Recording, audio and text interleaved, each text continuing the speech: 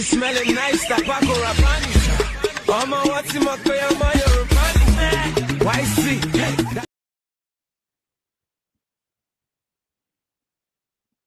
Smelling nice, Tapaco Rapani. Mama, what's in my way? I'm on your Rapani. Why see?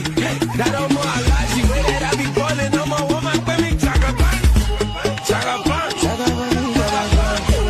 Chagapan.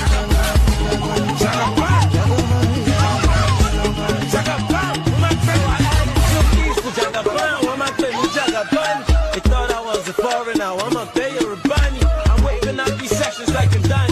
Understand that trying to got me, cause anybody feel it got me, huh?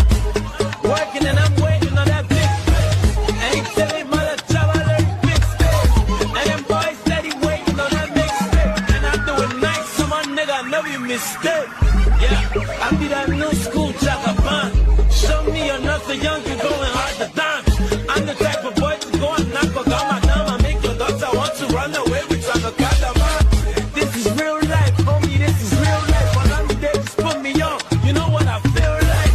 I love Azum, I feel good when money enter my house. Don't go the kind of feeling. Give us no de lack, let it give us alumanjiri kind of feeling. Ijalo de lori dowe, owo to ni aza ami woye. Tolani o sha moju koku fo, wa bura to ba like joku bo. Je nfowo gba awon ọmọ tó lẹ́ràn, tó ní furo ìkàlẹ́yìn tó ń lé wọn. Kíbíkíbi náà ń dáná alẹ́, tó bá rọmọ tó ṣan ẹjọ́ gbafẹ́. Tó bá rí dúdú, pupa, ọ̀rọ̀ bọ̀, lẹ́pa, school daughter, bestie. Ṣáà make sure pẹ̀lú rọ́bà. Tó bá rí dúdú, pupa, ọ̀rọ̀ bọ̀, lẹ́pa, school daughter, bestie. Ṣáà make sure pẹ̀lú rọ́bà sẹ́. Ení, èjì, ẹ̀ta, ẹ̀yàn moro, ẹ bá mi fàjà. Ladies and gentlemen, this dance you're about to see now is called Tinubu dance. Are you ready to give me that dance? Oh yeah, everybody go say Tinubu dance. We go the dance. Tinubu dance. We go the dance. Tinubu dance. We go the dance. Tinubu dance. We go the dance. Tinubu dance. Tinubu dance. Give me the dance. Tinubu dance. Give me the dance. Tinubu dance. Give me the dance. Tinubu dance. Oh yeah, Baba dance. Oh yeah, Baba dance. Say, oh yeah, Baba dance. Wait, oh yeah, Baba dance. Listen, Tinubu dance. We go the dance. Tinubu dance. We go the dance. Tinubu dance. We go the dance. Tinubu dance. Voila. Bikin zama shakallo.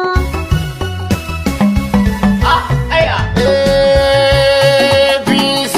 Oluremi Tinubu first lady. Sai Tinubu. First lady yan kasa cikar sarki. Sai Tinubu. Jirgin ceton kasar mu yayi lodi. Sai Tinubu. Shishar da ta ci kwal uban yadi. Sai Tinubu. Kankara mai can uwar uban rodi. Sai Tinubu. Ga wani sako da gabbala wurji. Sai Tinubu. Dan wakar shi ya so ta dau saiti. Sai Tinubu. Kudin wakar ya biya a din minti. Sai Tinubu. Bauchi kira dai suke taho wunti. Sai Tinubu. Mu sai bola Tinubu sai wunti. Sai Tinubu. Oluremi Tinubu. Kuma an sami Tinubu. Kibi kibi Tinubu. Mama Remi Tinubu. mata mata mata mata Ai dama. mata mata mata mata Ai hauni. ku tattaba Za mu gaida first lady mata. dan taka Za mu gaida first lady mata. ku dan juya Za mu gaida first lady mata. ya bakwai ya tela na budar dinki Mata. nan mota sai ya bani mamaki Mata. direbobi dole sai da kutuki Mata. sarki ranar hawa ya hau doki Mata. ashe morewar kudi a kai banki Mata. idan za ka aje ruwa ka sai tanki Mata. ashe gona za ta so a kai taki Mata. kuna ku daban ne Ashe na ku da mata da kuna ke ku gane da ku nake ku kuna gane. ku kullum zabari ne Na ku kullum zabari sai ne. da ku ko a ina ne Sai da ku ko a ina ne.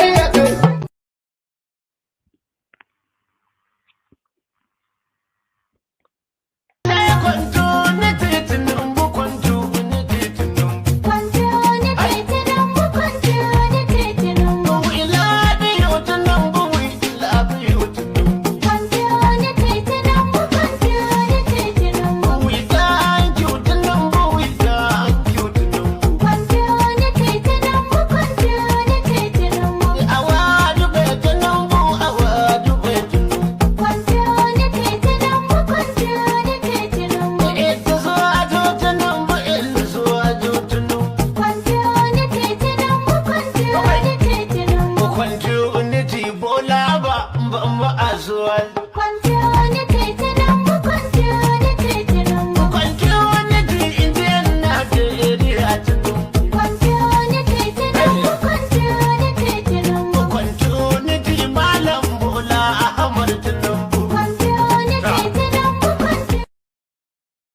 Buhari is dead and buried in a shallow grave in Saudi Arabia.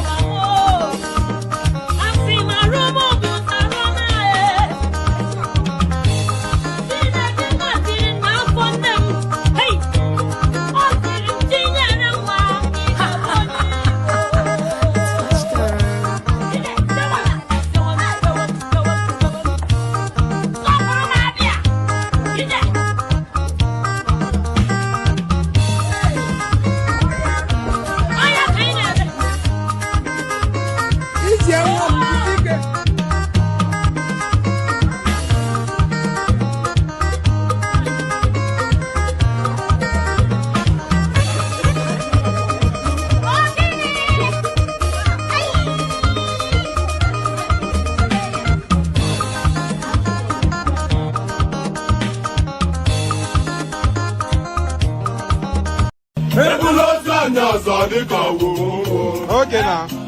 To question between my pen. I see. I see Panamata, the wedding for game. Okay. Papa, you look at you. And the Kiriana. Mama, say, I want me to go, want me to go. I got no one to tell them, but where would he get?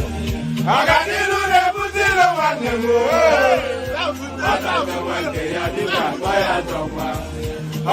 on my sister. They said it failed. That's the IREV. The IREV is separate from the Beavers. The Beavers accredits people and then it's supposed to take a picture and upload it to the IREV. The IREV did not work on that day. Yes, me and you know the difference between all this. For the average Nigerian, that is all included. And I want to speak to the average Nigerian. What they've sold us, whether it's IRF, whether it's the IRA, what they told us is the Beavers is from this to this. We are promised this Santos meal, and we just had a serve of the starter, and they disappeared with the rest of the food. So we. You can only see, but you can never get there. You can only see, but you can never get there. You can only see, but you can never get there. You can only see, but you can never get there. You can only see, but you can never get there. You can only see, but you can never get there. You can only see, but you can never get there. You can only see, but you can never get there. Listen, you can only see, but you will never walk there. You can only see, but you will never get there. You can only see, but you can never get there. You can only see, but you can never get there.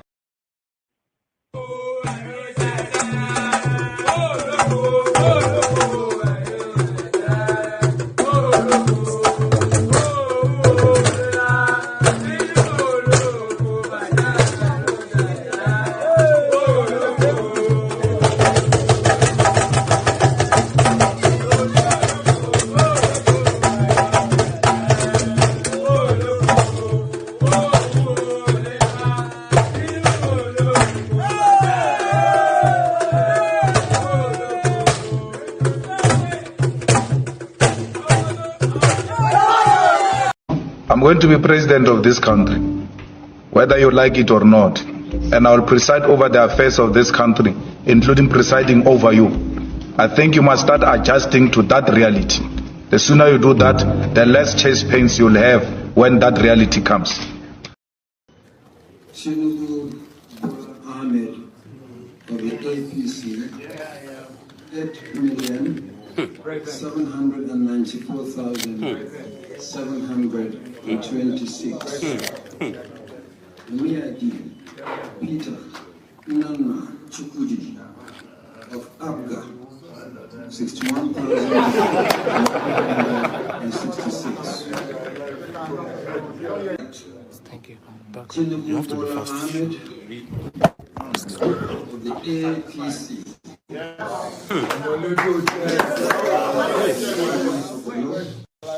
Is hereby declared the winner and is returned.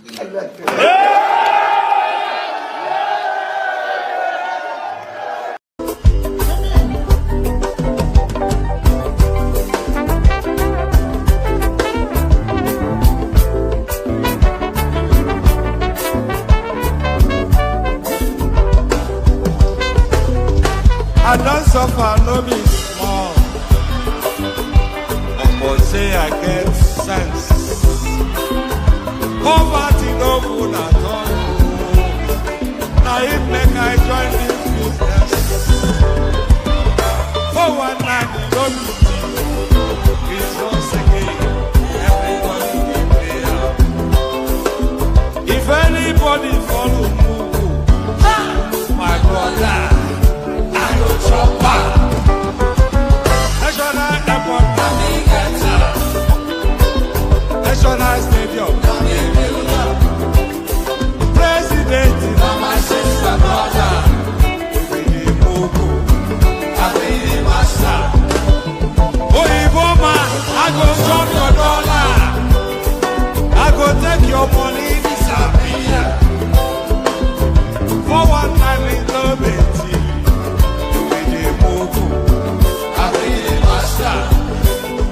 The refinery, navigator, the contract, now you wife.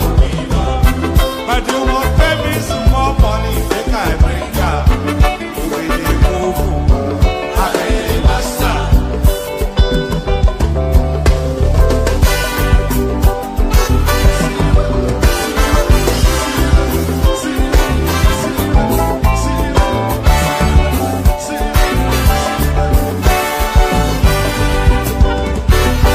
When you won't pay one,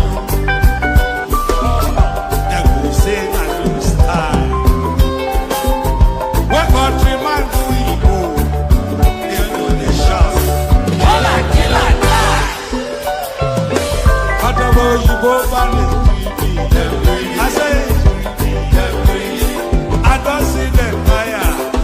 That's why when they run enter my miracle, I go show them fire. National airport, National stadium, President, my sister, brother, you be the Mugu, I be the master. The refinery, the contract, now you wife. But you won't pay me some more money, then I bring up. I be the master. Let me be the master.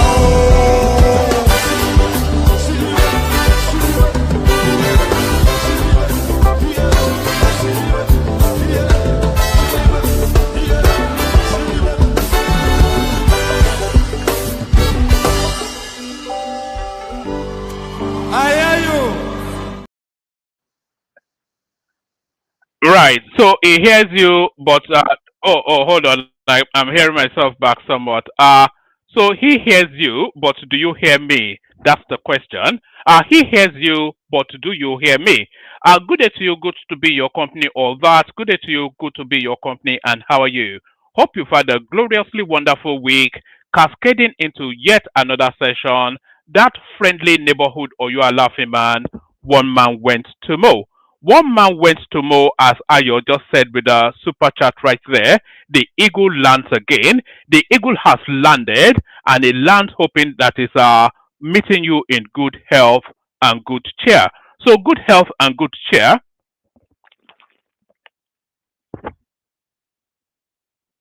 So good health and good cheer.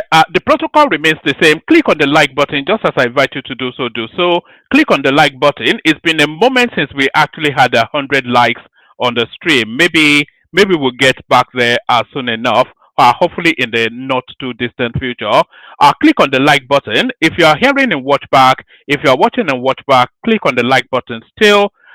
If you are yes, congratulations to Oba Rashidi Ade Wolu Ladoja. So I think it's the first of his lineage, isn't it? So hopefully it lasts a bit longer than the previous two or three who lasted barely 2 minutes on that throne. Good to see you. That's Samuel Adeleke right there, watching us from Long Beach in Los Angeles. So good to see you there.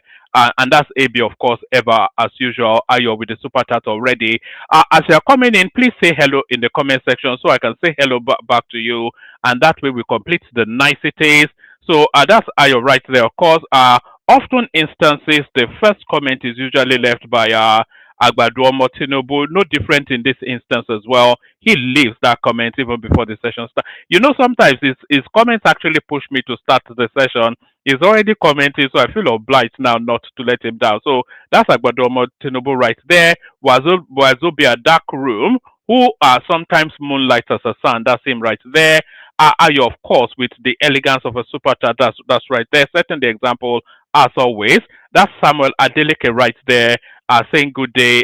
So that's nice. That's AB right there. Ever as regular as clockwork, AB. So that's AB. Where is AB? What's going on? So that's AB right there. That's Ratel family saying greetings. And that's Dila right there saying hello, our man. So of all of the names that this guy could pick, he picks Dila for himself. I wonder what the FBI has to say about that. But say hello in the comment sections. In the comment section as you are coming in, so I can acknowledge your presence and say hello back. So the protocol. Click on the like button if you would, please. Subscribe if you are not already. Please do that as well. If you want to come and join me on the screen, there's a hyperlink that says StreamYard. It will be the first line item in the comment section just as soon as I post it again. So if you want to come and join me, especially if you've never been on before, we especially would like to hear from you. If you want to come and join me on the screen, click on the hyperlink that says StreamYard. That brings you into a studio space. Soon as I finish delivering the body of the talking points, I'll let you onto the screen, then I'll engage you in conversation. That's how that works. So like, share, subscribe. Click on the hyperlink that says StreamYard. Say hello in the comment section as you're coming in so I can acknowledge your presence. And super chat towards the stream, just like Ayo has already done right there. So all those nice and cozy things. Let's just get started. We get started immediately right now.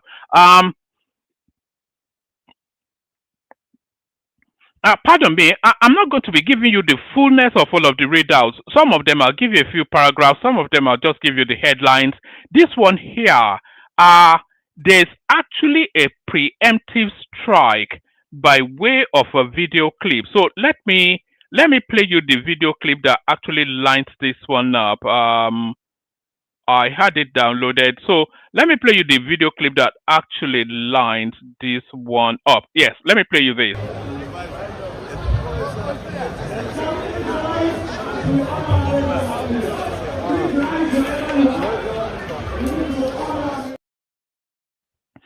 Right, so that was at the coronation of the Olubadan, of course, and unmistakably the heart of the red cap of Rabiu Kwakwanso right there, and also unmistakably the broken shackles, the heart of Tinubu. So they meet at that event, and you can hear distinctly there, if you paid enough attention, you could hear Tinubu say, "Ha, Kwakwansia."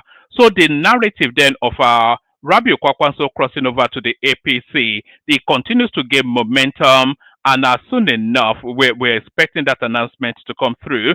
Tinubu meets with Kwakwanso, two other powerful former governors. So I think we saw Adedibu or the former Oyo State governor right there. President Bola Tinubu on Friday, September the 26th, reunited with prominent political figures during the coronation of Oba Rashid Adewolu Ladoja as the new Olubadan of Ibadan. The event, held at the historic Mapo Hall in Ibadan, Oyo State, drew a large gathering of dignitaries and traditional rulers. Let's take that from top again. President Bola Tinubu on Friday, September the 26th, reunited with prominent political figures during the coronation of Oba Rashid Adewolu Ladoja as the new Olubadan of Ibadan.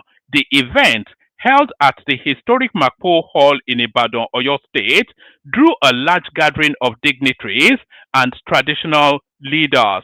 Amongst those who exchanged pleasantries with the president were former Kano State Governor and New Nigeria People's Party NNPP leader Senator Rabiu Musa Kwakwanso, former Osun Governor Olagunsoye Onyilola, and former Ogun State Governor Ibikunle Amosun. So that was Ibikunle Amosun right there that we saw in that just caption there, that video clip. I was going to say supporting Kwakwanso to go and visit to go and greet Tinubu, but it's not really supporting him. They were just in company. They were gathered together to visit to greet Tinubu. The event, held at the historic Mapo Hall in Ibadan, Oyo State, drew a large gathering of dignitaries and traditional leaders. Amongst those who exchanged pleasantries with the president were former Kano State Governor and New Nigeria People's Party NNPP leader Senator Rabiu Musa Kwakwanso, former Osun State Governor Olagunsoye Onyilola, and former Ogun State Governor, that should say, Ibikunle Amosun. A short video of the encounter, shared by presidential aide Dada Olusegun on X, showed Tinubu in a warm handshake with Kwakwanso, who contested against him in the 2023 general elections. Kwakwanso, running on the NNPP platform, finished fourth in the poll with 2.23% of the votes. So it is quite I was going to say it was quite a seminal moment right there, that meeting and greeting right there. It's not just a casual meeting and greeting at an event. You have to understand that. So we're talking about the installation of the Olubadan. So now the Olubadan is one of the most powerful stools in Yoruba land. There's even an argument to suggest that stool is actually more powerful than the Alaafin of Oyo. There's an argument that stool is more powerful than the Alaafin, but it's a very prominent, powerful stool in Yoruba land, the Olubadan stool, and it's also a very prominent, powerful stool in Islam, because the backdrop of Ibadan is very much Islamic. You know, it's a very Islamic sort of a space, Ibadan. So there's all of those elements in play. So all of that then might justify Rabiu Kwakwanso being there. But Rabiu Kwakwanso being there was a political move. I think you don't even need me to tell you that. So Rabiu Kwakwanso had no business there. You know, it's not an Ibadan man. It's not an Oyo man.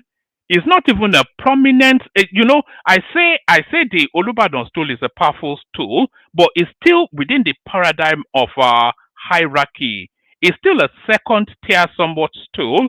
It's not the equivalent of the Awujale of Ijebu land, or the Oni of Ife, or the Alaafin of Oyo. So if you want to be cold and clinical, you could describe it as a second tier stool. So there's absolutely no reason for Kwakwanso to be there. The only reason that justifies Kwakwanso being there is him knowing that Tinubu will be there. And what does that mean? That furthers then that romance, that second stage in the romancing, isn't it? So to all intents and purposes, Kwakwanso is essentially saying, I am available, come and get me. That's just all that tells us. I am available, come and get me. But what are the terms of coming to get him? That's the thing. So the ideal price to get Kwakwanso would be to give him the vice presidential slot. But that is near impossible now with the dynamics of the political space. So what other price then, other than the vice presidential slot? Because Kwakwanso's ambition is to succeed Tinubu, and for him to succeed Tinubu, he has to be in the APC.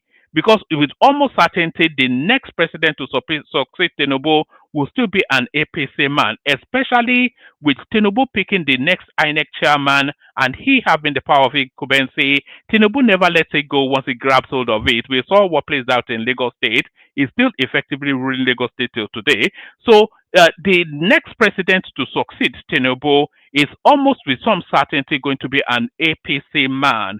And if you have presidential ambitions, then you have to be within the APC to be in the game. So Kwakwanso wants to be in the APC because that is the last step then for him. He's been the minister of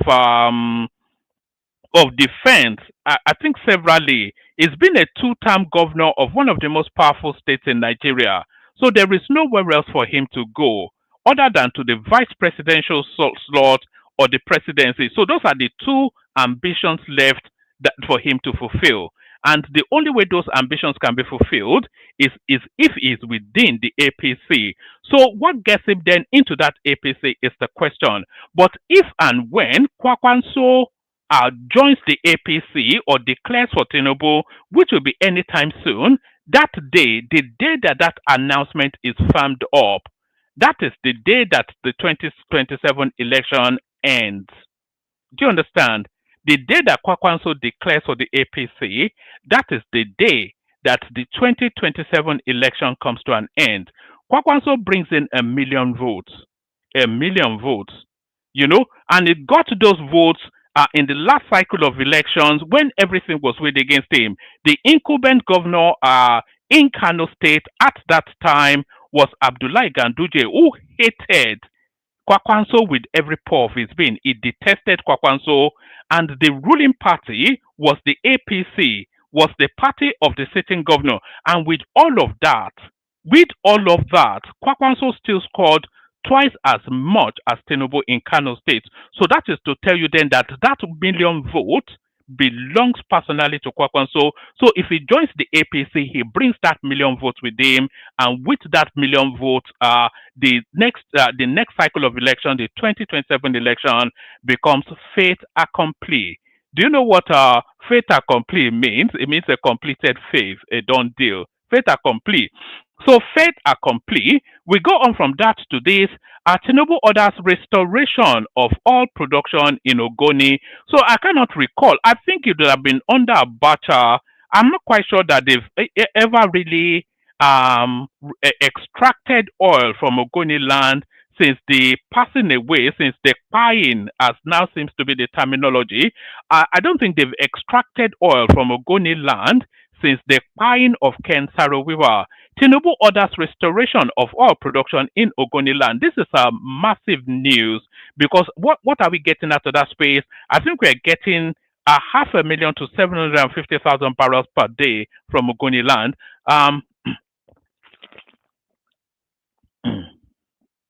President Bola Ahmed Tinubu has directed the National Security Advisor NSA, Malam Nuhu Ribadu, to immediately commence engagement with the Nigerian National Petroleum Company Limited, Ogoni communities in Rivers State, and other stakeholders for the restoration of oil production.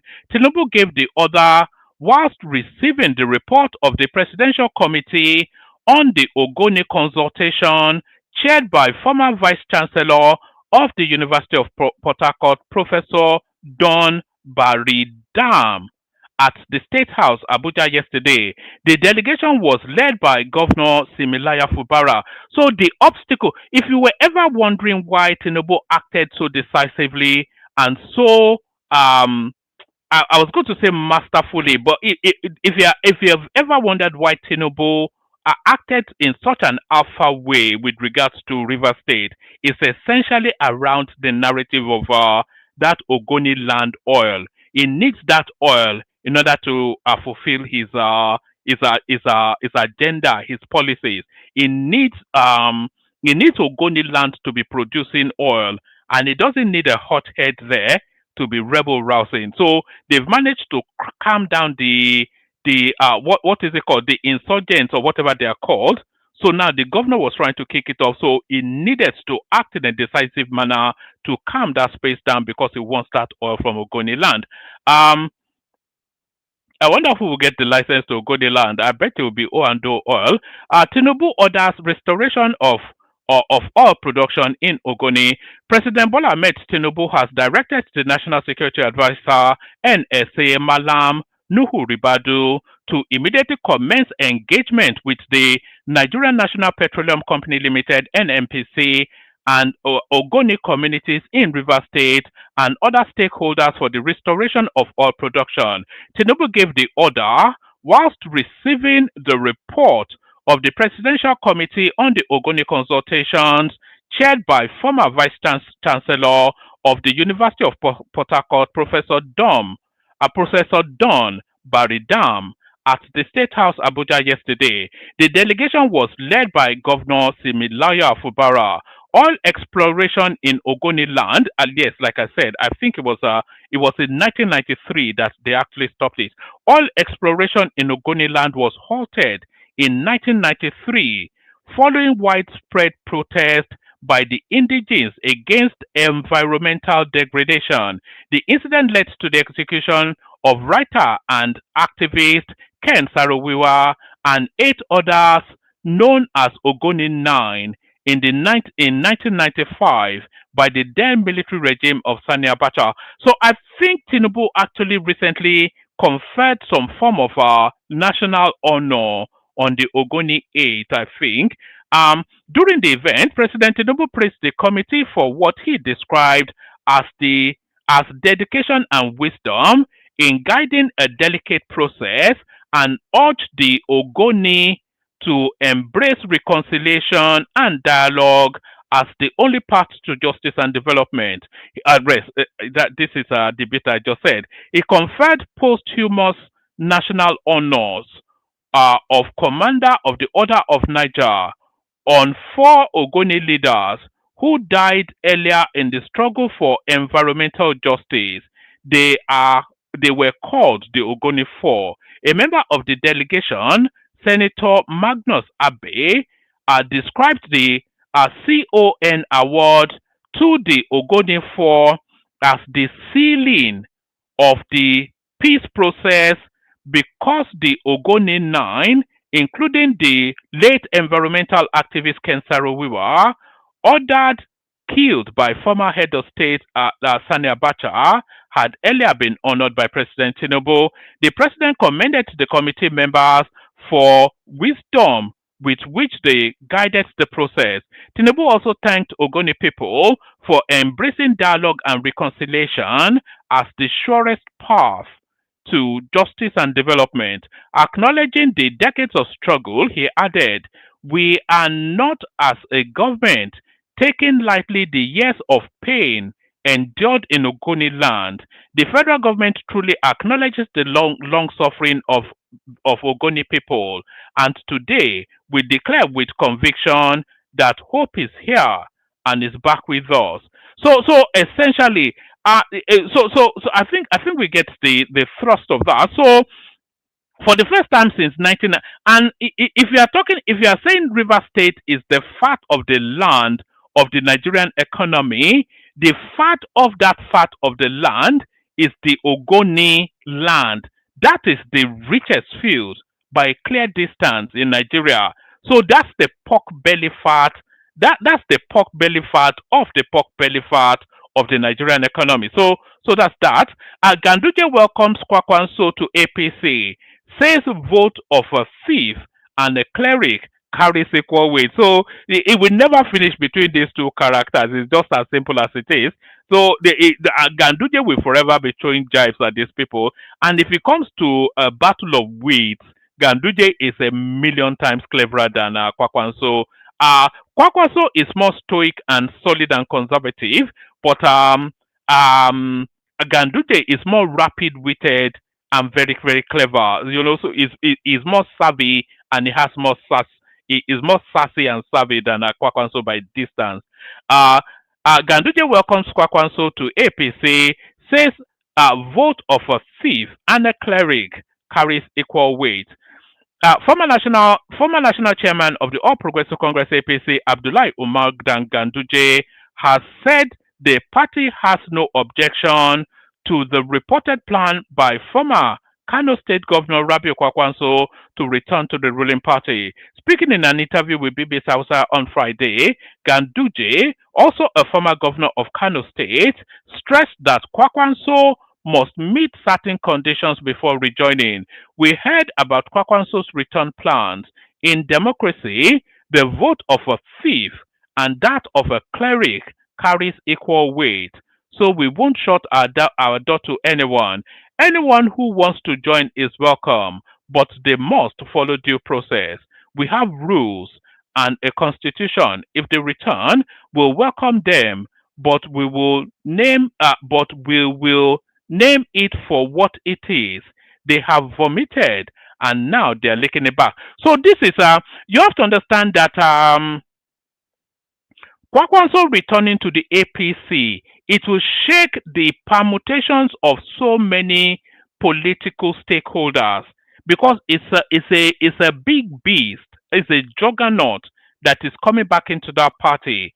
So it changes then the calibration of the succession of Tinubu and the computations that a lot of northern APC politicians are computating towards 2031. It changes the totality of the dynamics because who are the players for 2031 at the moment? You have Ganduje as an outside bet. A lot of people feel that Nuhu Ribadu is the preferred choice. There's Kashim Shettima who still has ambition towards that stool. But then if Kwakwanso comes into it, the whole dynamics will change. So that is the knife slowly being drawn against the prospects of that possibility for him to come in and duke it out with them. So that is a welcome with gritted teeth. Welcome. That gritted teeth. Anyone who wants to join is welcome, but they must follow due process. We have rules and the constitution. If they return, we'll welcome them back, but we'll name it for what it is. They've vomited and now they're licking it back. And just said, a report earlier had suggested that Kwakwanso had already initiated discussions with the APC National Chairman, Professor Yewat regarding his possible defection. It's not even a defection, it's more of a return than a defection.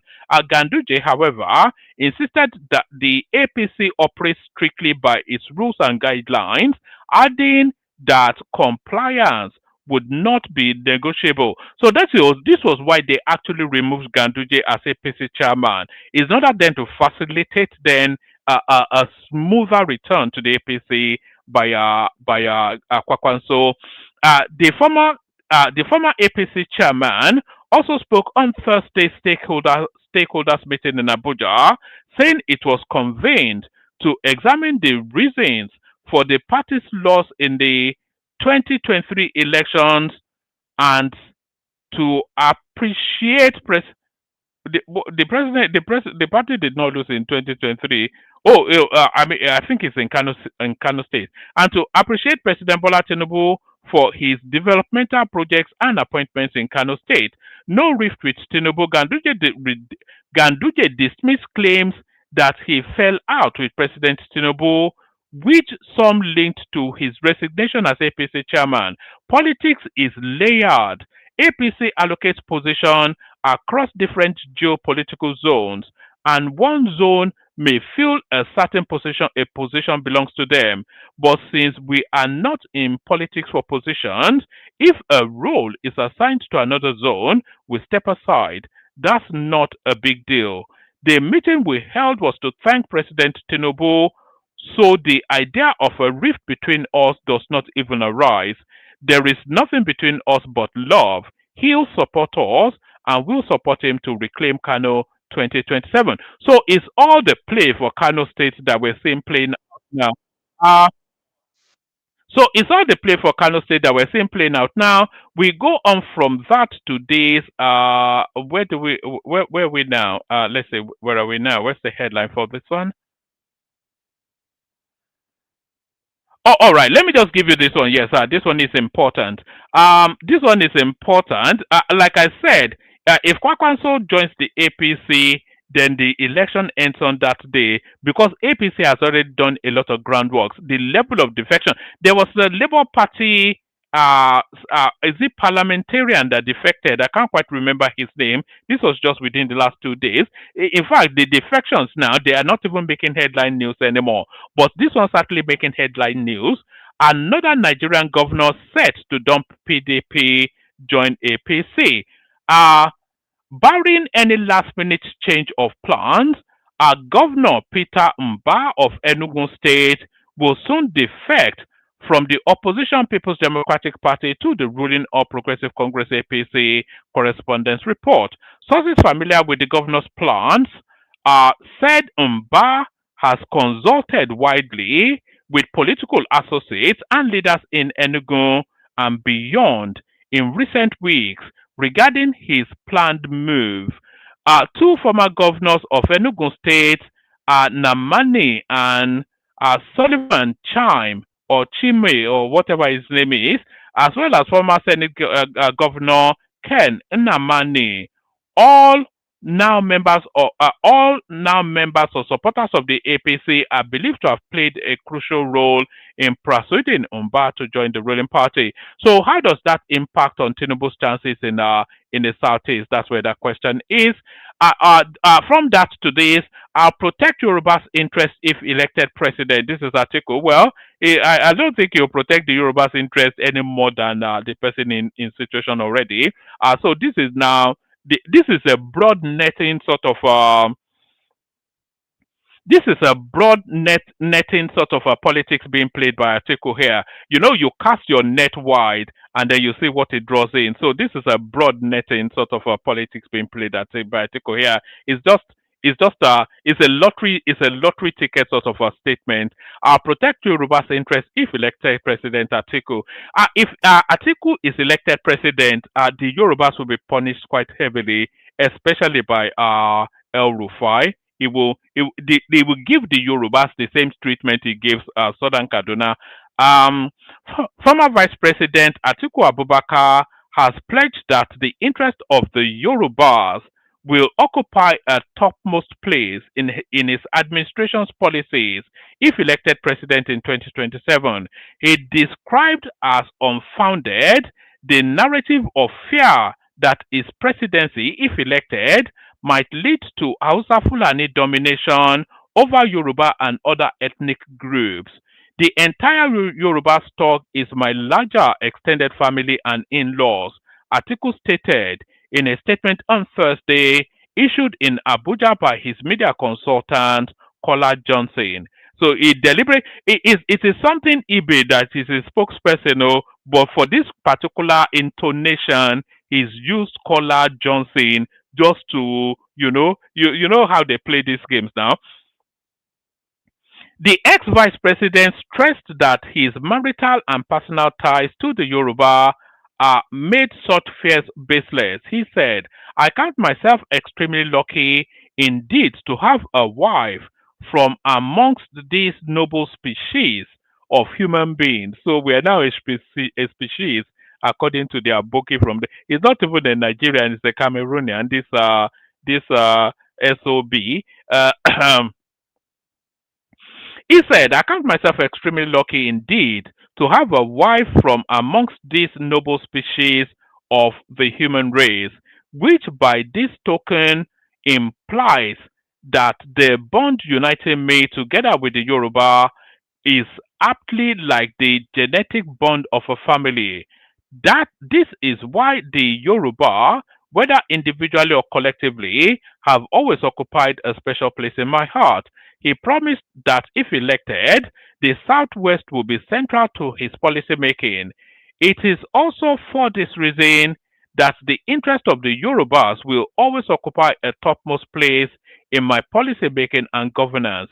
If, by the special grace of Allah, I am lucky to be president in 2027. Therefore, the fear that my ascension to the presidency might lead to Hausa Fulani domination over Yorubas or other ethnic groups does not only arise but also is absolutely unfounded, because the entire Yoruba stock is my larger extended family and in-laws. He stated, if Atiku ever gets to that presidency, it will be back to the Buhari days where the where the Yorubas are being slaughtered in their own land, and they will tell you to get on with your neighbors. Where do I want to take this one from? Do I want to take it from here? Okay, let me take it from here. Give us Ibadan State before 2027, Olubadan tells Tinubu. So, yes, the argument for the Ibadan State is greater than any argument for any other state in Nigeria. Just because of the only other argument that is as strong as an argument for Ibadan State will be an argument to divide Niger State into two. That's the only other argument in order then to bring governance closer to the people. But certainly, Ibadan is too historically important, not just in Nigeria, but in Africa and to the rest of the black race, for it not to be a standalone space. And it occupies such a geographical mass. I'm not even sure if Ibadan alone is not bigger than the whole of the entirety of the southeast.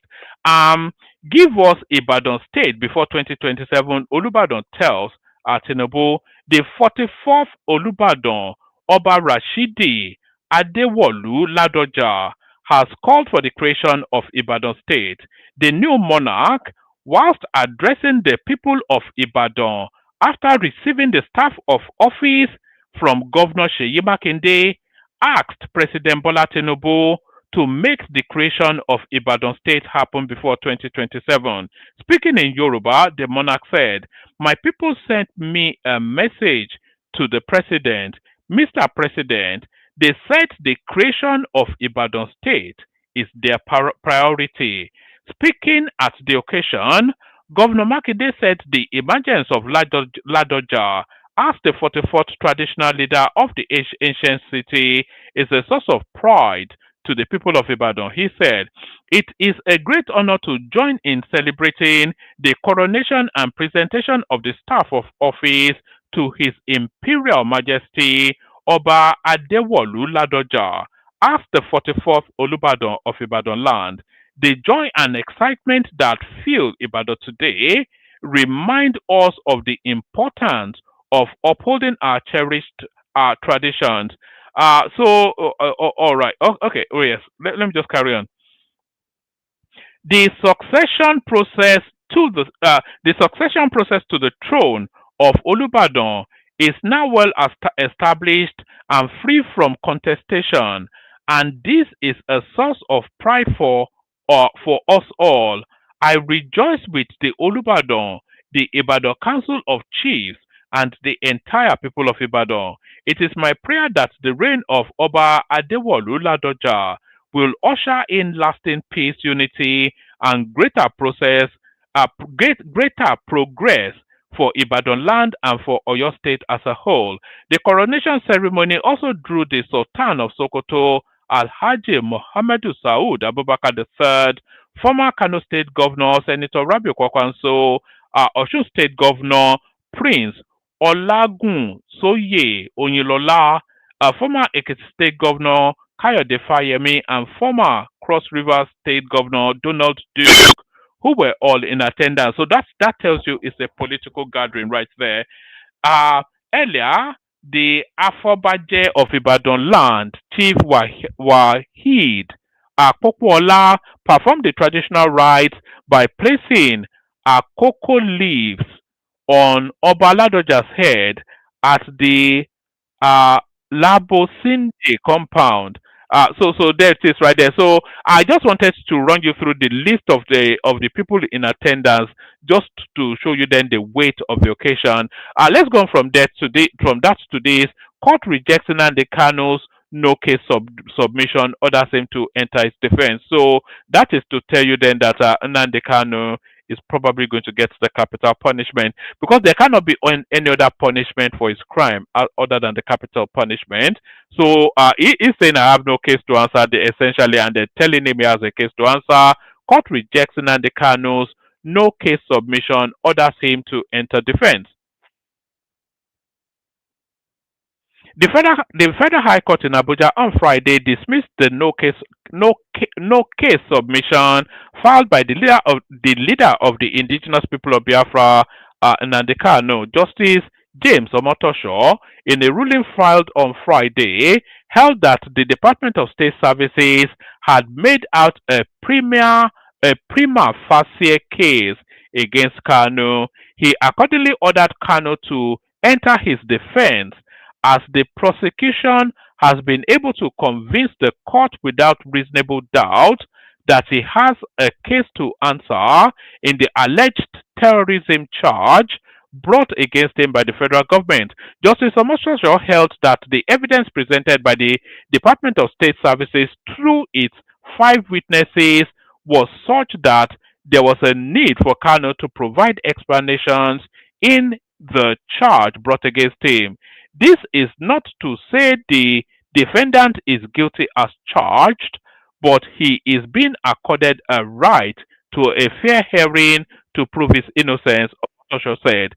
The defendant is still innocent until proven guilty, and the prosecution still has a duty to prove his terrorism and treasonable felony allegations are beyond reasonable doubt. So I think what might get Kanu out of this is the weight of these allegations against him. So it's a weighty allegation. So I wonder if he will be able to get away with it just because of that. So that's Nnamdi Kanu then being told he has a case to answer. Olubadan to Tinubu, give us Ibadan State before 2027. I think we've just gone through that. Let me see. Is there anything else punchy enough for me to bring to you? Is there anything else punchy enough? Yes, let me bring you this. ADC demand Atiku Obi full membership. So we're getting to the business end now. So all this one leg in and one leg out is no longer acceptable, and the ADC now essentially inviting them to put up. Yes, is essentially inviting them to put up or shut up. So put up or shut up. Expert economist, worst times of reform pains over. So the green shoot of a better tomorrow, it seems to be springing within the Nigerian firmament. So the green shoot of a better tomorrow seems to be springing in the Nigerian firmament. Let me just bring you this data as a roundoff of the readouts. So this is a list of, of course, that Mahmoud Yakubu's tenure ends in November, and here is a readout of the people that have been the chairman of pardon me. Here is a list of the people that have been the chairman of INEC from 1989 till date. So 1989 to 1993, we had Humphrey Nwosu, of course, who infamously presided over the Abiola elections. And then we had Professor Okon Uya / Chief Soma Dagogo Jack. That was from 1994 to 98. And then they were replaced by Justice Ephraim Akpata. That was 1998 to 2000. And then he was replaced by Sir Abel Guabadia. Guabadia. That was 2000 to 2005. He was then replaced by Professor Maurice Iwu, 2005 to 2010, and then Atahiru Jega, of course, who presided over the first time that power changed hands under a civilian dispensation peacefully. Atahiru Jega, 2010 to 14, to be replaced by the incumbent now, Professor Mahmoud Yakubu. What does that highlight to us? There is no board that has ever, or there's no Ade or Wale or Mayowa. So there's no Yoruba person that has ever really presided over INEC. But does the window then open for that to be corrected in 2027 is the question. That would be too big a push even for Tinubu. I suspect that he will give it to the North Central or South South. That seems to me the most plausible possibility. So that's that. Let me rattle you through the clips that we have, and then we'll see if anybody turns up for the conversation. I'll send the link into the comment section again. just so it's immediate to hand. Especially if you've not never been on before, we would especially love to hear from you. You know how we love to hear our new voices, and that's Hassan right there, rattling off the super chart. Others are welcome to join Hassan and Ayo in the super chats as well. Let's see the color of your currency. So it always tickles me when I see the Naira super charts, which is to tell you then that let's actually see what Hassan is saying on the super charts before we go to the clips. Um, Sorry. So Atan comes in. It says the red cap of Kwakwanso and Tinubu Infinity Cap are stuff of juju and ritual secret called spell cast. You know what it says the red cap of Kwakwanso and the Tinubu Infinity Cap are stuff of juju and ritual secret called spell cast. Two juju people doing juju things.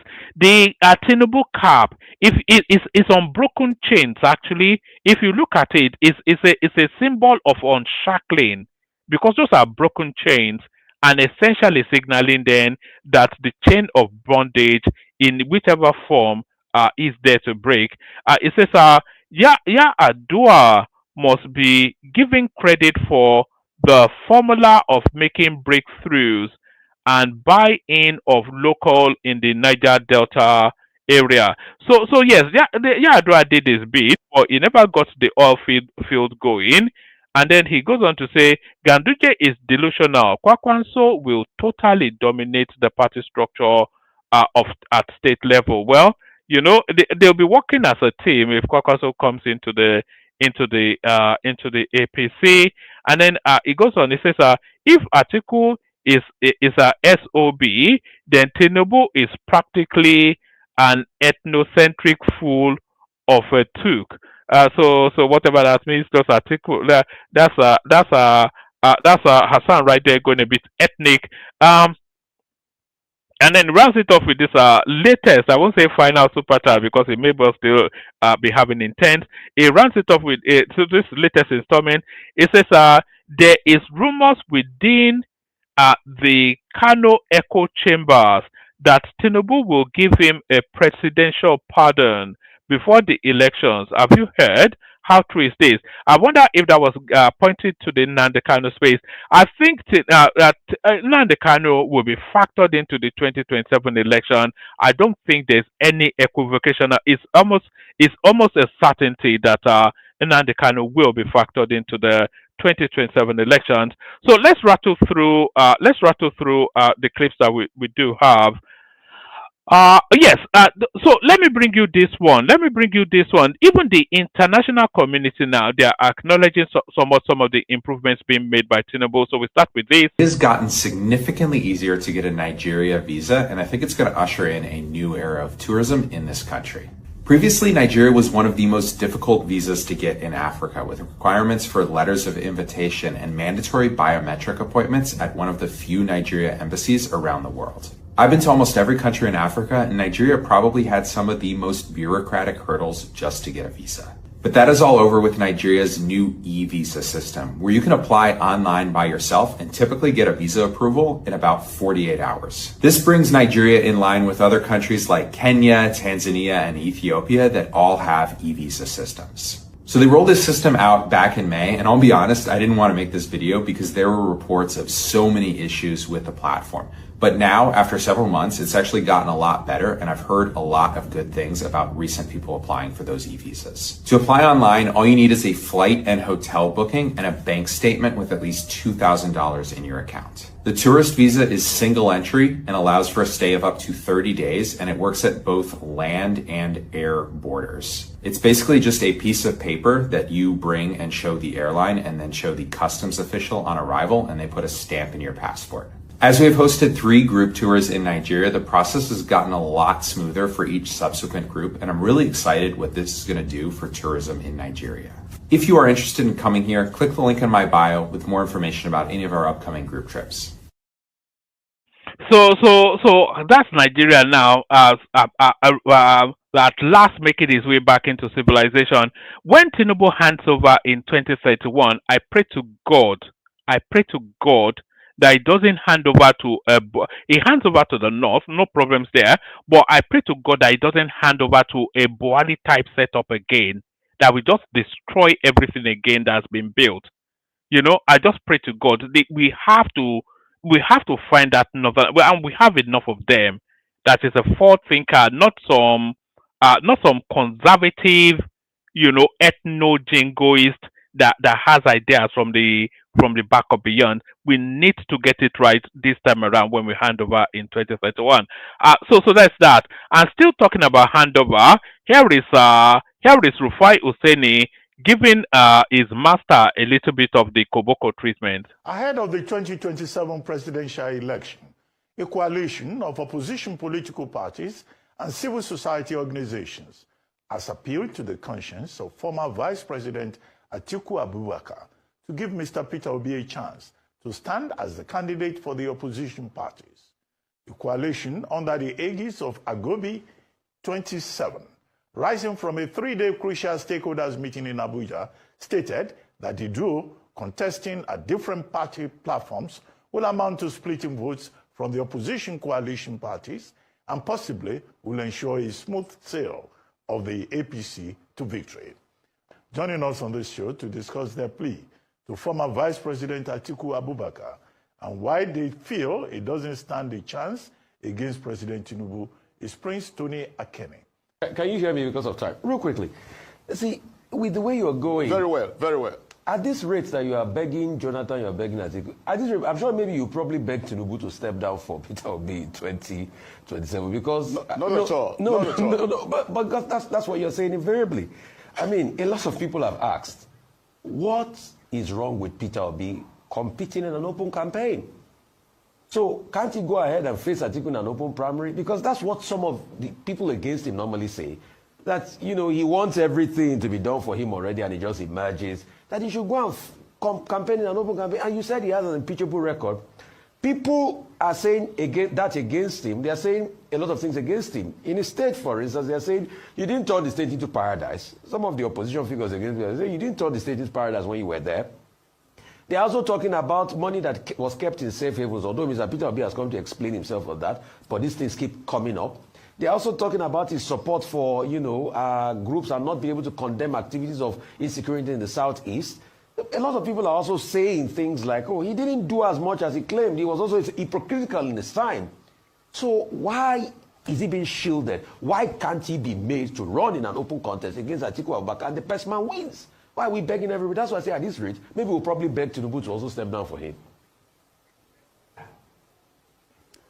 It is illogical to add Tinubu to the fray or to the table in this particular case, because what we have done is to identify Nigerians or leaders who have the compassion and the pulse of the people as a priority in their individual commitments. So President Tinubu doesn't have the pulse of the people that Tinubu, and the compassion? No, I don't. With all due respect, I don't believe he's one. So that is why he's not in the equation. Then, before now, don't forget, all the things that can be said, every rot that can be put by opposition against a quality candidate. It's not the first time. Awolowo struggled almost the last quarter of his life, or more than the last quarter of his life, trying to become the president of Nigeria. Nobody gave him a chance. But when the man lay still in death, even the Ikemba of Inewi, or Ikemba Inewi, said, here lies the best president Nigeria never had. Even Jesus Christ, there was an option to choose between the rogue, the thieves in Jerusalem, and the Savior. They chose the thieves to be freed and the Savior to be crucified. All right. So we don't expect that Peter Obi will stand up for election and there will be no mudslinging or digging up of all kinds of materials to malign him. Okay. But like you said it yourself, Mr. Rufai, that he has come and explained it. And I'm sure you were satisfied when Mr. Obi explained that. Mr. Kenny, thank you so much. I believe your point has been established this morning. Oh, all right. So there it is right there. The table is finally starting to turn. And all of these things that we've been saying, the missing monies, the bad administration of Anambra State, no abiding legacy, everything, a total failure. Even the people of Anambra State said so at the time. So the rebranding, and even Rufai said, he was asking that, are you suggesting that it's impossible now to say Tinubu doesn't have compassion for the people? He has his finger on the pulse of the nation. He knows what the country thinks. He knows where the country is fully informed, and is acting upon where action is needed. Everybody can see that playing out, including even his most vociferous critics, and the audacity, the arrogance of the indolence and insolence of drawing parallels between some semi-literate guy from Oka and Awolowo. I mean, the insults is just it continues to take a different dynamism. Can you imagine that? That guy should be stoned on the streets just for that, drawing parallels between Awolowo and some dizzy rascal from Anambra State. Did you hear that? That even Awolowo, they've even drawn parallels between this guy and Mandela. What are we talking about here? Some cheeky semi-literate rascal from the streets of the back or beyond. I mean, we have to stop this now. Nonsense. But where did Tinubu pick up the economy? There is Taiwo Oyedele telling us. If I just do a snapshot of a month, because this is not total to total, I just pick a month, which is comparable month. In May 2023, which is the first month that we have, how much did we collect from NNPC that month? You will see it's nil, negative. Even as at then, we were owing NNPC subsidy payments and many other payments they said they've done on our behalf. And that is what you see when I say negative outflow. It's just that I don't want to put how much, as at that time, we are owing NNPC, including traders that are bringing in products that we are being subsidized. And that is why we cannot thank Mr. President enough for that courage to actually put us on a sustainable path that can actually lead to development. If you look at UPRC, which is royalty collection, you will see that it's 125 billion. In September, it is 745 billion. The increase is roughly 500. And that is oil production increase that I mentioned when I was giving you. I'm putting figure. And why this one is important, most especially for us here, is to understand. I will not say people should not do politics or being political, but for you, that you have it as a duty to actually educate people to know that we are here just to a little bit more than 2 years, and the decision that we've taken rightly, this is the result. If you look at oil, which is tax, you see the increase. But when you look at the total accretion to federation as at May 2023 is 711 billion. That is what we meant. As of September, which is last month, you see the total accretion is 3.6 trillion.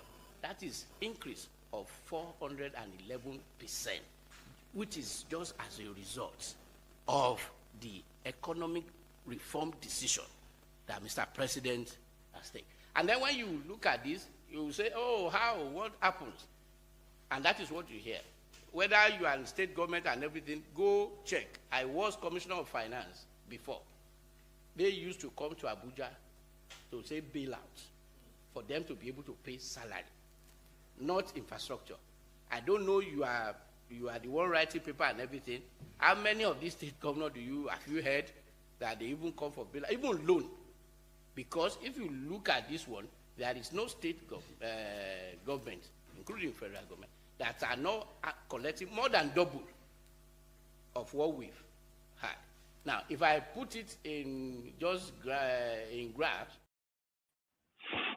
So there it is right there. So that's the color of what Nigeria now looks like, a place of abundance. A place of abundance. I've still got several clips, but I'll only play you one more. This one nothing to do with politics. If you are 50 and above, this is what our school reunion would look like for you. If you're 50 and above, this is what a school reunion would look like for you. What's this? Are Toronto, Canada.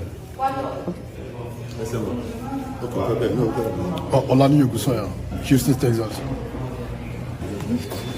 Adeboyega Sholari, Atlanta, Georgia. Tumbade doing Adepero, Ontario, Canada. Oluwatoyin Onabajo from Ohio. Abolaji Ayonusi from New Jersey. Oluwaseunja Isimi from Maryland. Maegundayo Ashiru, Winnipeg, Canada. Otumba Olushola Adeniyi, Maryland, US. Dapo Shodimu, Fort Worth, Texas. Yeah. Uriyomi Lawal from Normal, Illinois. I'm an IT professional. Makindola Dipo from Austin, Texas. Ganusi Egbemayego. Jibade Olatokunbo. I stay in Virginia and I'm a Navy officer by profession. Otunba Olatubosun Adetola. I'm a law enforcement officer. I stay in Atlanta, Georgia. I'm married with children. Abimbola Adenuga from Atlanta, Georgia. Atoyegbe Jamil Sanusi from Maryland. Obafemi Onitayo from Indianapolis. I work with Mexico. Adeniyi Kamoshu from Maryland. Agbaki Egbe Bobamaye Akileje. Dr. Adeshola Adeobi, Asiwaju Obidino, from Atlanta, Georgia. Adebayo Olubanjo. For Ogoniland, Giwa Egbe Bobamaye Asiwaju Akileje. I live in Maryland. Thank you. Otumba Olalekun Akinyemi, Aṣojú Giwa, US, North America. Mo wà ní Augusta, Georgia. I'm a banker by profession. Yemi Adeniyi from Maryland. Adegoke Adedina from Minnesota, registered nurse. So there it is right there. All this cool thing is it's essentially a narrative of one-upmanship. It's how well have you done is essentially what's the question. This is why a lot of people don't attend those. It's a case of one-upmanship. I better pass my neighbor. Who is doing what? Where are you in life? So I'll turn up and I'll tell them I am one man. What's my title again? We have a title. What's our title again? I can't remember a title, you know. But it's something of Akimori. I can't remember a title. But there it is. I remember in the moment. Can you imagine that? I can't even remember the title of the stock that I come from, and it's mine to take. Oh, you know, I have the beads of that title. I have title beads both maternally and paternally, all in my. My wife is keeping them somewhere. I can't remember a title. Can you imagine that? Odofin, yes, the Odofin of Akimori. It says the Odofin of Akimori. So there it is right there, the Odofin of Akimori. And when I'm taking that title, there'll be so much libations that is going on, essentially in this form. Watch this. I'll link in the comment section if you want the conversation come in. The K guides. Only water, where they see ma. Water, only water, where they see ma.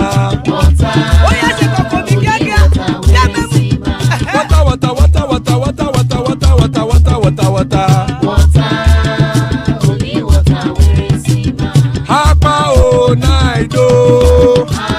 Hapa o naido. Hapa you don't come o.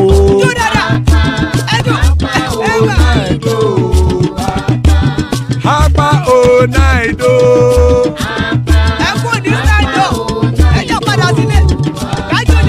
Oro kẹ̀kẹ́ ẹlẹ́mù yé o.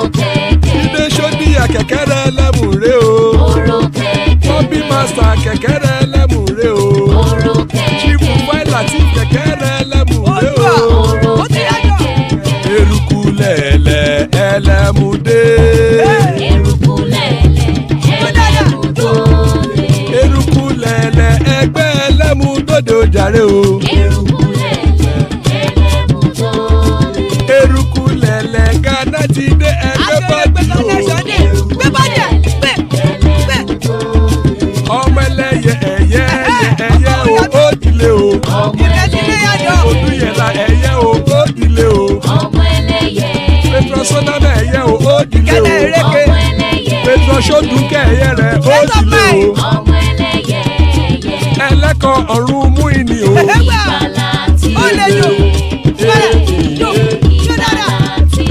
Àkùkọ ọ̀run mẹ́kọ̀.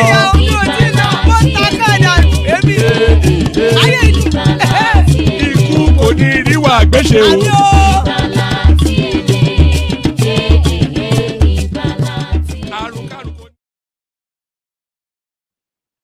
And there it is right there. Oro ke lemu. Oro ke lemu are joining us after a long hiatus from the platform. That's Ribadu right here.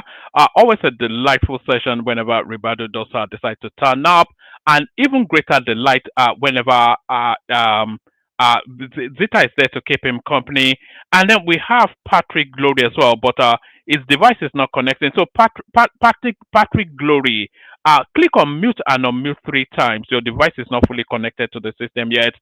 Still plenty of spaces. Anybody that wants to jump on. There you are. So that's Patrick Uche right there.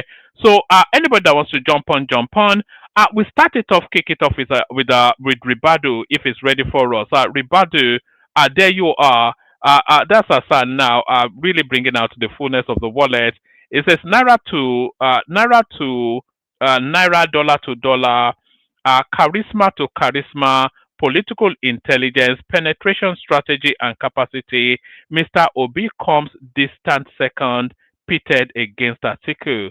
If Atiku does compete, it's only Amadioha that can intervene, but also Atiku has the capacity to give Weiwo, doesn't he? I don't know what Weiwo is, but Atiku doesn't understand politics. That's the thing. Atiku he self-sabotages so many times. He self-sabotaged with Wike. He self-sabotaged with Peter Obi. If he had managed, he even self-sabotaged the Deborah Samuel narrative. When that window of opportunity opened for him to be statemanly and he jumped, Atiku, he doesn't know how to play politics. He plays the politics of arrogance, and he relies too heavily on the numbers of the North, and he relies too heavily also on an instinct that he thinks the North has to be prejudicial and parochial, and we're not finding that in the politics of the North. The politics of the North is too sophisticated for articles. And by the way, the northern region of Nigeria is the most politically sophisticated region in Nigeria. If you look at the voting patterns, they tell us that. You know, do you remember when Abiola beat Tofa in his own home constituency? That was in Kano State. That was the 93 elections. You will never have that happening in Yoruba land, and certainly not in Igbo land. They are very, very sophisticated in the way they vote in elections in the North, the most sophisticated electoral region in Nigeria. But the panel slowly assembling. So after a distant after a moment away from the platform, we will have Ogbeni back as well, and of course the elegance that is Heart Valiant. So really an 8-star cast already been put together. We started off then with 5-7 minutes monologue, just not to hold people in abeyance for too long. Kick it off with Ribadu, who joins us after several months away. Ribadu, you there? Yeah, hello, good morning. Salam alaikum. Alaikum salam. Good morning to you. Can you hear me? We can hear you okay. Kedu. Odima. There it is. The Wazobia completed. Bawoni. You know, I'm more soft spot for the Igbos than the Yoruba, so I can't answer you back. All right. I didn't actually think you would be able to know that one, but it's really good to hear. I was even thinking about it just the other day. You know, I wanted to call you, but I never got around to it. But you know, good to have you back. So how have you been? where are you positioned in what's going on in Nigeria at the moment? Everything up in the air. We don't know where it's going to land. Well, definitely, this is the situation. You nail it straightly. There is no the condition now. It's no one can tell you exactly where the wind is blowing.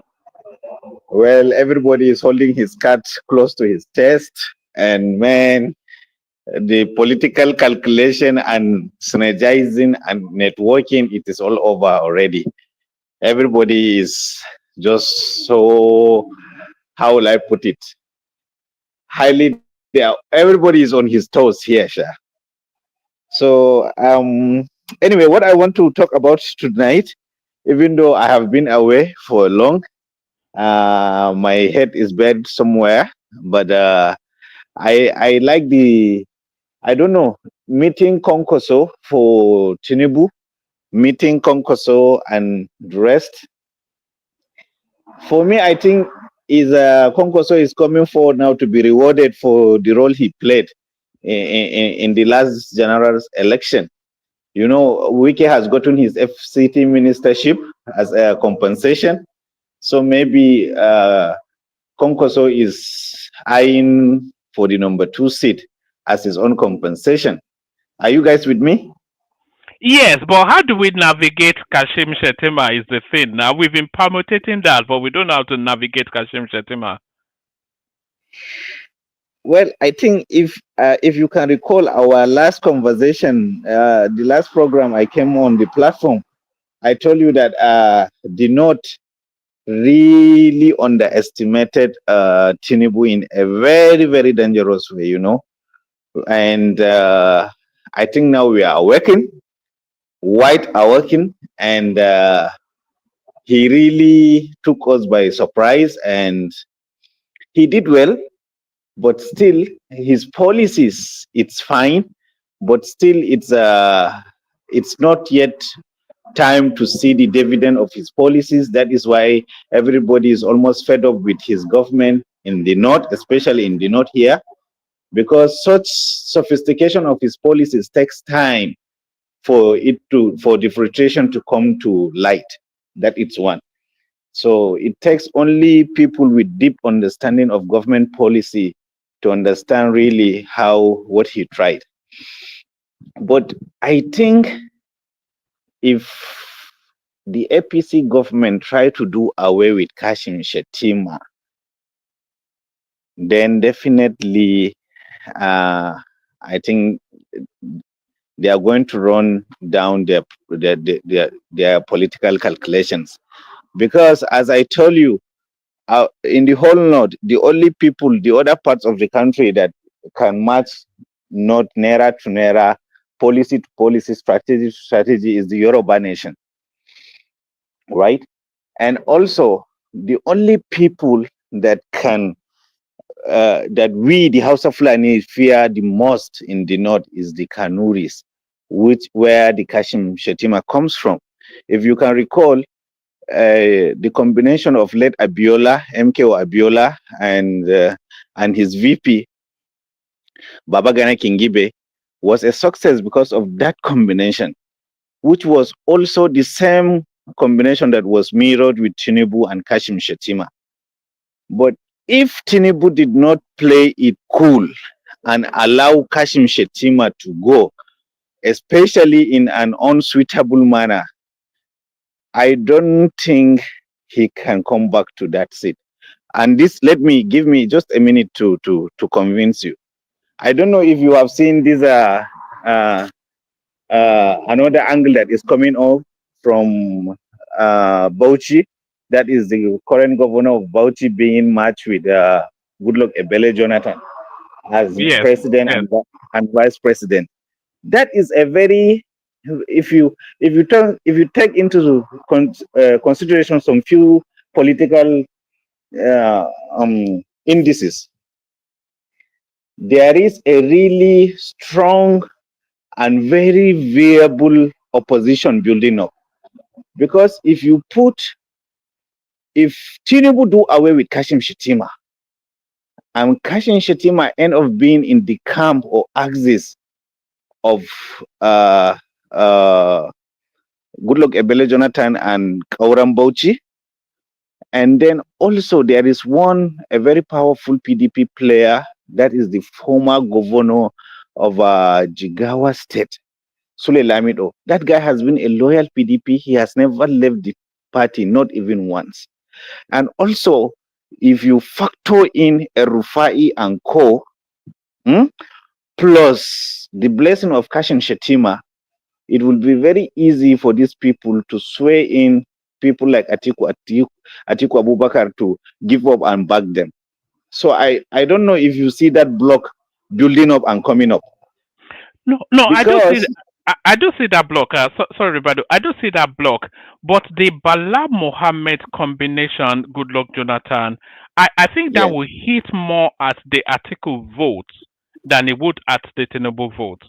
I think it would take more from Atiku than Tinubu if they present that field.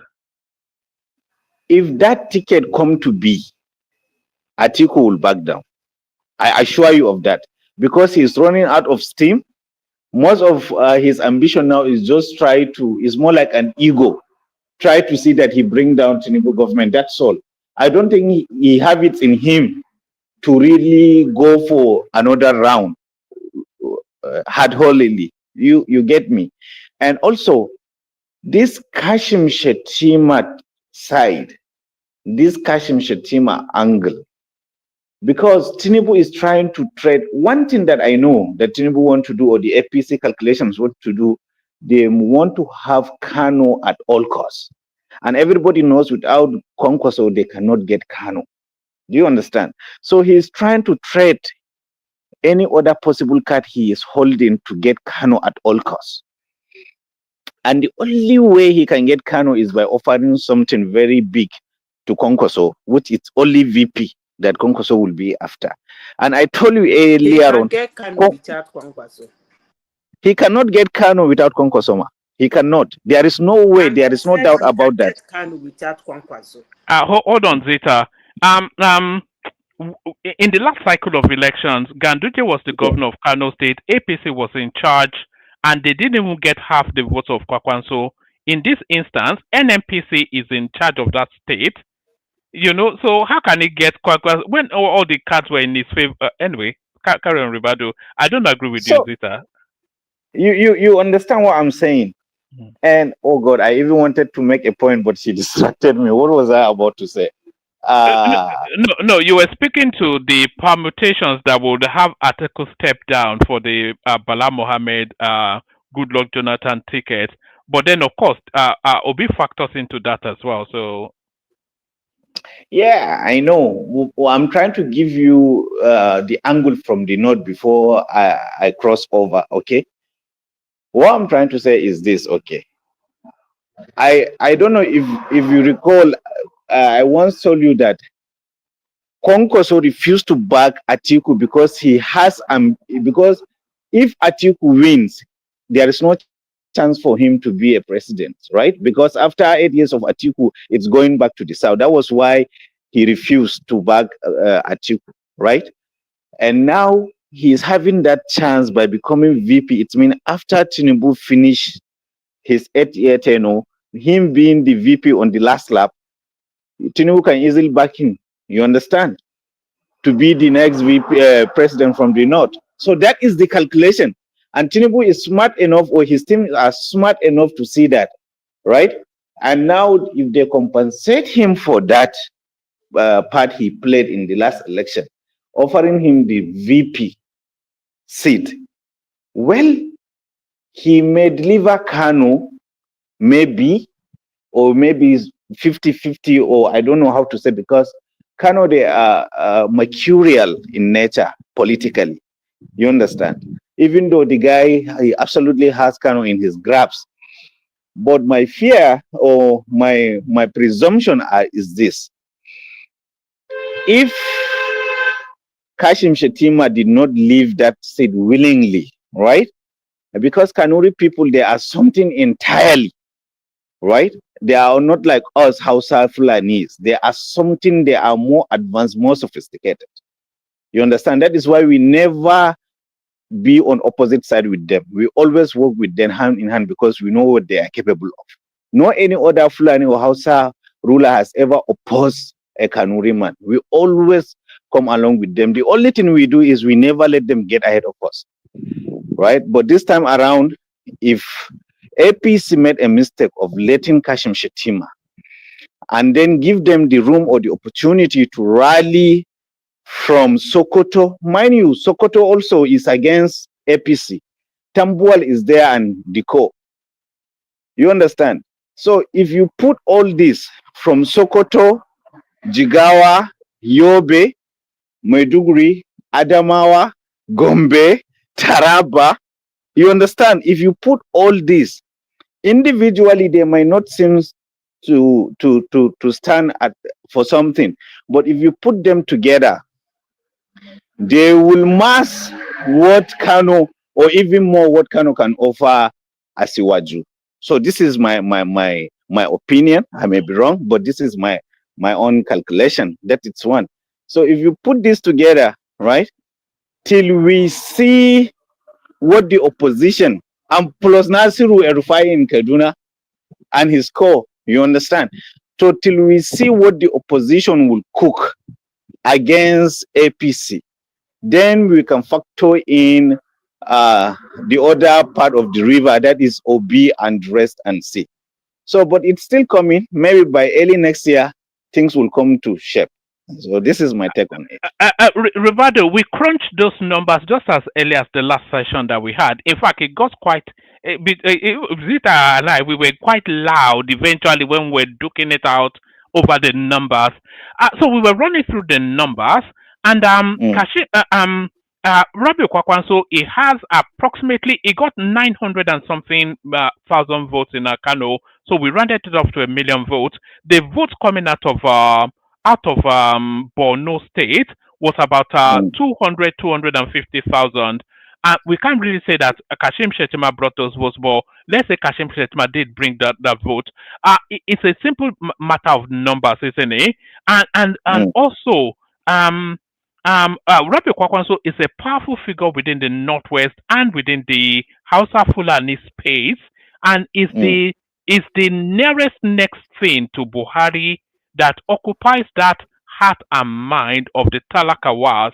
You know, so there are elements of Buhari votes that we automatically gravitate to Kwakwanso as well, because it's the nearest in terms of the texture of his politics to Buhari. So if you crunch all of the numbers, what Tinubu will lose from jettisoning Kashim Shettima is significantly less than what he will gain from having Kwakwanso. But bringing Kwakwanso in is not even only Kashim Shettima that he has to surmount. There are a lot of heavy hitters. There's a Nuhu Ribadu, who a lot of people are also championing as a possible source. He's the front runner at the moment in the north, alongside Kashim Shettima. So he's the Hausa Fulani option. Kashim So and then you have Kanduje, who detests Kwakwanso. So for you to bring him from the outside and give him the vice presidential seat is not just the Kashim Shettima prize. There's a lot of heavy hitter stakeholders of northern extraction that might not be comfortable with the idea. But if they want to get him in and the vice presidential slot is not available, what can they give him to say? Because like you said, it was the Minister of Finance, I think under the Obasanjo space. It's been a two-term Minister of Defense. Minister of Defense, I meant, of course. Minister of Defense under the Obasanjo space. It was a two-term governor of one of the top 3 states in Nigeria. So I'm not quite sure. And a senator. So I'm not quite sure. Ministerial something is not enough for Kwakwanso anymore. You know, you can't. What minister is bigger than the Minister of Defense? So what are you? So what can they offer him outside of the vice presidential slot that we persuade him? Nothing. That is the reason why he stayed out of the government this time around. Unlike Wike that accepted FCT ministership. You understand? Nothing. There is nothing they can offer him apart from that VP. What about that Wike slot even? That's any seat. That's a gold standard seat though. If they offered him the FCT, I think the FPC And might persuade him. If they offered him the no, case, please. it will not, because the man has tested power far beyond that. You understand? Like the way they said, if a man tested political power, is like a lion testing a human blood for the first time. Nothing will do him. He is far above that. Is a person that has a very huge ego. You understand? And I want to come back to the point you make. One man, please don't underestimate don't underestimate sentimental flavor in the north when it comes to politics. Mind you, Konkoso is half Yoruba. Sure, you know. Do you understand? I didn't know that. So was that why he turned up at the Olubado or something? I don't know, but one thing I know for sure is he's not Hausa Fulani. Do you understand? He is Hausa something, but he's never Hausa Fulani. Do you understand?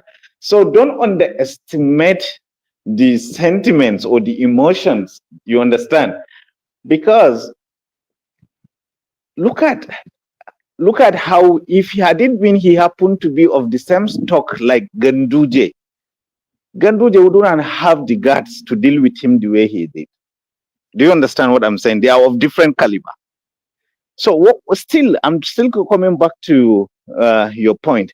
Don't think because he can give maybe 1 million vote to APC, and think it's worth for Kashim Shettima to be crucified. No, because Kashim Shettima is not just him alone. Kashim Shettima has built people, he has built platform, he has built connection, he has built systems. You understand? System that he can turn to, people that he made them to be something in societies, in grassroots politics, not just in Borno. You understand? Not just in Borno, in Adamawa, in Yobe, in various places. He's a man that built underground. You understand? Konkoso is using brute popularity, cruel population. You understand? That we can give him, no doubt about that. He's popular, he's well liked, but believe me, well, time will tell. You understand? But believe me, do you see these people that I mentioned? Don't underestimate what they can garner and put together, especially if the APC allow the real Hausa Fulanis come together with the Kanuris nation and put together. Wallahi, they cannot. You understand? As you know me, I always tell my mind, irrespective of what it is. You understand? But this opposition that is developing gradually, one after the other, you will see it till it come to almost end. You will see how those people that people were thinking will stand, people like Atiku Abubakar, they will pull down, because Atiku Abubakar is not just him now. He has children, his own biological children that he is grooming for power, like in Adamawa State. You understand? Children that he is working for to put into the system. So if you factor into that into the equation, even for that, he will make room. He will make some certain compromises. Do you understand? After all, the guy is getting old. Most of his investment has taken a lot of hit from the last campaigning. Do you understand? But do you see people that have vengeance in their political psychology? People like Erufai, if they come and match Nasru Erufai, if they come bound together, what they will garner and the kind of mind they use, you understand, the kind of calculation they use, I don't think it will be worthwhile for APC or for Tinubu administration to sacrifice Kashim Shettima. I'm even hoping let them do that, because eventually they will lose that seat if they did that, in my own opinion, okay? And mostly in the opinion of most of us here, especially in the Northeast. All right. So, let me ask you one more question, and then we'll move it around a bit. Hopefully you stay with us longer, because we've missed your voice for so long. So all the cards might not be in Kwakwanso's hands. That's really where it is. So Kwakwanso, he wants to be politically relevant in the build up to 2031, because 2021 is his final roll of the dice. So that's where he Yeah, really wants to come into play. So now, yeah. and it carries this weight of it carries this golden fleece of that 1 million vote. So where Mm. he has to also think of the most expedient use of his clout. So where does he pack the most? So he has to make the calculation as to who will win that 2027 elections. And his decision really is either ADC. Of course, it's not going to go with Peter B. So it's either the ADC, the PDP, or the APC. So he has to make the decision where to pack his support in order to be relevant in 2027. Because anybody that wins 2027, it's the same thing that happened to if you go against them, then you pay a heavy price. You know, so he has to sheave some of his ambitions and renegotiate himself back into that relevance for 2027. So is it not the case that he's also under pressure to drop his lofty ambitions in order to come into play for the politics of 2031? Well, yeah, you have, in fact, you have spelled it. You have spelled it out very clearly. If he is to survive, if is he to remain relevant in the Nigerian polity, right? He just have to lower down his standard. His ego has to calm down. You understand? But if he force his ambition, and then he eventually succeeded getting that VP nomination, they are not going to win that election. Unless if he is still going to tolerate Tinubu Kashim ticket to continue, then maybe let him take any of one of the most powerful offices available in the country, maybe even UN ambassadorship, you understand, or something of that relevancy. But if he said no, he's going to be like Atiku Abubakar. Eventually, the fate of Atiku is going to affect him. If he said he's not going to compromise, he eventually is going to retire himself into politics. That is the only thing I see as far as I can think. You understand? I don't know what will happen. Politics is a terrible thing, you know. It's so this is just what I will have to say. And I think even Tinubu himself, sorry, let me round it. Even President Tinubu already, he has already proven his extreme intelligence politically. I think he should be able to see that. So this is my take. Thank you very much. All right, brilliant. That's the excellent rebuttal. So you see now what we may say is just the brilliance of the man.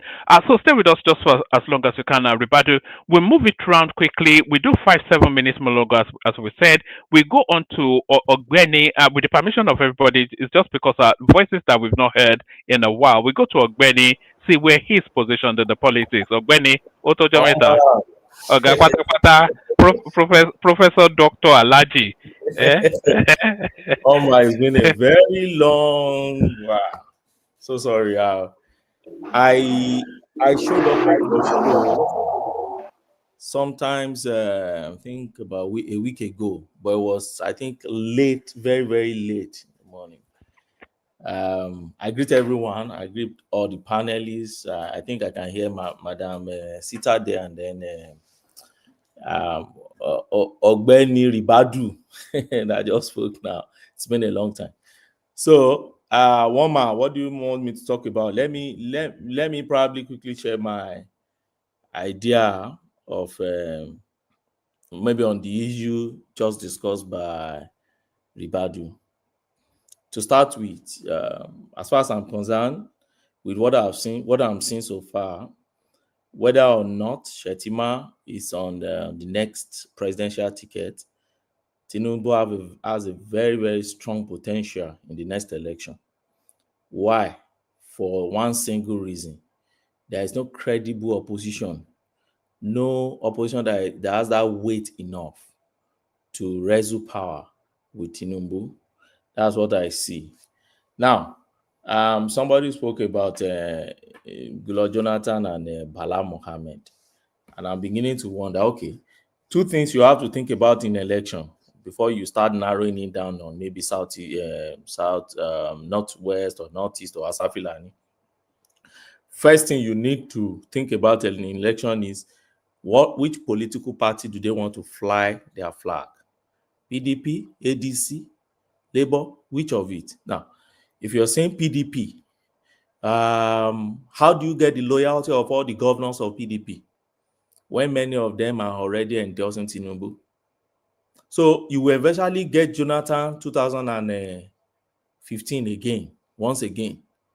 When Jonathan tried to resume himself back to office, but unfortunately, despite the fact that people were hailing him, he lost many of his guys. Sule Lamido, Mazu of the one in Niger, those 5 governors, Saraki lost many of them back then. They were disloyal to him.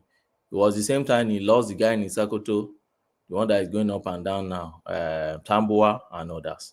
Don't forget that Jonathan lost them during those periods, and then he couldn't gain their loyalty. And he couldn't get loyalty of many PDP governors who were just on the surface supporting him, but they were not really supporting him.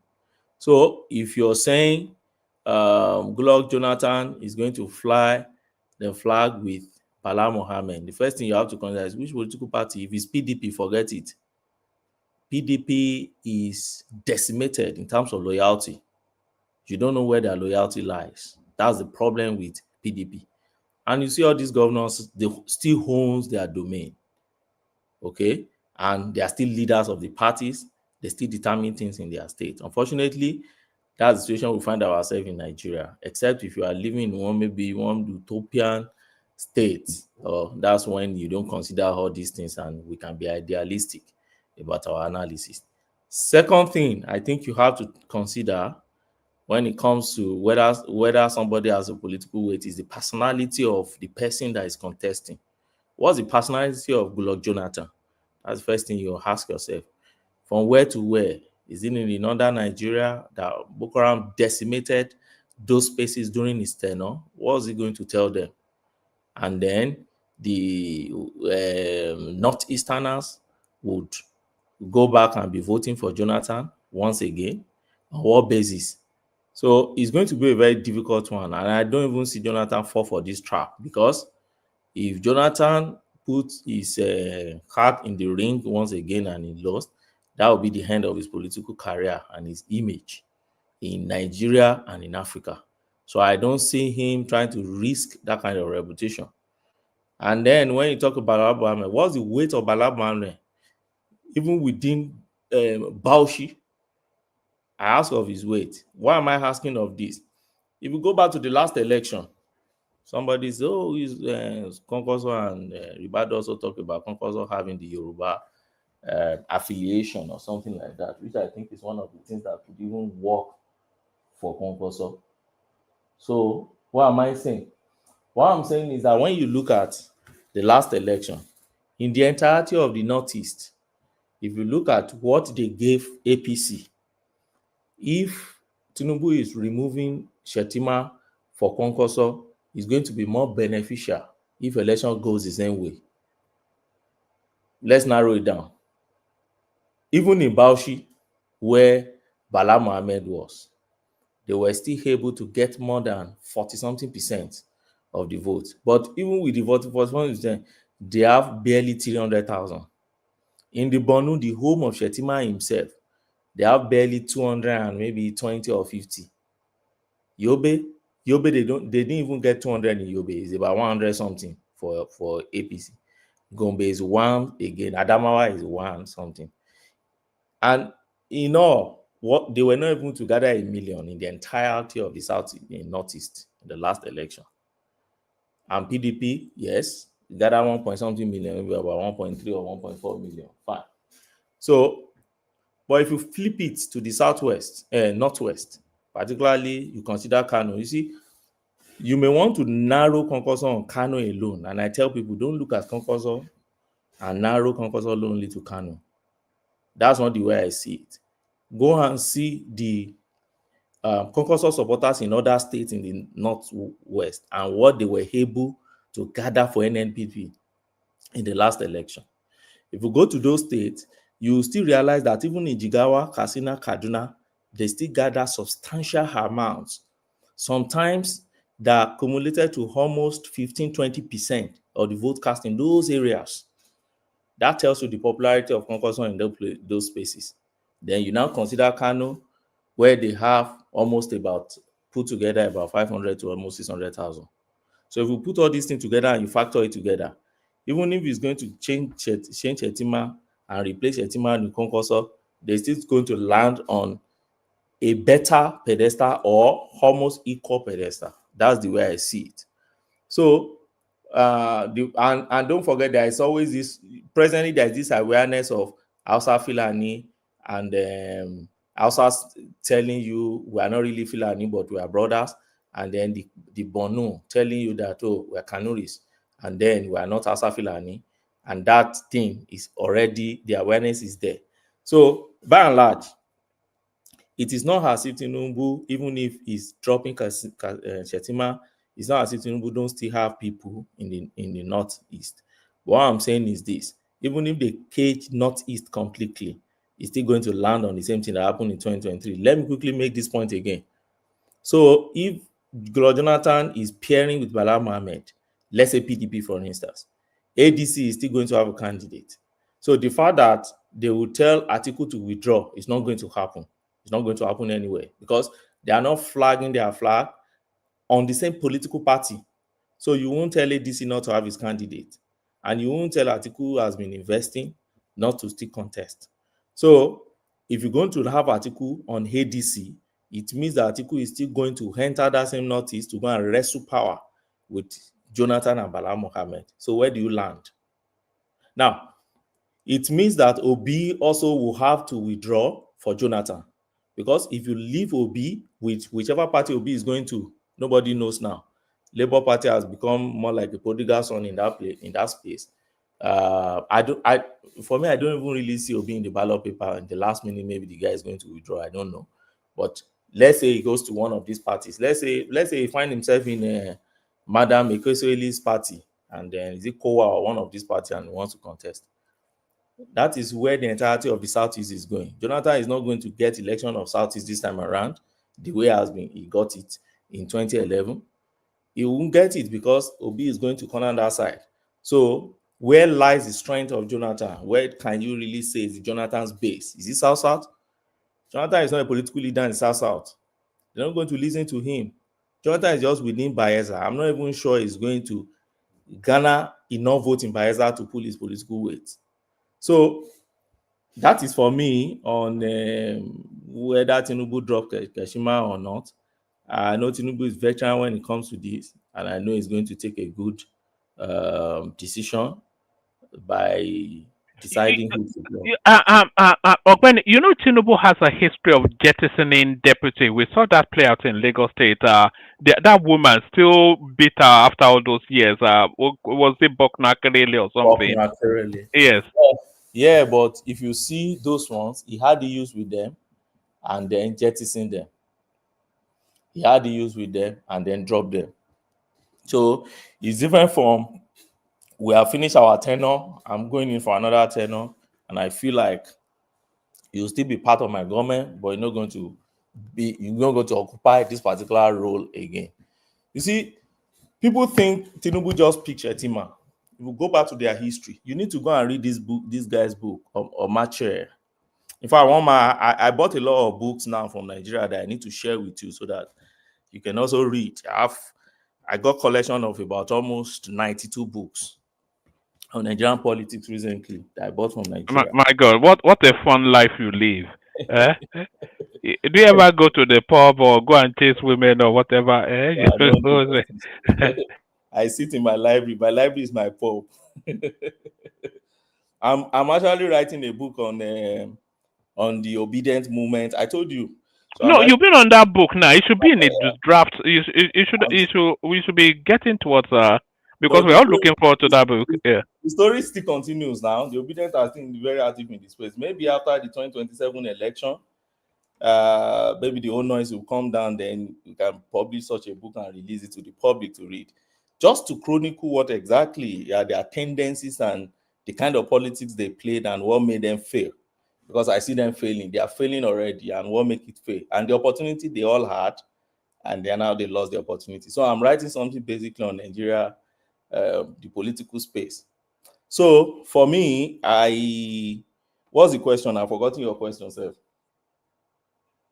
You were talking about the permutations of Kashim Shettima, Yes. and I'm on board. Zita and I we nearly came to blows in the last session. I was insisting that he can hemorrhage Kashim Shettima and not take any significant loss, just along the same argument point that you said. Because if you boil it down strictly to the numbers, he can dispense with Kashim Shettima, and by the way, he wouldn't even lose all the votes in the Northeast. He will still carry some votes, so he'll probably lose what, 60% something, whatever it is, but a lot of it will be compensated by Kwakwanso now. Politics. Hello. Please, can you guys give me a moment to interject? Yeah, come in, Rivado. Yeah. Okay, see, there is something I want you to consider. That first election, Tinubu has element of surprise, okay? Because majority of that votes was based on Muslim ticket. Mind you, that element of election of surprise has been lost totally, absolutely, and nobody have seen their hand in government policies and administration. All that one now it's been laid bare in the north. I'm talking of the north because I am in the north. I know how it works. That is why I don't normally just talk of what I don't know. This, how I wish he will just tender his opinion, not debate my points. Do you understand? But it's fine. It's a platform. But believe me, what I'm saying, one man, I want you to strictly take note of this. This is not the first time I've been telling you something, and it just happened, right? Believe me, if Kashim Shettima is dropped, anyway, time will tell. So what I'm trying to interject here is this: all those, all these, the sympathy they have for before the election, the expectation and aspiration of the people in the north, and the enthusiasm of Kashim Shettima and Tinubu, because we have that phantom. We still have that phantom feeling of the MK Abiola June 12 annulment. So we see this as a rebirth of it. Do you understand? That same ticket. So all those things now are no longer there. And even with all those sympathies that they have, look at what they were able to get. Look at what the opposition was able to get. So if you put that into equation, you do the maths. Thank you.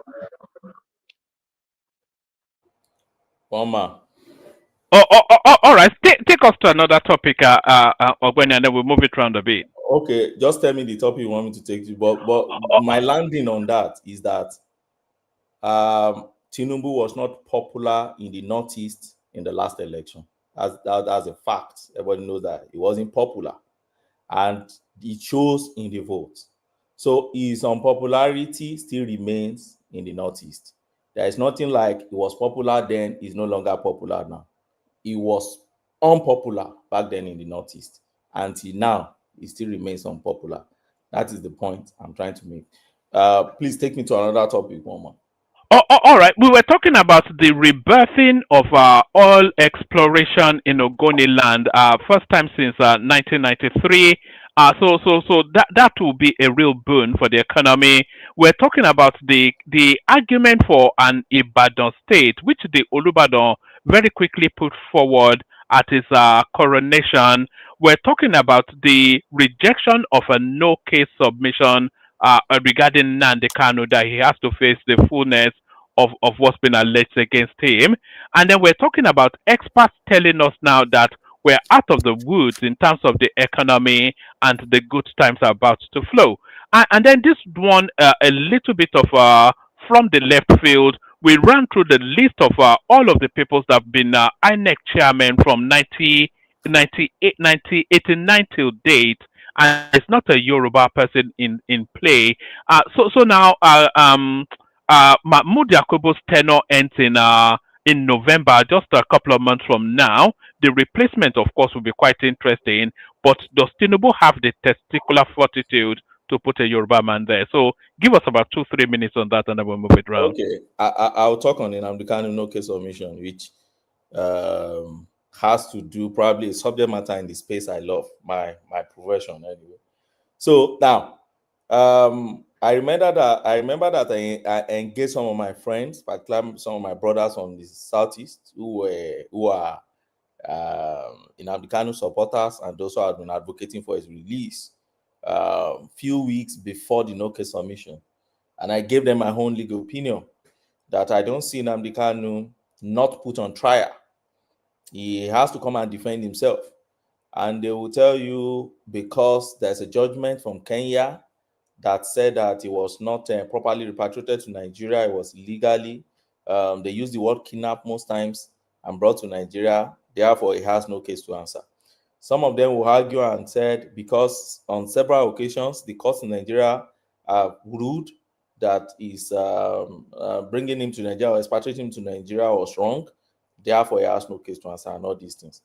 And the position I've always maintained, and okay, some also will argue that since Igbo and Showore are outside, then they should allow them. The last one, which sounds so very ridiculous that I've been hearing recently now, is that since one governor, one rogue somewhere in the north, is discussing with some bandits in that space, therefore, Nnamdi Kanu also should be released. I've heard that one from a lot of them now. I think the most recent one I heard is from this man that has one that silly son, Peter Doshe's wife. Canvas that kind of argument, very ridiculous argument and embarrassing anyway for her age. Now, the underlying point I've always make on this Nnamdi Kanu is that look, when you look at this case, you see all these things you are citing, whether the way they brought him to Nigeria or not, or his health or not, has nothing to do with the merit of the case. I remember we've argued it on this platform before when I said the Supreme Court of Nigeria actually indicted the Nigerian government and asked that Nnamdi Kanu should be compensated and declares that's the bringing him to Nigeria as unlawful and all those things. However, in that same judgment, Supreme Court asked him to go and face his trial. And what is this trial? That's what matters to the judge.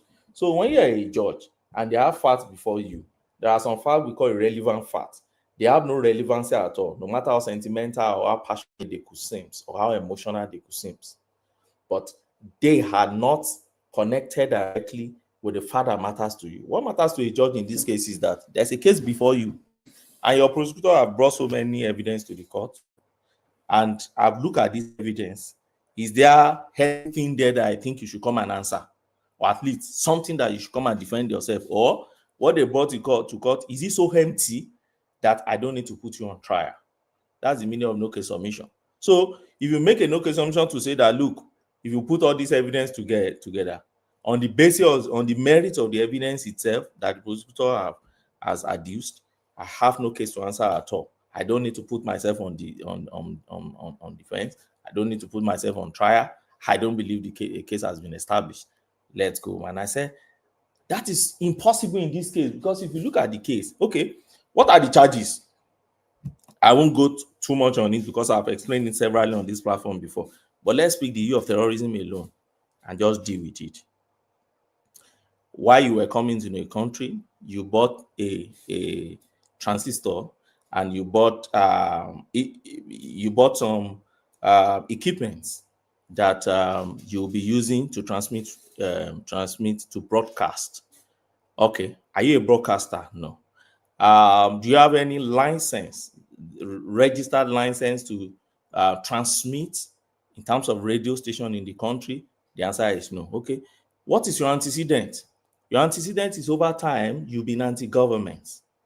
Okay. You've been calling on the shutdown of government. You've been rallying over shutting down a part of the country. And you've been forming your own army, which you call ECN, against the government. You said it is against bandits that are entering your spaces. You've harmed them, and then you are proudly fronting for them or leading them. Okay. And here you are with you establishing a radio station or not establishing a radio station, but with a material that projects or shows that you're about to have a radio station to match your antecedent of what you have been doing before. And what is the government accusing you of? The government is simply saying that your position, where you are positioning yourself, is to shut down a legitimate government of the day. And then they hinge it to an act of terrorism. At best, a felony. That means you're coming to take over the government. Now, they presented the radio, the equipment you brought to the country. They presented some of your broadcasts away from Nigeria. They presented evidence, video evidence of all those your ECN guys and co, how they were carrying gun everywhere around, and how they were doing their parade with multitudes of them within the territory of Nigeria to compromise the integrity of the sovereignty of the country. And they presented all these things. And you think a judge, in his right sense, will look at all this evidence and said, you have no case to answer at all, therefore go home in peace. No matter the noise you make on Channels or Arise TV or anywhere, no judge in his right sense would say, I've seen all this evidence, however, you have no case to answer. Even if I will allow you to come first, make your defense, when you finish your defense, I can now say, okay, I weigh the evidence of both sides. I realize that this radio they said you brought to Nigeria is just a transistor radio, or maybe there's no motive to show that you are coming to run any illegal radio station.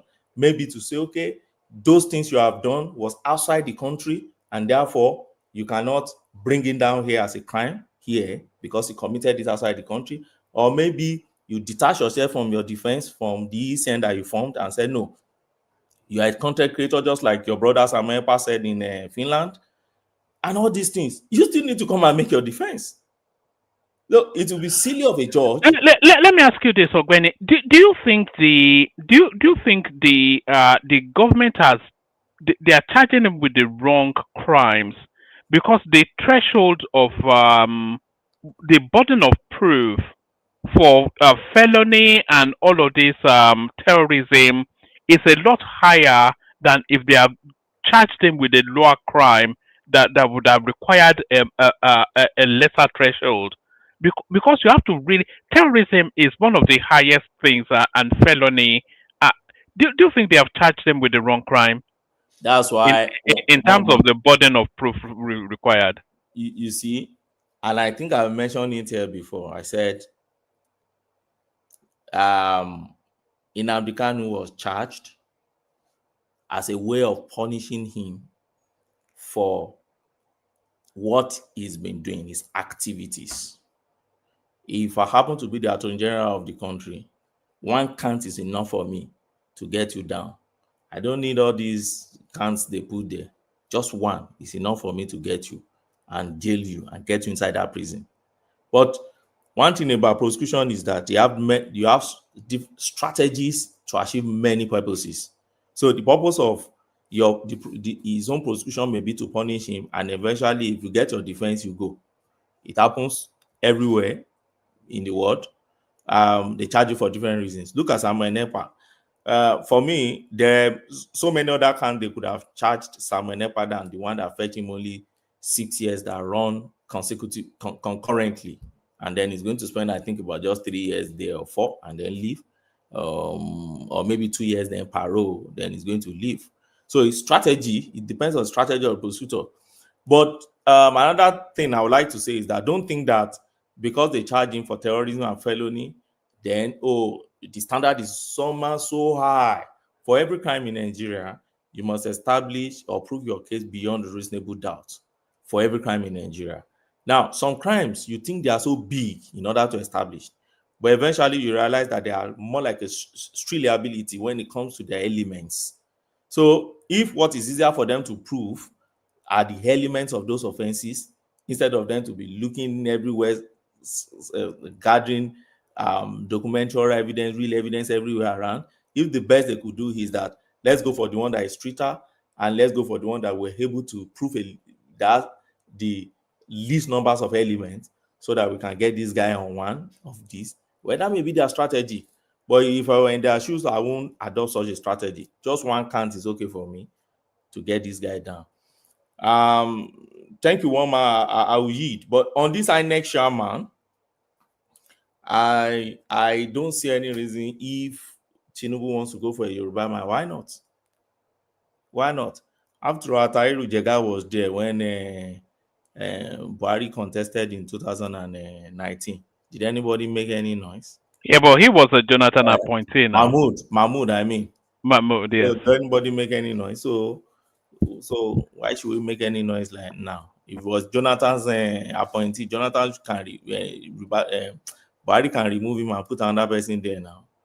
At least to balance the equation and say, oh, since I'm from not, I shouldn't bring someone from North. Although the argument, when I canvass this, the argument somebody canvassed that no, Buhari from Northwest and then Mahmoud from Northeast. Fine. But whichever way Tinubu is bringing, anybody is bringing, what matters to me now is that let them face governance. And if we believe that the economy is stabilizing gradually, which I believe, then they should hold the rope tight, because Nigeria has a lot of enemies, a lot of people that don't wish Nigeria well, a lot of rich men, bourgeoisies in that country that don't even want things to be okay.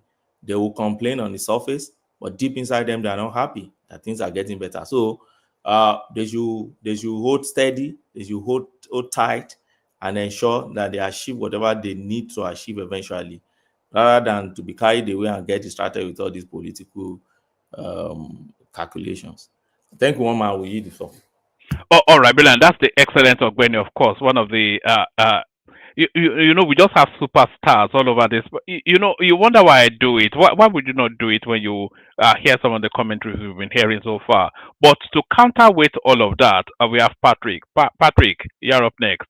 Ogbeni. Salam alaikum. Salam alaikum. Who be that one? Now the name of your suya is Salam alaikum. Was well done anyway. Lafia ko ya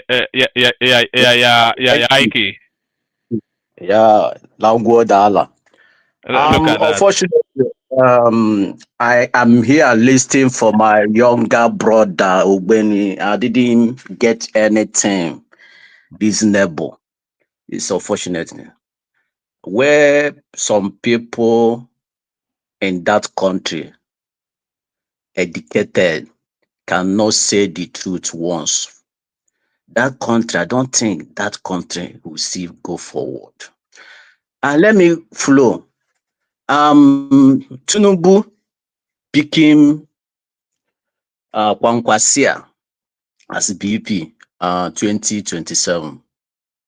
My brother, let me speak truth, because I'm a man of God.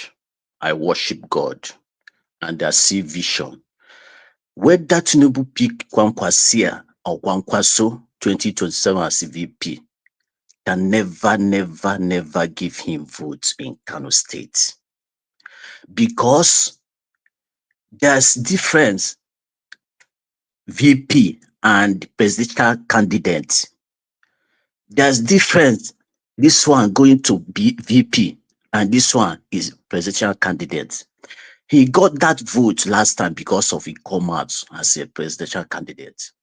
He can never got that vote as a VP in Kano State, because I have many people say that if he Kwankwasia actually join Tinubu 2027 as VP, they will never vote for him. They told me, never. Allah Bambak.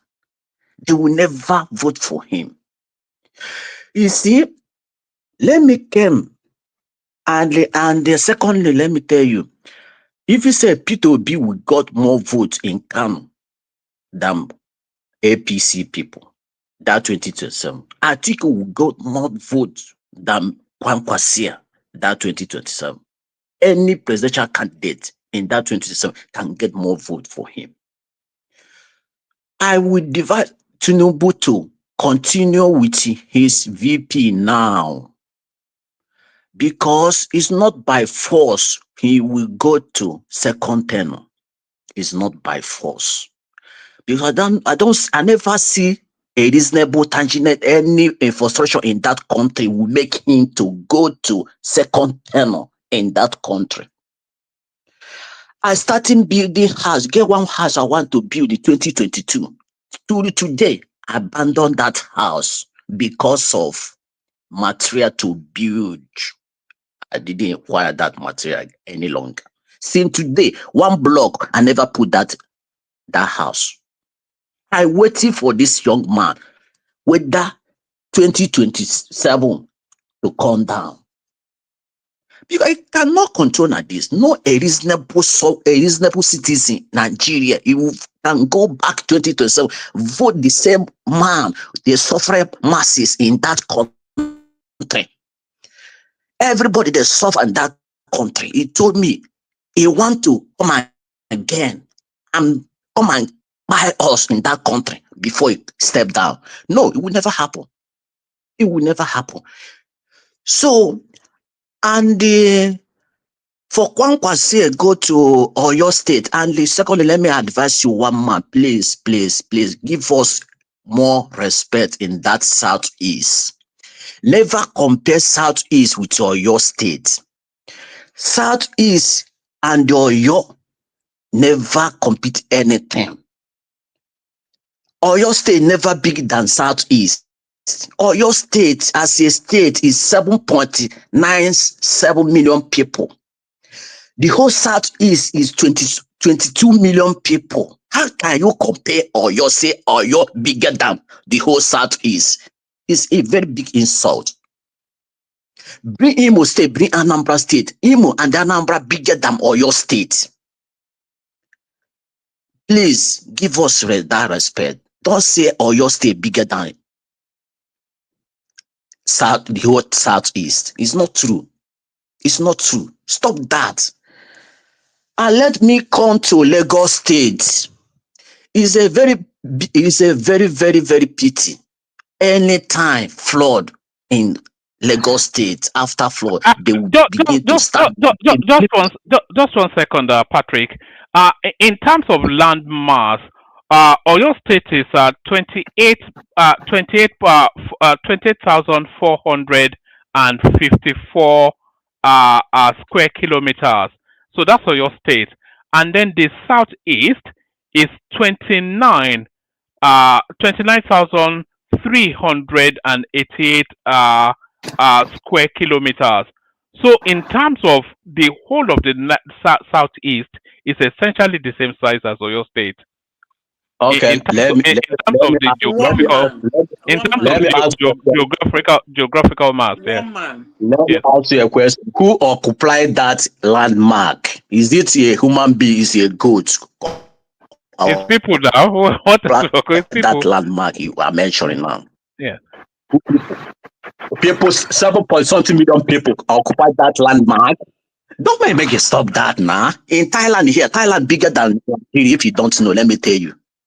Thailand bigger than Nigeria in landmark? Yes. So you cannot compare Nigeria and Thailand. Nigeria bigger than Thailand. I cannot stop this.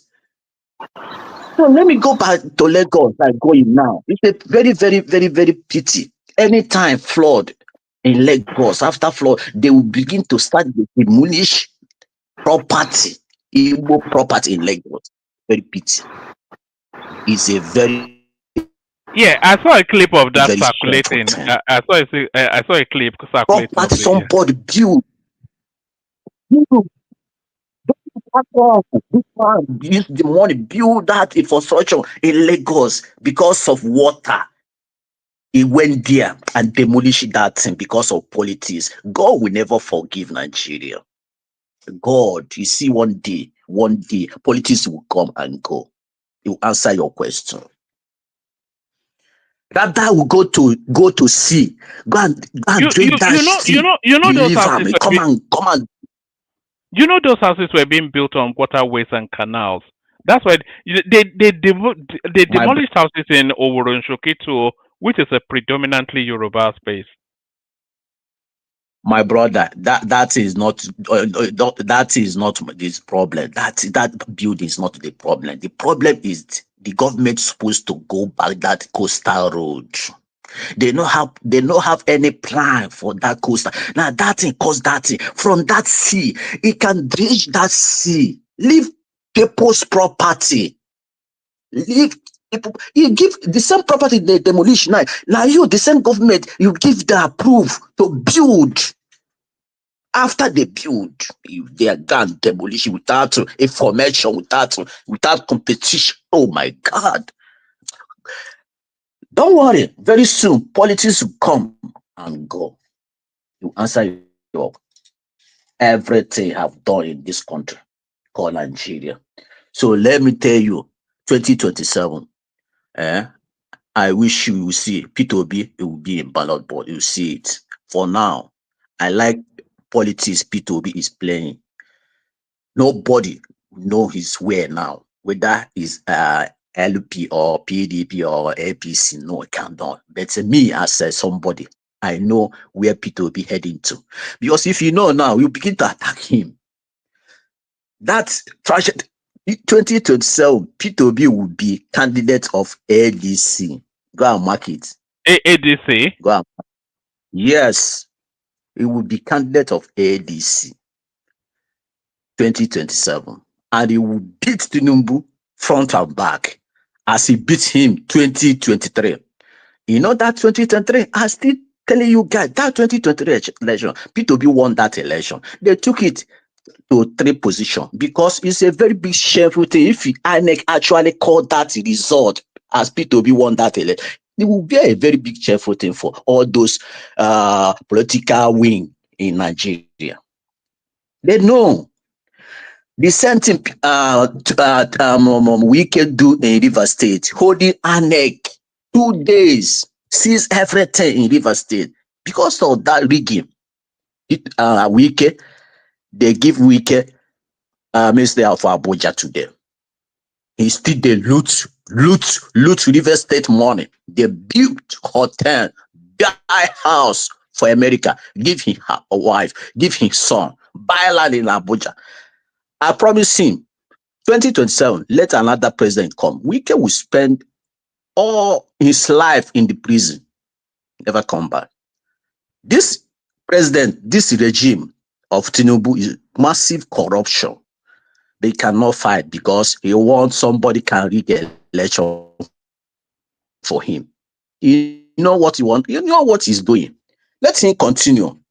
But I promise APC people, 2027 masses, whether all these governors, the camp to APC, election never starts, campaign never starts. Masses will show them.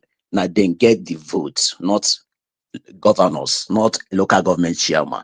P2B doesn't have governor, no local government chairman, no senator, but he still show them 2023. Still win that election. They will carry and push to a 3 position. Coming 2027, the same thing happen. Sorry, Patrick. Sorry, Patrick. Have you seen these images, which is already circulating? These are campaign vehicles already. You can read it right here. His Excellency Alhaji Atiku Abubakar, ADC presidential candidate, Atiku is already there. It is. It's all over the north. Atiku is already buying this campaign vehicles for ADC, so I'm not quite sure. I'm not quite sure what. Forget you can forget Peter Obi for ADC. I see it, but remember, they have meeting yesterday before yesterday. They copy to be. She come back. She enter ADC. Atiku no. They will never give Atiku that ticket. Anytime they give Atiku that ticket, they will lose. They will know. You know, they will know. And the Atiku know. They will never give that ticket for Atiku. You will see it now. Good luck beat him day before yesterday. Tell him everything. They know. 2023, 2027, P2B will take that ticket, not Atiku. Atiku can do anything, you know. So don't worry, don't bother about that one. So Atiku will give up his lifelong ambition for P2B. Yeah, if nobody tell you, if you don't know, Atiku, this end of the article 2027 is end of the article. Atiku will support P2B. If P2B will, Atiku is already will because he will benefit for that But why would Atiku support Peter Obi? Why? Because Atiku will support Peter Obi because Peter Obi is a young man. He's a 64 years old man, and they have energy. Still have energy to go any. If you removed Atiku's ambition, Atiku is more of a Tinubu man than a Peter Obi man. If you remove his ambition, Atiku is a Tinubu man. Peter Obi is a Tinubu man too. So nobody is the enemy of is a Tinubu or Peter Obi. Peter Obi doesn't have enemy. Peter Obi is a Tinubu man. Atiku is a Tinubu man. One person is a Tinubu man. But one thing I'm telling you this morning, Tinubu will never come back 2027. Go and mark it somewhere because I see it already. God showed me, revealed that thing a long time ago. are you in So that bosque now? Are you in that bosque now? Liquid no, I'm not. metal, I'm not being bosque. Are you in that bosque now? You know, so it's a pity. Ogwemi, big place, try to anytime he came here, try to do your analysis be more different than us. As people doesn't go to school. You went to school. You anytime he came here, try to be straightforward. Try to say the truth. Don't look back. Don't come here and begin to because supporting Tinubu, it can say manner of things. It's not making sense for me. Try to make your way. Quick question for Patrick, if you don't mind, if you can hear. Yeah, good to see you, Prince. Carry on. Yes, take a question from Prince, then round it off. We've got Hassan, Joel, Zita patiently waiting. A question from Prince. Yeah, is there a difference? I think I heard him about Kwankwaso being a VP. So is there a difference between being a VP on an established ticket or a VP for a running candidate? Who is answer the question? Who is me? Yes, that was to you. That from Prince Daddy. Okay. Prince Daddy, see, difference is clear. VP is different. Presidential candidate is different. VP is a spare tire. If you see Kashima today, if you tell him, go and represent me, he cannot go, he cannot talk, he cannot say anything, just stay there as a dormer, So he cannot come and say Kano because of Tinubu pick Kwankwasia as a VP. All the Kano can go and vote for APC. It never happened like that. They will never vote. A reasonable people, well-educated people in Kano State can never go that ticket because if you Kwankwasia go there, he will never do anything in Kano State. He will never say until that regime finish. So Kano will never go that such ticket now. It's a spare tire.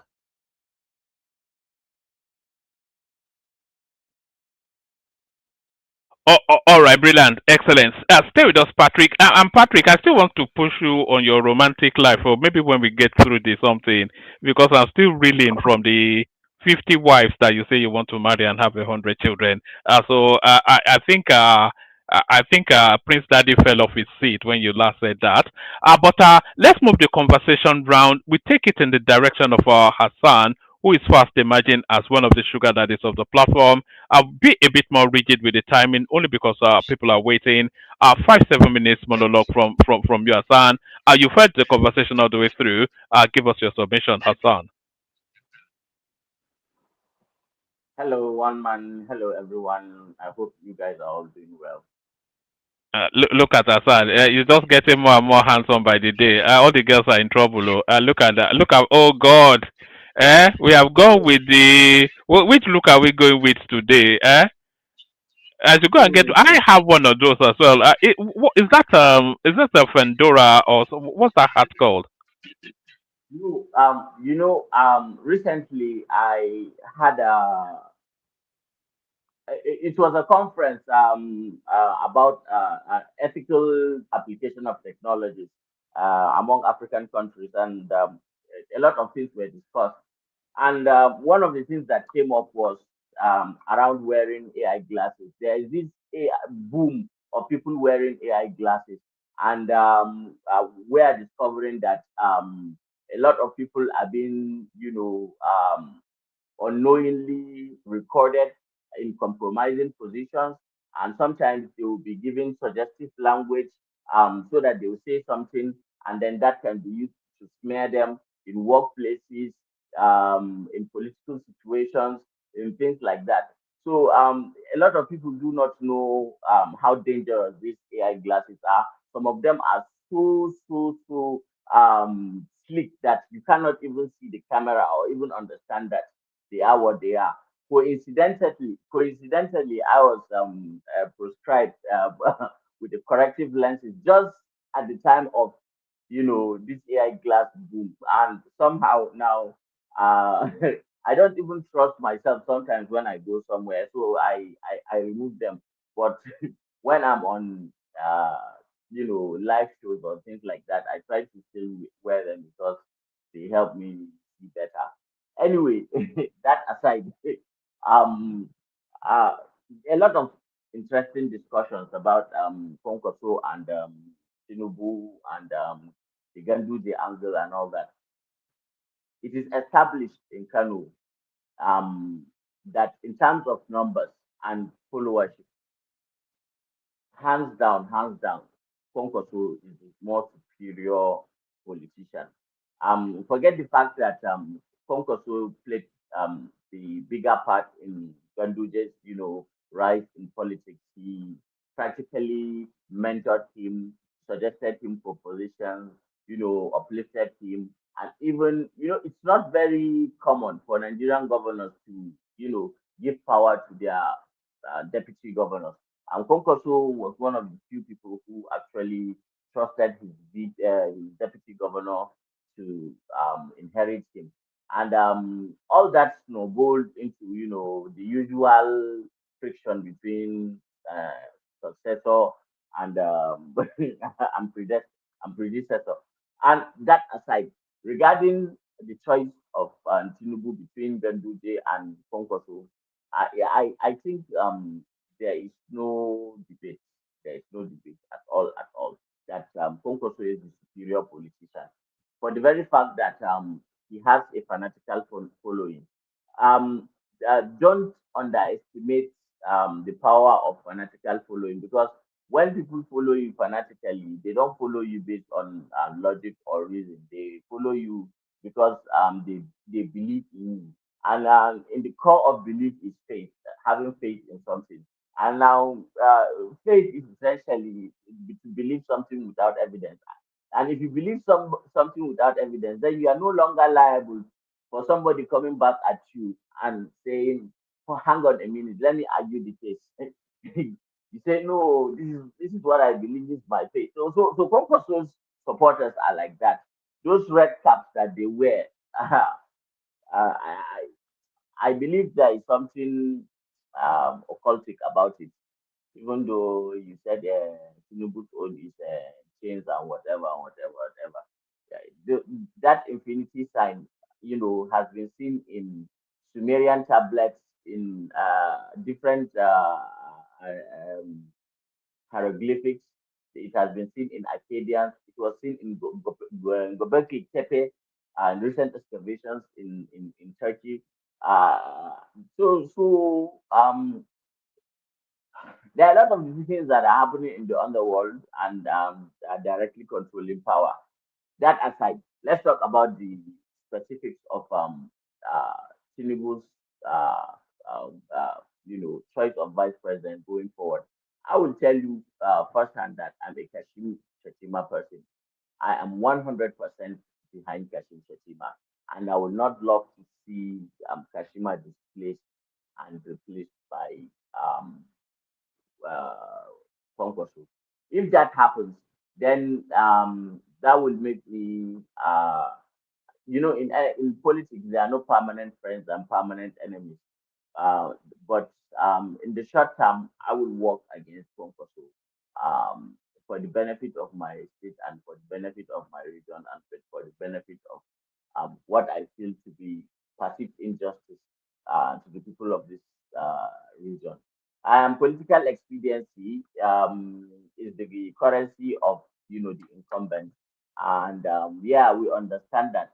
But then, of course, we also understand that since Nigeria's presidency and political positions are usually rotational, the Northwest has always dominated the Northeast in all these, you know, uh, positions. And the very first time that a Northeasterner uh, somehow found a way to get there, you see a lot of machinations and blackmail and betrayal and trying to bring Kashim Shettima down. Kashim Shettima as an individual himself, whatever you think of him, um, it is not Kashim that you should look at himself. It is what he represents. As far as the ethnic nationalities of Nigeria is concerned, Kashim Shettima is not just Kashim Shettima. Kashim Shettima represents the Borno Empire, the Borno nation, nation, which is older than the Sokoto Caliphate, which is older than the Edo Kingdom, which is older than the Yoruba. Which one is it? Ile-Ife that you? How old is Ile-Ife? Or Oh, your? okay. Or your how old is that kingdom? It goes back to biblical times. That is so open ended. I wanted a specific. I couldn't give you that off the top of my head, but it's an ancient kingdom. It's an ancient kingdom. Okay. Okay. Now, in terms of understanding the dynamics of politics and how It things should be around uh 14th century. yeah, good. Now, Borno State is over 1,000 years. Over 1,000 years. The empire is over 1,000 years. Yeah, with a shehu who is controlling, the vast empire up to the place that you call today, some parts of Libya, some parts of Chad, some parts of Sudan, and down to areas of Cameroon and Nigeria. This is an old empire with an old cultural history and with an old understanding of politics and protecting the interests of the collective. And there is a mini, communication between the nations. We say Nigeria is a country of different nations. So the Kanuri nation is looking after its own interests and has, been diplomatic in its approach towards achieving some form of, political um, opportunities and getting the benefits of being in those powers.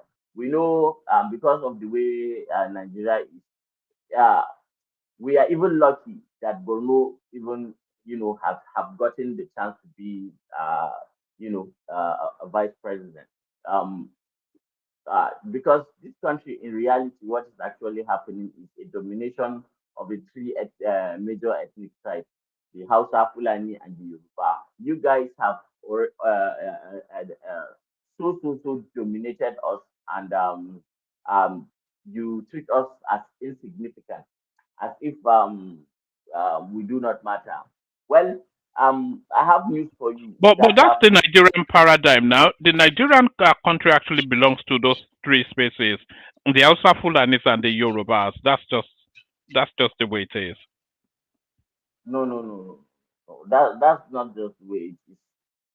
That is the way that it has been normalized and practiced ever since we got independence.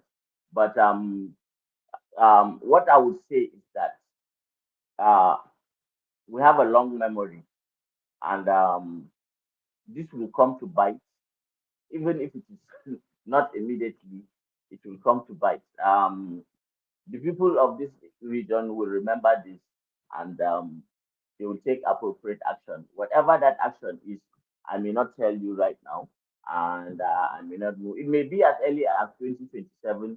It may not be in 2027. It may be in another time, but they will take their fair share of blood. Sorry to use that word. Their flesh, maybe flesh is better. That said, Tinubu is going to face some. The way you present Tinubu in this program, one man, usually it's like a done deal. Like everything has just been, it's a done deal. The economy is perfect. People are enjoying all the metrics is this, all that is that. Tinubu is the next coming of Jesus Christ. It's like we're living in heaven and we're all singing hallelujah and all that. Uh, how nice, how nice of you, to have such opinions. Living in the UK and uh, having such strong opinions on the conditions of the common person on the streets in Nigeria. Well, the thing that I would say is that I am desensitized in the nature of politics of Nigeria, and I may not I will not vote in 2027. I will not vote. That's just the truth of the Even if matter. they retain Kashim Shettima. Yeah, yeah, I will not vote. I kind of see it differently than most of you people see it. I know that there are a lot of things that happen behind the scenes, and what the ordinary person sees on the day of elections and thumping ballot papers saying that I have voted, and that is not like what is really happening. To the leaders, what is really happening is behind the scenes. And right now, the battles behind the scenes are being waged, and we do not know. So in a war, there are different battles. You win some battles. Just because you lose some battles does not mean that you Oh, lose the whole war. all right, Hassan, start to bring it home, just so that we can bring in other voices, and then but there's a question I still want to ask you, but bring it home. Yeah. So in that regard, um, uh, Kashim Shettima still has a very good chance of continuing in his place, and Concourse will probably getting some form of you know they can give him something to just like, yeah, keep him close to the government, and then maybe uh promise him something. But I know Tinubu will promise him something and then betray him at the end of the day. And that will just No, be Tinubu doesn't have that history of betrayal. I'm not sure that it does. no. What is happening with Kashim does not I contradict that fact. No, that's expediency now. That's expediency, not betrayal. Mm, I don't think so. It looks more like betrayal.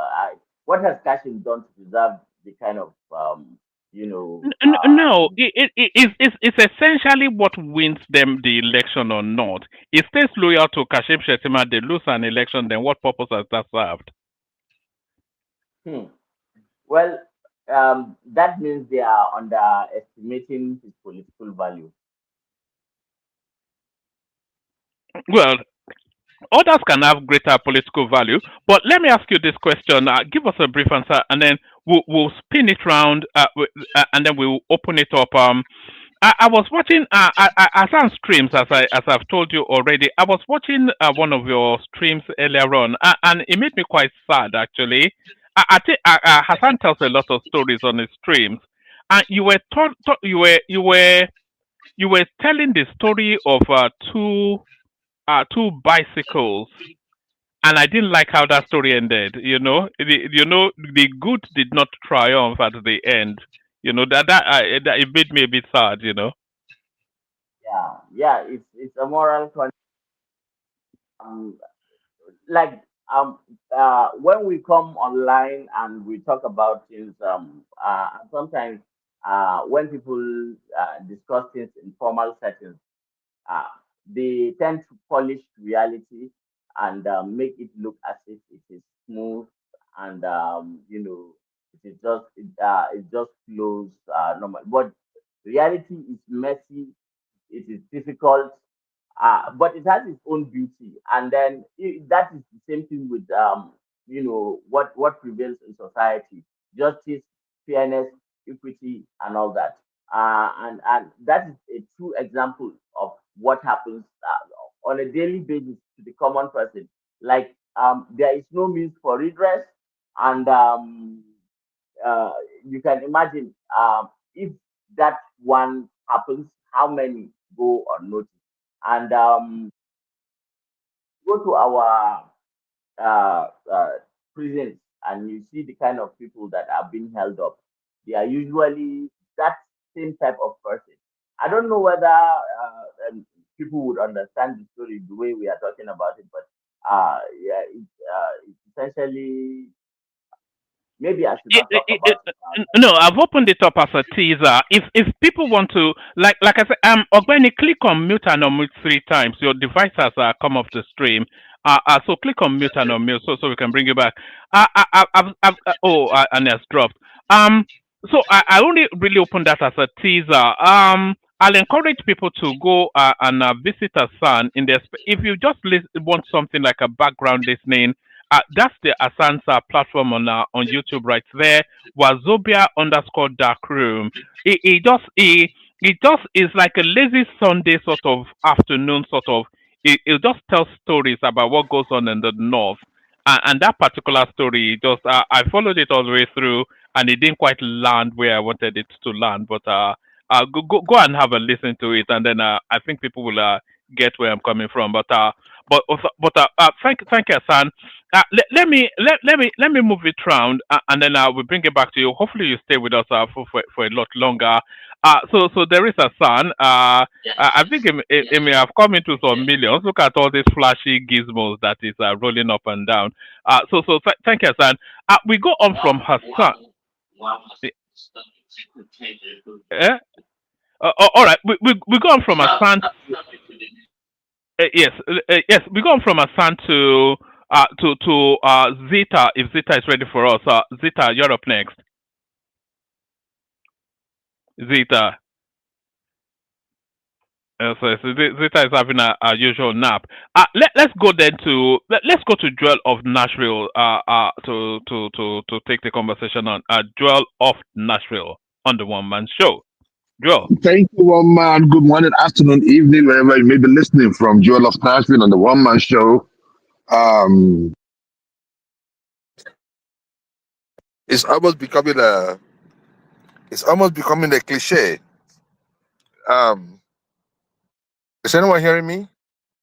We can now. You were it was a bit quaky, but I think it's settled now. Yeah, we're listening. Carry on. Okay. So I said I keep saying it's been a minute. It's becoming like a cliche.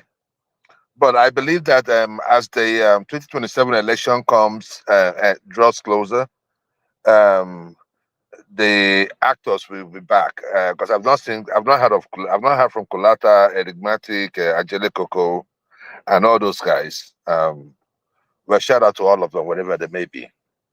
So, one man, I'm going to kick off my conversation with the Kwankwaso Shetima issue. I think we've had this discussion in the past. There was a period when it was rumored that Tinubu was going to make the decision. And my stance then still remains. If Tinubu should go ahead with replacing Shetima, I believe the disadvantage would outweigh the advantage. And The reason why I say this is simple. On what grounds are you taking the VP slot from the Northeast? On what ground? You say you want to win. Win what? Unless you are not sure that you won the last election. Are you hearing me? Perfectly. Carry on. Okay, yeah. So unless you're not sure that you won the last election, unless there's something you're not telling us. But I do not see any reason why you should take out Shetima. I am not a fan of Shetima. It's not like I like him. I prefer a Zulum to Shetima any day, anytime. However, when I look at this symbol, if I look at it in a symbolical way, it makes me understand that the Northeast would not take it lightly. Remember, they've only manufactured or produced Shehu, what's his name again? Our first Shehu Shagari, right? Is it Shagari or no? Ahmadu Bello. Ahmadu Bello was from the Northeast. And I do not think that any other president have come from the Northeast ever since then. Now, I don't know about the vice, but I know that for sure. So most of them has been between, even during the military regime, that's always been there. It was Tafawa Balewa that was of the Northeast. Oh, sorry, Tafawa Balewa. Thank you. Sorry. Thank you for the correction. I knew I was wrong on that. Yeah, Tafawa Balewa. So I do not think that it's a wise decision for Tinubu.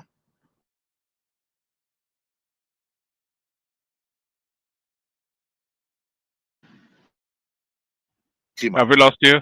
All right, you're back. Yeah, it's not a wise decision.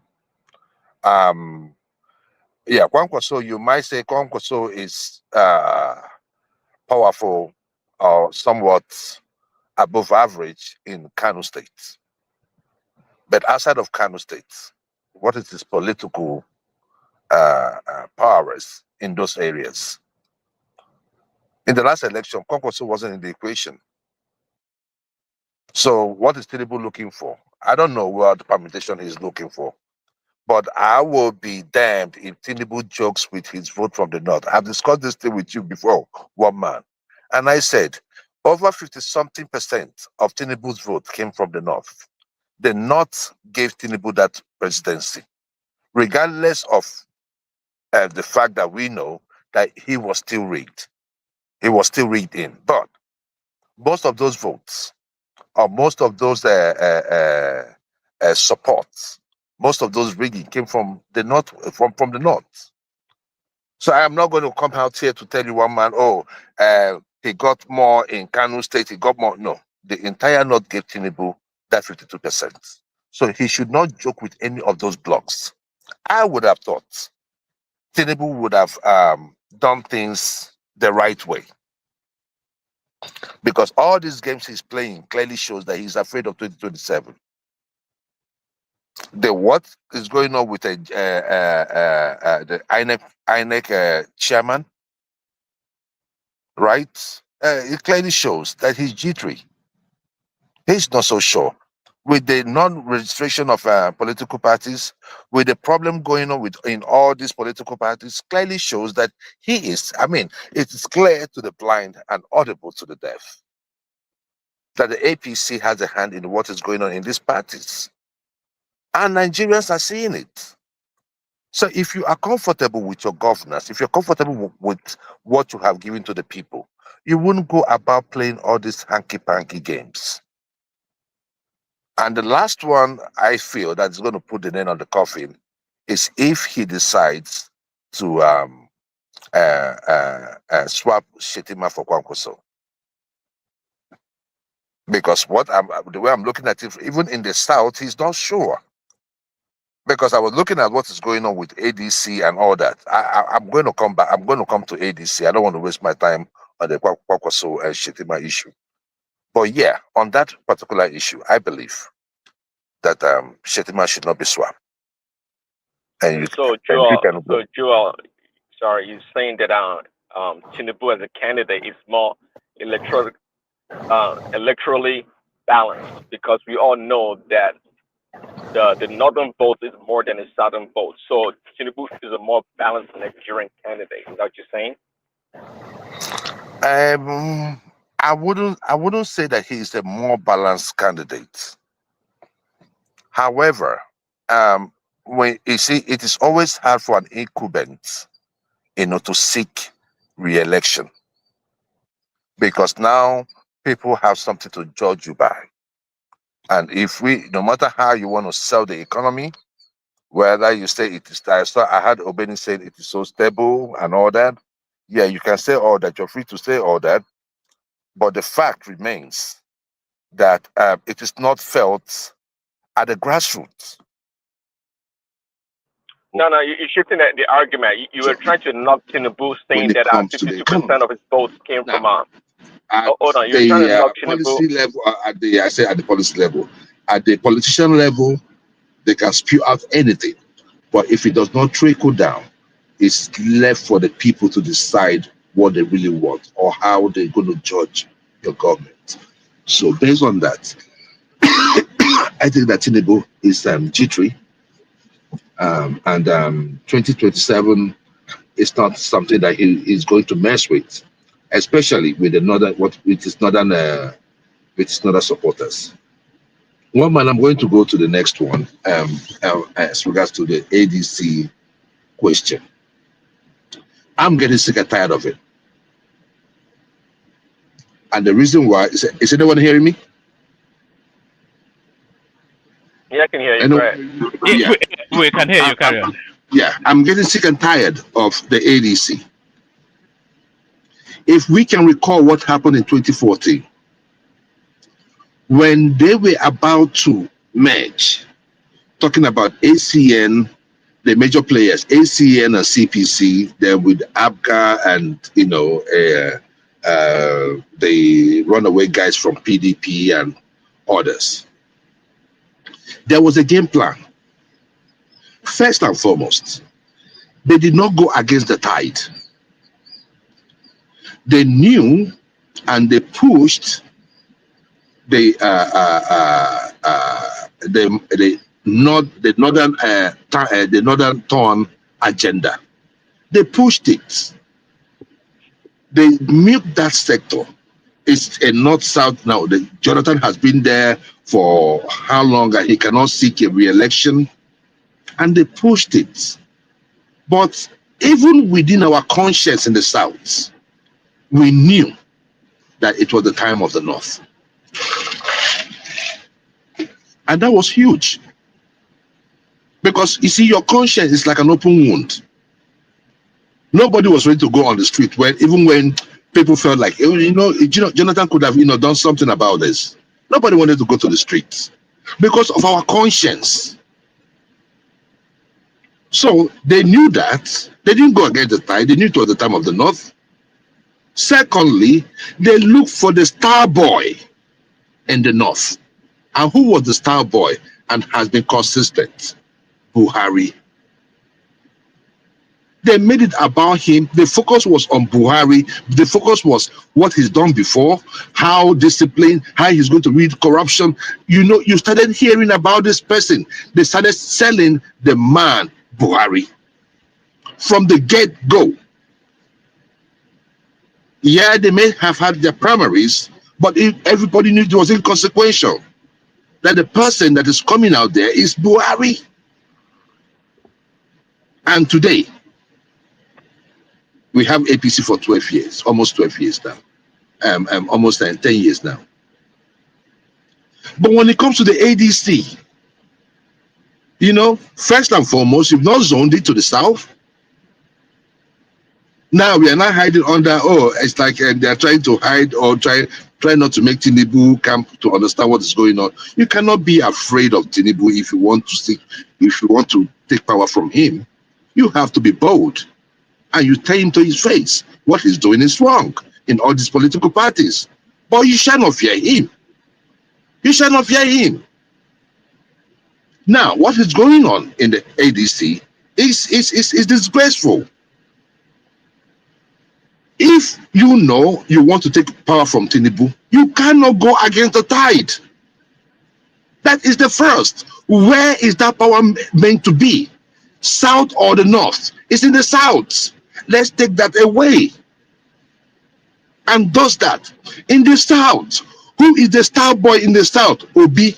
Can we make this thing this simple and stop all this rigmarole with article, printing his name, telling people I'm going to give Yoruba slots when I become president? All those things are unnecessary. Unnecessary. If you want to go with the star boy, go with the star boy and let us know. I'm telling you, because if they elect, if Obi is the flag bearer, let me land this point. Let me land this point. Yeah, if P2B is the star, is the candidate for the party, the same thing that happened in 2022 will happen, but this time they are more prepared. First and foremost, they are not going to spend so much money on galvanizing for supporters, filling up their venues, which is where most of these monies go to. Labour Party did not spend all that money in the last election. People were spending their money. People were sacrificing themselves to come. If Atiku is the ADC presidential flag bearer, what will push people to come out to vote? That Tinubu is not doing good in the economy cannot be enough.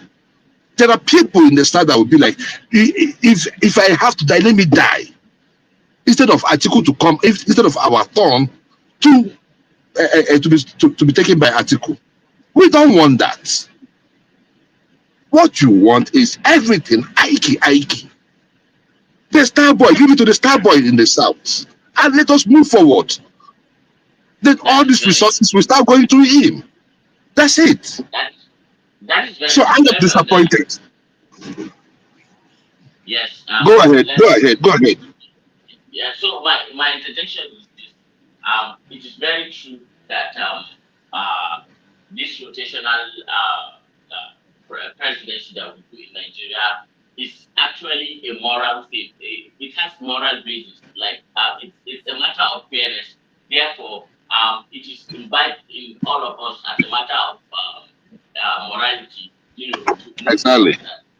Yes. Now, however, think of it this way. A lot of people, and especially one man, subscribe to the idea that Atiku can never yield for somebody else, which I think is erroneous and it's a total miscalculation.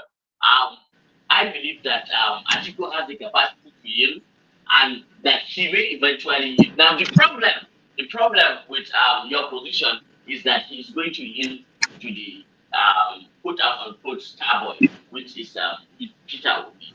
And that presents a particular challenge because while Peter Obi is the star boy to the northeast, this 5 states, he is not the star boy to the remaining 6 geopolitical regions, and that presents its own kind of problem. So, in order to secure the South,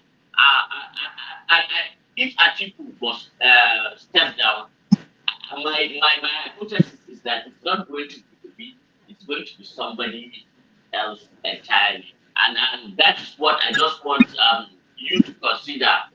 Not to just narrow your mind and think that Obi is some kind of infallible individual who has gotten to the pinnacle and has such a a great record on stainless record, which that's not actually the case. And therefore, and there's a lot of intricacies that is coming up. And believe me, you have had the value I'm talking earlier about the possibility of I think actually not participating, but nobody is putting their cards out right now, and that is the way Northerners play politics. They hold their cards to their chest until the last minute, and then when the decisions are made, they are very difficult to counter. That's what I just want to say. Okay. And Okay. Okay. and just try and look at it in a more wider perspective. Thank you. Okay. Okay. Thank you. Wazobia. Hassan, is that Hassan? Hassan, thank you for your input. But this is the issue. You Joe, say Obi is not the star boy in your audio is quite quickie. But yes, Ribadu was saying earlier that yes, it's dipping in and out somewhat. Ribadu was saying earlier that if Atiku was to yield, it would be to a Bala Mohammed, Goodluck Jonathan ticket. Certainly not Peter Obi.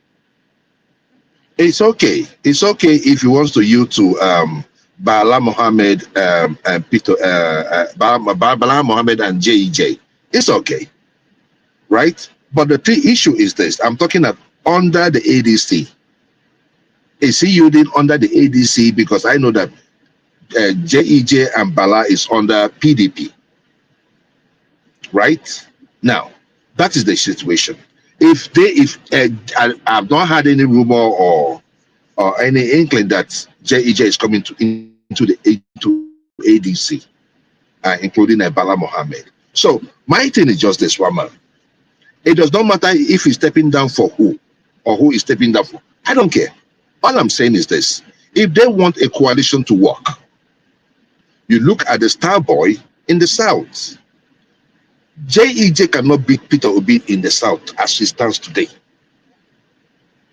JEJ cannot. In a free and fair election, none of them will beat Obi in the South. That I know for sure.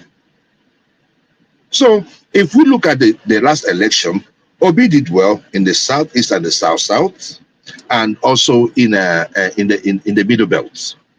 That was where he got chunk of his votes, right? Then with even in the South, where it was only Lagos. Every other place, I don't know how. I cannot really go by the numbers in other places in the Southwest. So you cannot say that he is only known in the South, in the Southeast. No, he has his own spread. But the issue we are talking about now is it the turn of who? The North or the South? Yes, it's not sacrosanct. It's not written on paper. But it's something that every Nigeria carries, like, it's in every Nigerian conscience. That, you know what, we've gone through this thing before, and it created like an entitlement mentality. And that entitlement mentality is what we are trying to nip in the bud with what Atiku is trying to do. If Atiku becomes the ADC flag bearer, I don't care who it is, even if it's Showore, he can go ahead and win. Because we must address these issues. We must say, this is who we are in the South. The South must come out and stand with our voice, especially when it comes to rotational presidency. So that we don't start a war someday. So I think we should sit his butt, work as an elder statesman, and ensure that Tinubu is taken out of power.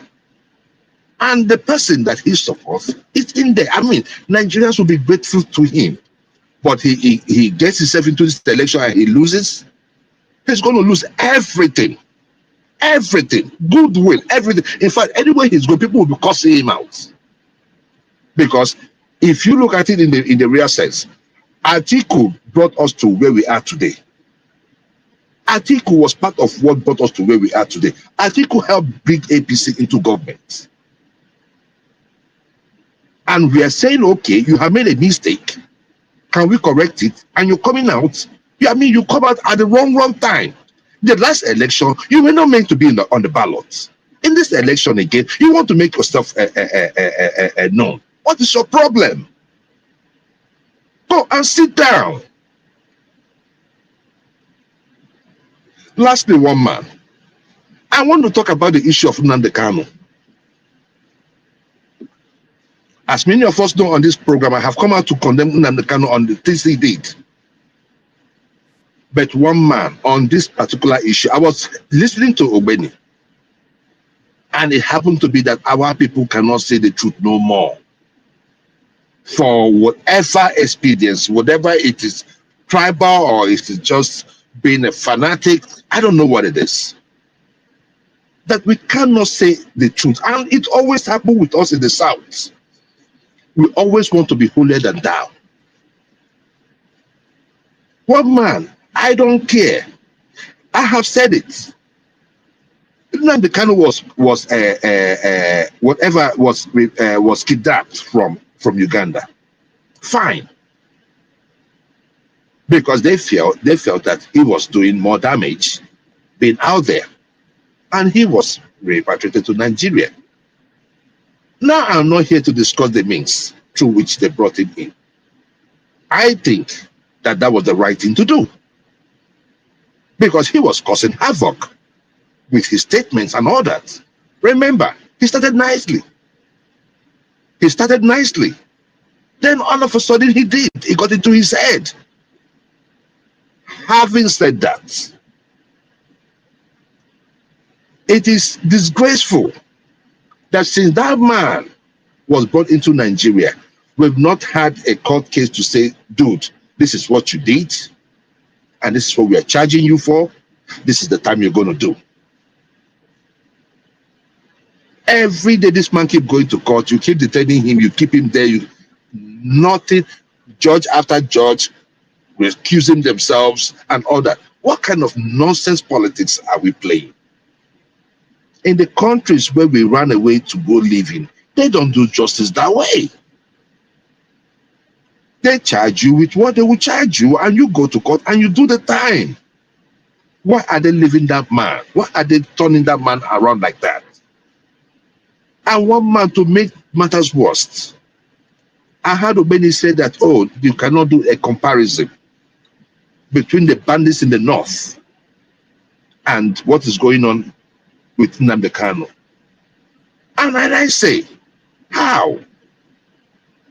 It is unbelievable that someone will come up with such statements. Let me tell you what the bandits have done. The bandits are terrorists. Nnamdi Kanu was not charged for terrorism because you cannot even prove that, yeah, he had his bad moments.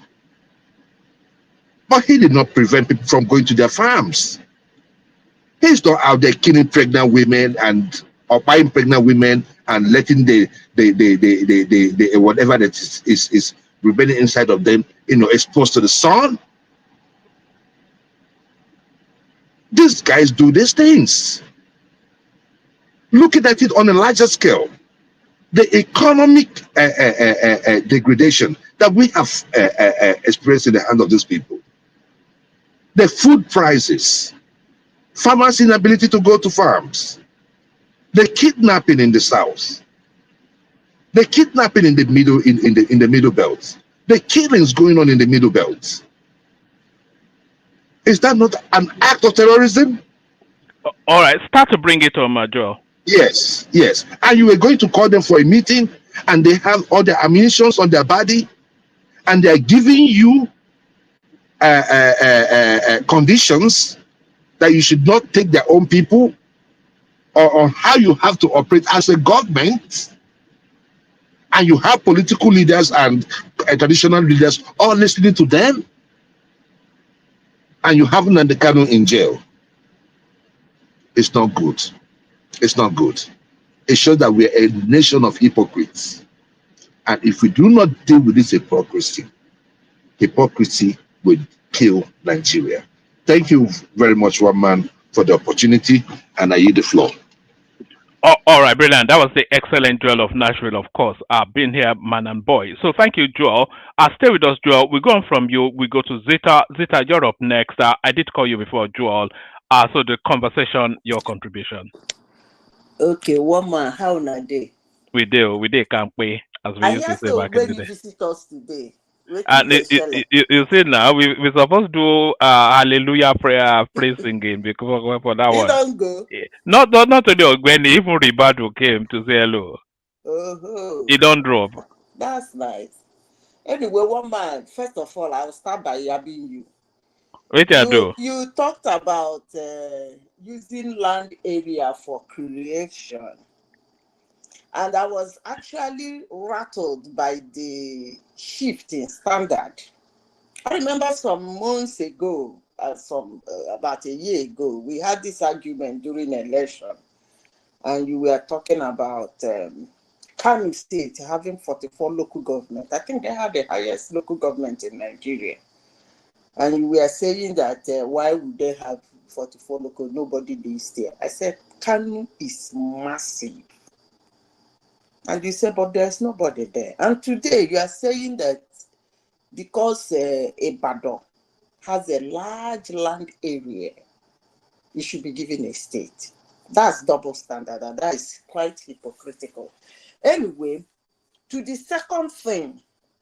You know I'm from there now, so what do you expect me to do? I want the chieftaincy title in Ibadan, so maybe the Olubadan will hear me and say. Okay, so that your father's land will be the capital.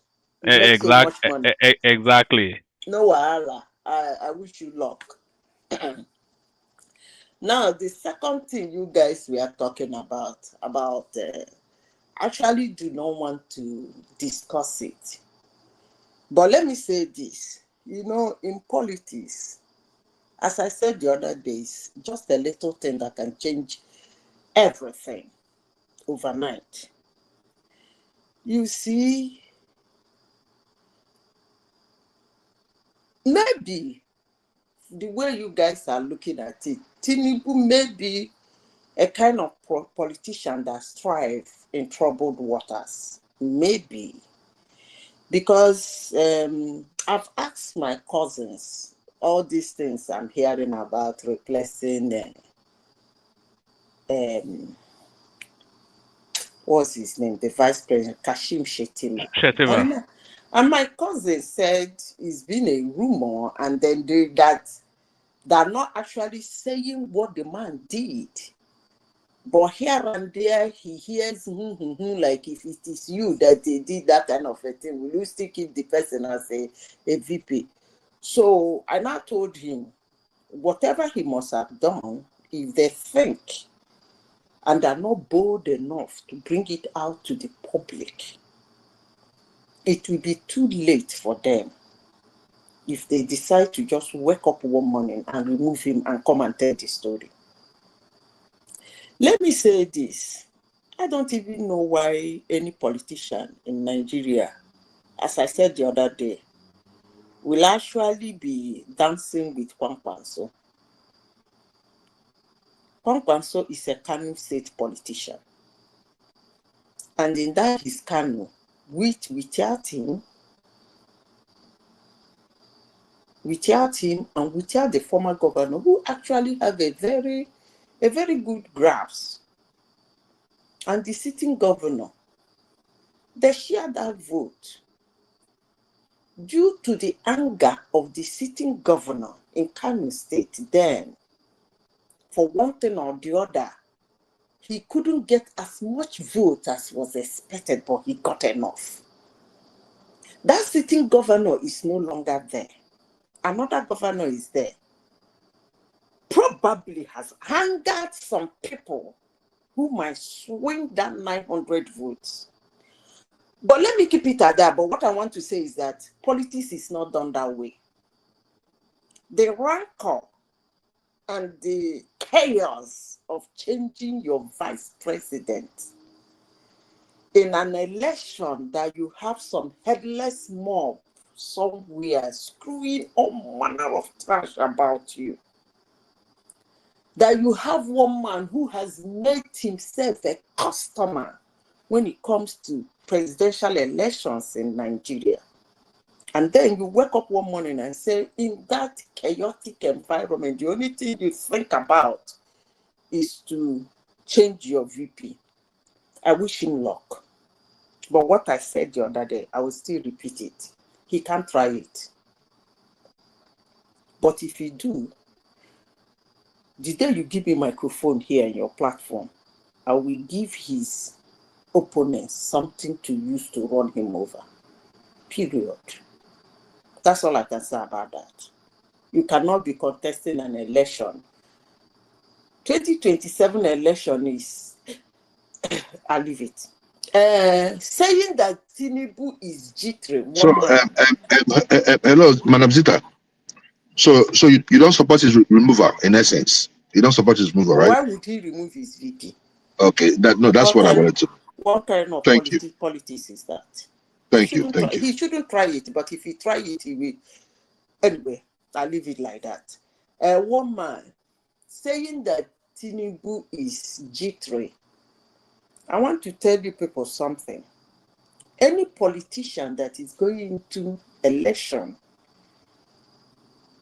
and start acting as if he has won an election, that election, 90% of the time he's going to lose it. Because the one moment you are G3, why would you be G3 in the first place? Because you are seeing one or two things or three things that are not going your way. You become G3. At that point, you start sorting them out.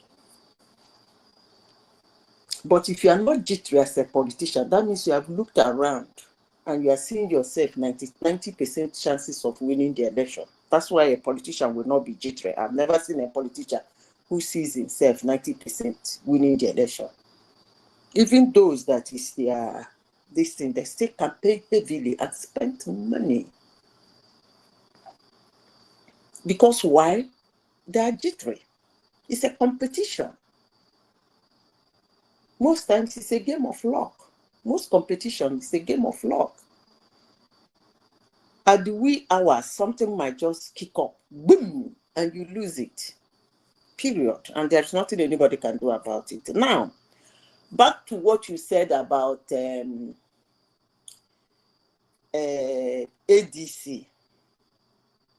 They said they're cooking something behind. That's fine. I wish them luck. But let me say this.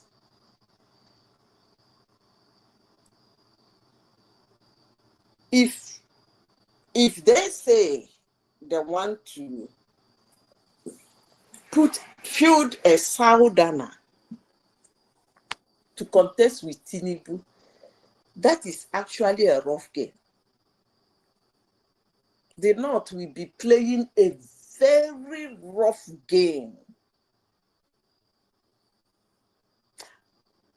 I don't think they are that stupid. The only option they have is to bring a Northerner. He wins, he disposes Tinubu, he will do his 8 years and walk away. Or he do his 4 years, maybe a Southerner will come and kick him out. But playing that ridiculous game of bringing a Southerner, I don't know. Because if they actually do bring a Southerner, and that Southerner wins that election, that means they have to wait for 8 years. You see that? That means that's actually waiting for 12 years. That's what it means. Because this idea of I'm going to do one tenure is actually insulting to Nigerians. Anybody, a Southerner or a politician that says he's going to presidential villa and he's telling Nigerians, I'm going into this presidential villa, I'm going to, or any presidential villa in the world that has opportunity for you to contest as many times as you want, probably a second time. I said, look, I'm just going this once and I will walk away. Are you kidding me? You look at Nigerians, that's stupid. So you don't think anyone can do it? No. Let me tell you how it works. If you want to know why no one can do it, I will tell you. But if you don't want to know, that's still okay. I continue. No, go ahead. No, go ahead, Mazita. Go ahead. We're having a good conversation. Go ahead. I should explain to you how it works. Yeah, just go ahead. Let us know. I mean, when you win an election, you are sworn in. That seat, you build your cabinet. That seat is no longer, how will I put it? It is no longer your decision to keep. That's the easiest way to say it. It is no longer your decision to be. You see that conglomeration of that your cabinet that you built sitting in there. They are now the ones who are interested in that seat because they want to keep their money rolling. They want to keep their affluence rolling. They want to keep whatever they are doing, they are rolling. You cannot tell them to get out in 4 years when they have the opportunity to stay there for 8 years. So that's how it works. Okay, When you get in there, it's no longer your interest to keep. But you see, let me just counter with this And short. let me finish before I lose my thought. Let me tell you, Okay. in most cases, that guy can even be killed if you become very stubborn. I'm telling you. So that game of you as a person talking trash, taking a decision, that's fine. They call it freedom of speech. But by the time you get in there, you being the canker worms and the caterpillar, because those are the kind of politicians we have in Nigeria. They are actually criminals, including yourself that is going there. Because no decent person goes into politics in a country like Nigeria anyway. So when you get in there, your conglomerates, it become a conglomeration of cankerworms and caterpillar. And that seat becomes a conglomerate. It's no longer a personal seat. Yes, Nigerians might be seeing it as the presidency, but it's now a conglomerate. And when the time comes, they tell you, guy, you are sitting down there. We're going for a second term. And when you look around you find out that you did not walk in there alone in the first place. Nobody wins an election alone. Nobody wins an election by himself. But your personality can make you lose an election that is supposed to go for you. So when you look around you, you find out that it's all those people that help you build your road to get into that seat. And they tell you you're not going anywhere. And they will present everything to show you that we are going the second time. Madam And you Zita, will go lose it, that's okay, but you are going it. I agree, but you see, we also had the time of Goodluck Jonathan when he learned that he lost the election, and his cabinet was telling him not to, give in, that he still go to like Supreme Court or ask for a recount and all that. No, let me explain to you. Hold on. Let me just let this point. It's just a short one. According to the book, Goodluck Jonathan, after listening to them, after they had a meeting, listening to them, he left the room, went and called Buhari and congratulated him.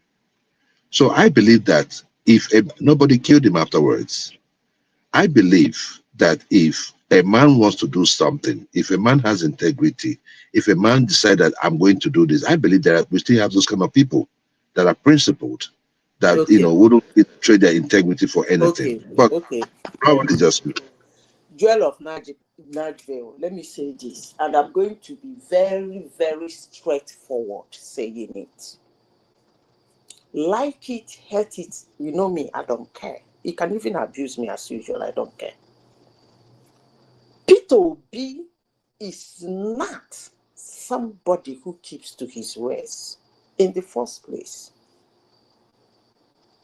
So that keeping to words should be trashed in the first place. We saw that with his promise to Ojukwu anyway. He himself. I know. Well, I know you were going to amplify that one. That is the only thing you have against Obi. Which other one? He himself know that, even he knows that he's not serious and he's not going to keep that word, period. So within him, he knows that it's a political sentence. I will sit if at all he said such a thing. I'm just saying, because some people are saying give it to a southerner, and the southerner will complete Tinubu's tenure, and the northerner will come. That's just what I'm hearing. I'm not saying Obi said it, but if he said it, that's a very stupid thing for any politician to say. So even if he said it, he himself knows within him that he himself don't believe himself, and he knows that he will not keep it. So that question of people with integrity, and I don't even know any politician who has integrity, but if you people say so, that's okay, has been thrown out. So let's base the action on when you win an election, the seat becomes a conglomerate. That's why when you are contesting for an election, nobody can stop you or pull you back. You win, you lose, you lose. You can forge ahead. But when you win a seat, according to politicians, it becomes a constituent. You see, if you are a House of Rep, they say recall him. Senator, recall him. President, Zita, impeach him. 3 more minutes. We've still Okay, got I'm Prince. done. I'm done. No, carry on. But land your point. It's just that Prince is waiting as well. But carry on. Prince can talk now. Let him talk. No, now you were in the middle of something. Now I don't talk finish. According to let me go next to the next topic. So it becomes a conglomerate, and all right. then Let me rattle you through options. So restoration of oil production back in Ogoniland, first time since '93. Governor Mba, he's about to cross to the APC. So we wonder if the PDP will even have any governors left when the elections come. Atiku making promises to the Yorubas that he's going to protect their interest if they make him president. I Olubadan. wanted to speak on that article. Let me speak on that article. There's this point area you mentioned now. I heard Joel of Najwe saying that article they should look for the star boy. That means you guys don't study people. Actually, that's our fault. Atiku can never step down for anybody.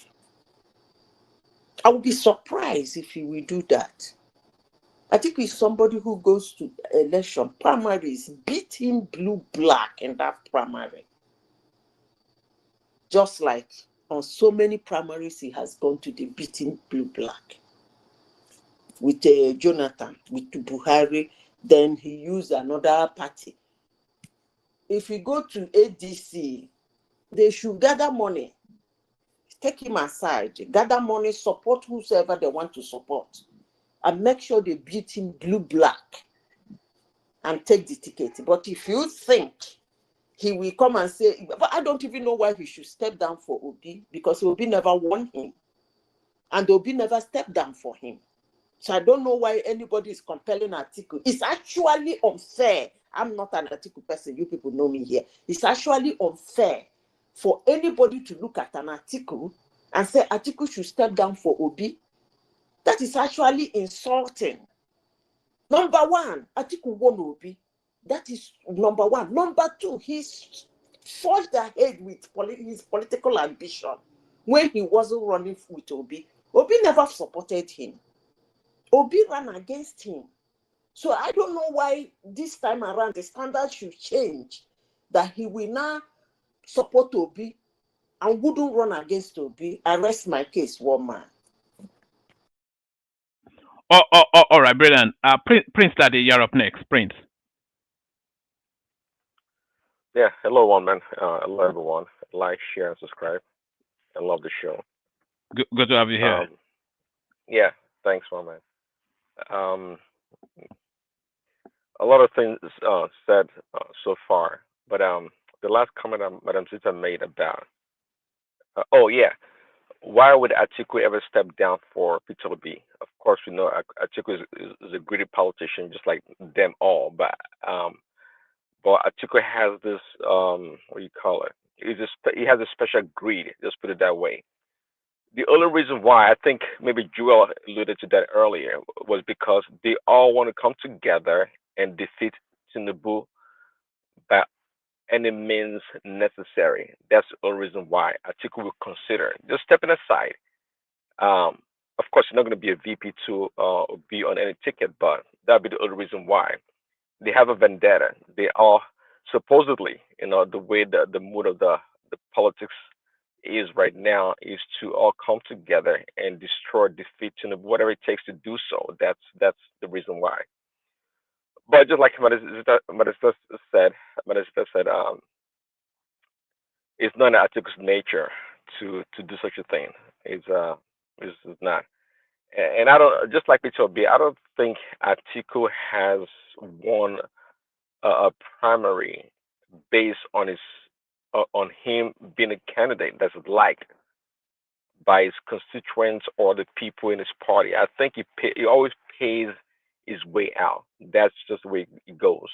And one can tell, There's one thing to have money, and it's another thing to have strategy or to be, a sound politician. And Atiku has proven that over the years, the many years it is contested, that it doesn't have that hoof, that thing it takes to be a true strategist, a politician. It doesn't. Every time he gets the ball in his hand, what is it in American football? He bungles the ball. He can't hold the ball. It becomes too hard for him to handle. So that's how terrible Atiku is as a politician. I said it before. Peter Obi is even a better politician than Atiku. At least he's only lost once, right? Even though he claims to have won or came second or whatever. But to me, he's a better politician than Atiku. You were playing a gentleman speaking earlier. I was listening to the audio. I wasn't sure who that person was, but you can tell from the person's presentation they have nothing concrete or tangible to sell about Peter B as a candidate. They have none. The guy was subscribing to sentiments, talking about some values or whatever it was talking about, honesty or woman. You have to remind me what the guy was saying. I was just cracking up. The guy had nothing of real tangible value. He was selling intangibilities about Peter B like a nice guy. That's what Nigeria needs right now. But he never talked about Peter B as one that can actually make an impact in the lives of the people, change the country economically and otherwise. He never said none of those things. Let me give you a little. Sorry, do you want me to give you a little blast of it just to jog your memory? Sure. Okay. Ahead of the 2027 presidential election, a coalition of opposition political parties and civil society organizations has appealed to the conscience of former Vice President Atiku Abubakar to give Mr. Peter Obi a chance to stand as the candidate for the opposition parties. The coalition, under the aegis of Agobi 27, rising from a three-day crucial stakeholders meeting in Abuja, stated that the duo contesting at different party platforms will amount to splitting votes from the opposition coalition parties and possibly will ensure a smooth sail of the APC to victory. Joining us on this show to discuss their plea to former Vice President Atiku Abubakar and why they feel it doesn't stand a chance against President Tinubu is Prince Tony Akene. Can you hear me because of time? Real quickly. See, with the way you're going... Very well, very well. At this rate that you are begging Jonathan, you are begging Atiku, at this rate, I'm sure maybe you probably beg Tinubu to step down for Peter Obi in 2027 because... Not at all. Not at all. No, but that's what you're saying invariably. I mean, a lot of people have asked, what is wrong with Peter Obi competing in an open campaign? So can't he go ahead and face Atiku in an open primary? Because that's what some of the people against him normally say. That, he wants everything to be done for him already and he just emerges. That he should go and campaign in an open campaign. And you said he has an impeachable record. People are saying that against him. They are saying a lot of things against him. In his state, for instance, they are saying, you didn't turn the state into paradise. Some of the opposition figures against him are saying, you didn't turn the state into paradise when you were there. They are also talking about money that was kept in safe havens, although Mr. Peter Obi has come to explain himself on that, but these things keep coming up. They are also talking about his support for, groups and not being able to condemn activities of insecurity in the Southeast. A lot of people are also saying things like, oh, he didn't do as much as he claimed. He was also hypocritical in his time. So why is he being shielded? Why can't he be made to run in an open contest against Atiku Abubakar and the best man wins? Why are we begging everybody? That's why I say at this rate, maybe we'll probably beg Tinubu to also step down for him. It is illogical to add Tinubu to the fray or to the table in this particular case, because what we have done is to identify Nigerians or leaders who have the compassion and the pulse of the people as a priority in their individual commitments. So President Tinubu doesn't have the pulse of the people that Tinubu, and the compassion. No, I don't. With all due respect, I don't believe he's one. So that is why he's not in the equation. Then before now, don't forget all the things that can be said, every rot that can be put by opposition against a quality candidate. It's not the first time. Awolowo struggled almost the last quarter of his life, or more than the last quarter of his life, trying to become the president of Nigeria. Nobody gave him a chance. But when the man lay still in death, even the Ikemba of Inewi, or Ikemba Inewi, said, here lies the best president Nigeria never had. Even Jesus Christ, when it was, there was an option to choose between the rogue, the thieves in Jerusalem, and the Savior. They chose the thieves to be freed and the Savior to be crucified. So we don't expect that Peter Obi will stand up for election and there will be no mudslinging or digging up of all kinds of materials to malign him. But like you said it yourself, Mr. Rufai, that he has come and explained it. And I'm sure you were satisfied when Mr. Obi explained Prince that. Akeni, thank you so much. I believe your point has been established this morning.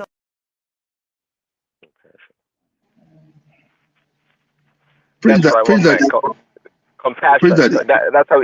Yes, Joel. I'm really disappointed in your take, though. I mean, we're both MAGA, but you see, when Trump came in the first time, everybody was trying to know who is this guy, who is this guy, who is this guy. When he came back the second time, there are certain things you cannot sell about Trump no more. I mean, this is Trump, this is Trump. Now, you saying that this guy was empty in what he was saying, I think you weren't being fair to him. And Rufai, sometimes he acts like somebody that, they spray shutters in his head, because that question is kind of ridiculous too from him. Saying that we know what this is. You said it here. I think you were saying it. I think you said it. We know how Atiku gets, his get the primary going. We know he's a money bag. And we all know, we are not being fair to Peter Obi. We all know the kind of politics that he plays. If he goes there and starts spending 20,000, then what is the change that he wants to bring? On what moral ground is he going to stand to say, I want to do things differently? So that is the point I'm trying to make you understand. We all know who Peter Obi is. Right now, we are not saying who Peter Obi is. All these things you're saying, all this mustling we are saying, Peter Obi did this. These issues have been trashed. He's saying that they should turn. Hold on, please. That they should turn. He didn't turn Anambra into paradise. Was Lagos State with all the IGR turned into paradise under Tinubu? What are we talking about? What was the IGR of Anambra State to make Anambra State a paradise? Sometimes we just ask foolish questions just to trend. We don't even reason what we are asking. And that is why sometimes I look at Rufai. I like him, but sometimes he comes out as, just unintelligent. Just, one of those. Hold on. Let me say something. Can I come in? Go ahead, Melissa. Yeah. You see, when you talk about somebody contesting primaries, just as you said earlier, most times that primary is just a symbolism. Like when he went to Labour Party, yes, they stepped down for him. It doesn't necessarily mean that if they have wanted to contest a primary, at that point, he would have still won. But they decided to do it stupidly. Maybe because he asked for it stupidly. You can still go to a party. The first thing about winning a primary is if you have the majority support from the party, you don't even need to spend your money. If the party said, this is the person we want, period, and they all agree, the primary that day, all of them will talk to the delegates. This thing is symbolic. Go and vote for this person. And they will vote for the person. It's symbolic. Madam Madam Zita, it's not where Atiku is there. You've completely We know this hijacked case. Not where Atiku is. you've hijacked Prince. Sorry. Land the point and then Prince carries on. No, what I'm saying is that is not something you. If Atiku is there and Atiku wants to contest and doesn't want to release his to Obi, it simply means the party doesn't want to Obi. Period. Which one is it too hard for anybody to understand? What you are saying in essence, if Atiku is there, most people will go for Atiku. Period. Then Obi should get the hell out back to LP. I don't like this kind.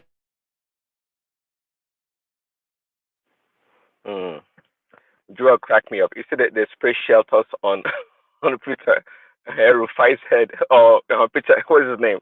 Hussein Rufai's head. That was kind of funny.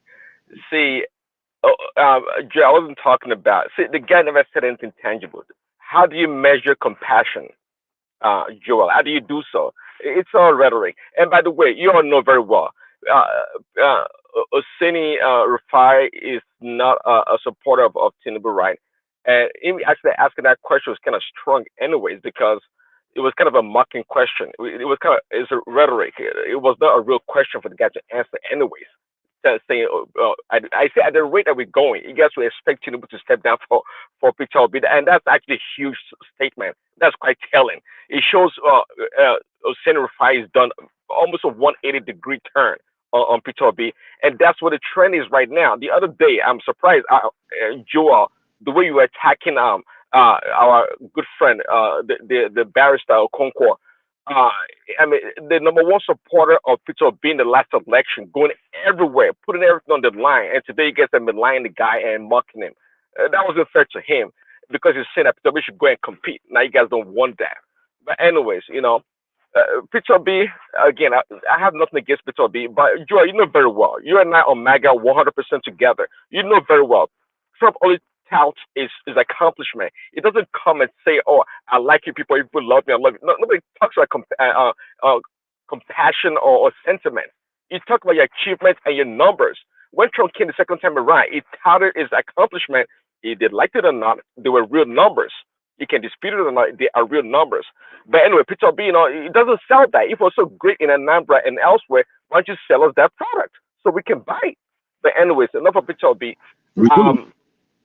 We do preach that, but you guys don't want to listen. We do. Okay, well, maybe it's not loud enough because somehow, some way, when they bring all this juggernaut, so to speak, to talk about Peter Obi, they always talk about sentiment, how nice of a man Peter Obi is, how great and lovely Peter Obi is. Who cares about that? But anyways, your earlier guest, one man, what's his name? The guy that spoke first? No, it was trying to tell us one thing that if Tinubu makes a mistake in dislodging what you call him, Shitima, and Shitima for whatever reason joins force with someone like El-Rufai and these other characters, that they will become formidable opposition to Tinubu's re-election. And he said something quite interesting. He talked about Shitima's structure is the way he's built his network and how he's helped other politicians. That was quite surprising, actually. I didn't know Shitima has such a great pedigree to the level of Tinubu in that regard. I thought the guy was just somewhat bloviating about Shatima. I like Shatima a lot. I do like him, but all the accomplishment and the greatness was trying to ascribe to Shatima. I don't think it exists. It's nah. It's for the birds. I don't think that exists. Shitima's a good guy. He's a very good guy, and for whatever reason, because you look at it right now, I don't think we have any. I don't know. Maybe you do know, and the rest of the people on the panel. I don't think we have anything negative about Shatima. Why Tinubu will want to dislodge him? So, in other words, if that's the case, that's what they plan to do. I believe that it's for a good reason. It's been thought out with patience and strategy. It's not based on sentiment or emotion.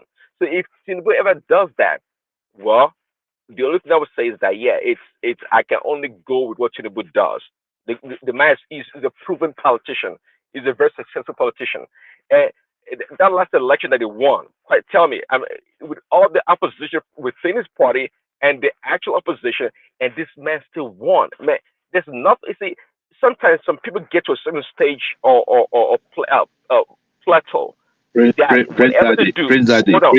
whatever they do, hold on, whatever they do, whatever they do, you have to sit back and be quiet and watch them perform.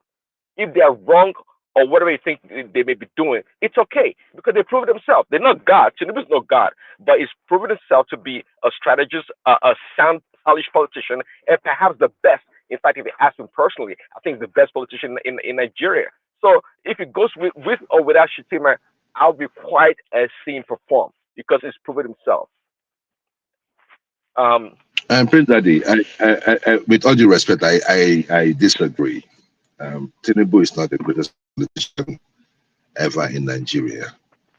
Because the issue there is that I would agree with you if you want a free and fair election. We have seen with the appointment of Wike and the shenanigans he did in River States. I mean, don't get it. What is being a great politician for you? Is it doing the wrong thing and ascending to power, or doing the right thing and ascending to power? What is it for you? Because sometimes we are caught up with this, trying to praise these politicians that they are this, they are this, they are this, they are this. No. Let us look at the real issues. In fact, even the last embarrassment of Shetima going to represent us at Onga, we don't have our president coming out there to speak. It's something different that your president is there. There's a huge difference from that the president or the vice president speaking in at such occasion. You understand what I'm saying? So you can't just come out here and say he's the greatest politician. You're just trying to be clever by half. Tinubu is not. And until we start having free and fair election in Nigeria, no politician is. We will always judge you by what you did when you get into office. Yeah, is politics a Tea Party? No. Is there corruption in politics? Yes. But that same corruption we see in the West. But why is it that with the corruption that they have in the West, they've been able to develop themselves? They have in Nigeria, Trump wouldn't have won that election. We are talking as if Trump wouldn't have won that election if it were in Nigeria against an incumbent. So we are talking about two different systems. So please, whenever we are trying to accord respect or promotion to these politicians, let us look at it within the context, other than trying to compare apples and oranges. Thank you. All right, let's get back to Prince. I'm going to take it to the back at the top of the hour. Let me acknowledge super chatters. That's Ayo, and then Asan just rattled them off. That's Asan. That's still Asan. That's Asan. That's Asan. That's Asan. That's still Asan. The rest of it is Asan, actually. That's still Asan. And that's Asan going big there. And guess who this is? Yes, it's Asan. And yes, that's Asan. So thank you, Asan and Ayo. Back to you, Prince Daddy. I'll be bringing it taking it to the back at the top of the hour. So anybody that wants to come in. Back to you, Prince. Yes, thanks, Roman. Well, and no, Ogben's submission earlier, I thought Ogben was only offering, what do you call it, a professional legal opinion. I didn't think it was personal, and I understood what he said, and actually what he said today, he had said it before, actually. And I didn't know that. I learned something new back then. That regardless of how Nnamdi Kanu got to Nigeria illegally expedited or whatever, to Nigeria, it doesn't mean that if they have a case against him, that case will not stand in the courts. It will still stand. So that's what I learned. So because it got there illegally, it doesn't mean that everything they have against it will be nullified by that illegal action. No, it doesn't work that way. According to what I understood from Ogbeni, and I think that still stands. And Madam Sita was saying, with the way the political climate is right now, with the obedience, um, Tinubu cannot make a mistake to to replace Shatima. I refuse, or I could not make that connection. To me it was, I mean, that statement was incongruent for the most part. I don't see the connection. If it's, I mean, the obedience are going to say something nice about Tinubu. I mean, most of the things they said about the man was pretty much manufactured in the last election. So why would they do anything differently? If come on, there's no connection at all. The obedience are separate from Tinubu's. In fact, I don't think Tinubu respects the obedience politics now. He does not at all. Come on, these people don't have a structure. They have nothing to offer. The opposition is in disarray as far as politics is concerned. So, these guys are giving out Tinubu a free ride to the next election. That's what it looks like. A free ride. President, maybe terrible. It's terrible. And President, maybe you may have to tell Tinubu to stop disrupting other parties' activities. Okay, their structure and all that. Come on, Joel. Come on, Joel. No. You want him to do the job for him? You want him to do that job for him? No, Prince Daddy. This is the thing. If you're a good sportsman, right? If you're going to play, you look for strategies to win, but not going to destroy the team structure, or try to buy the referee. That is not how you win games. You're just a common criminal if you do it that way. No, Joel, that's not being objective. Listen. I'm being objective. Hold on. Are you talking about Atiku? Hold on. No, you're talking about Atiku, Peter Obi, Erufai. You talking about seasoned politicians. People that have done everything. Praise Daddy. We have seen what is going on in these parties. It is not. Come on now. It is not just some happenstance. We have seen that. I mean, PDP is in problem, APC is in problem, and who are they going to? To the same judges Wike have bought. What are we talking about? Let's be realistic here. We know who is causing this problem in these parties. There's no smoke without fire. And the people, the actors are telling you that this is I could only buy your argument if this were like nascent politicians or political parties. No. Please. Can't fly. Spare us that. No, please spare us that. You know how Nigeria politics is. Spare us this, please. What are you talking about? Like we are in an advanced economy or what? You know how the politics in Nigeria is being played. It's dirty. So, I mean, it's not like Joel, how did how did he bought the judges? Well, the evidences are there. Yeah, when you see a minister, hold on, please. When you see someone from the executive going to build quarters for the judiciary, that same quarter he's building for the judiciary has been allocated for in their budget. I mean, there are certain things that we do in Nigeria and we think that we are fools. Hold on, please. I also live in another country where things are done properly. I do not see a minister. Please let me finish now. I have never seen a minister under Trump or even under Biden going to build houses for judiciary quarters. Come on now, we are not fools. So this is Wike is the only person that you've seen in Nigerian policies that have built house for judiciary. The thing there is this: you say that build houses for judiciary. Yeah, for judges, like building houses for judges. No. Wike has been that person that has always been on the even while he was in he was a River State as governor. We've seen that thing. Yeah, but is he the only one that that you know that does that?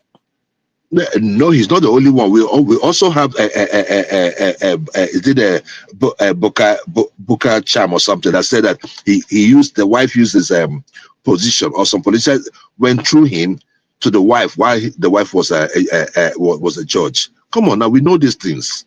Yeah, but nearly all governors in Nigeria build houses for judge. They build judges' quarter. Nearly everyone. My brother, you say okay, let me wrap it up quickly. Give me a few seconds. We have seen investment from Wike to the judicial circle of Nigeria, and we have seen the impact that has had in certain judgment that we've seen in Nigeria. What judgment exactly? No, don't tell me that. Don't ask me. It's not something I can read you out here, but we've seen. Okay, even you can hear me. Let me wrap it up. We know the role he played. Yeah, but what judges exactly? What judgment exactly? Which of judgment? Can anybody hear me? Yeah, we can hear you, President. Okay, let me wrap it up. Let me wrap it up by saying, 1 second. Let me wrap it up by saying, Remy, I was going to say your president, or is it the Prime Minister of Finland, his speech at the last UN session, or this UN session, was great. I don't know if you heard him. He did a really nice presentation or speech. So yeah, thanks guys. I guess Akim or Joel can go ahead. Yes, no, I'm just asking you a question. Which of the judgments did you think was questionable? The last presidential election result was questionable. The judgment was questionable, right? And we've had. It's not just that. I cannot just bring that off my hand. But there has been so many judgments that have been given by the judiciary that we know that Wike influenced. And if we cannot see it, there's no problem, and that is fine. So the same. And I'm not going to come here to feel that, because even if I read it out, you're not going to believe me. So I am not going to just sit here and just take questions like I'm being interrogated. Was the judgment to reinstate Obi, was that questionable? The judgment to reinstate Obi was not questionable. And I'll tell you why. Yeah, I will tell you why. Because there have also been many judgments in the past, not just Obi. There have also been many judgments in the past that was not questionable. And there has been much, much more that are questionable. So you cannot just you cannot make it about Obi. No. So we know when Obi does the class election. So the progressive, can you hear me? Yeah, I can hear you. Yeah, I want to ask Joel a very good question. If you want to do a project in a state, and who will have the final approval and give the money for that project? I didn't hear what you said. My question to Joel is this: if there's going to be a project for example, in Enugu State now, and the National State Assembly approve it, will the governor knows about it, and who is going to be the final approver to give money for that project? The governor. It's the governor that approves. Yeah, thank you. So why are you now complaining that we can build the blah blah blah for judiciary or whatever? Remy. Let me finish. You will come. Go ahead. If on that premise, I don't think we should have a problem with that, because the final approval of the people that will give money is still the state governor. So that means no matter what happens in that state, the state governor knows about the project. Even the commissioner of justice is the one that bring that project in forth, or even the judiciary commission bring that project in forth. It's still the state governor of the FCT minister that is going to release money for that project. So I don't see any reason why. But they have budgetary allocation, right? They do have budgetary allocation, but at the end of the day, the budgetary allocation they have maybe it's not for constructing project like that. Maybe a project How? of a certain amount, the state governor have to give a pass, and the state No, assembly has to give a pass. I see, Remy, please. That, like, I told Prince Daddy, we all know how government run in Nigeria.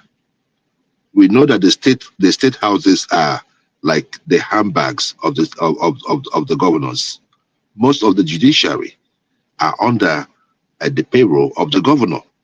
We know these things in Nigeria. So what I'm just saying is just this: like, we cannot continue like this. We cannot just continue like Yeah, this. but Joe, We must you go. say this. You See, say this. I understand. I If ask your you guy, which if your guy cases. wins the election, please, my Ask you guy. which cases. You cannot point to any case. Okay, I cannot go to any cases. Just let me slide on that one. My thing is just this: like, if we have to make a change in Nigeria, these things has to be sorted out.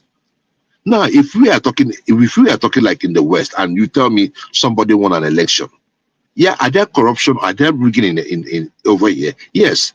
After there, this one they caught is it in Minnesota the other day, right? That was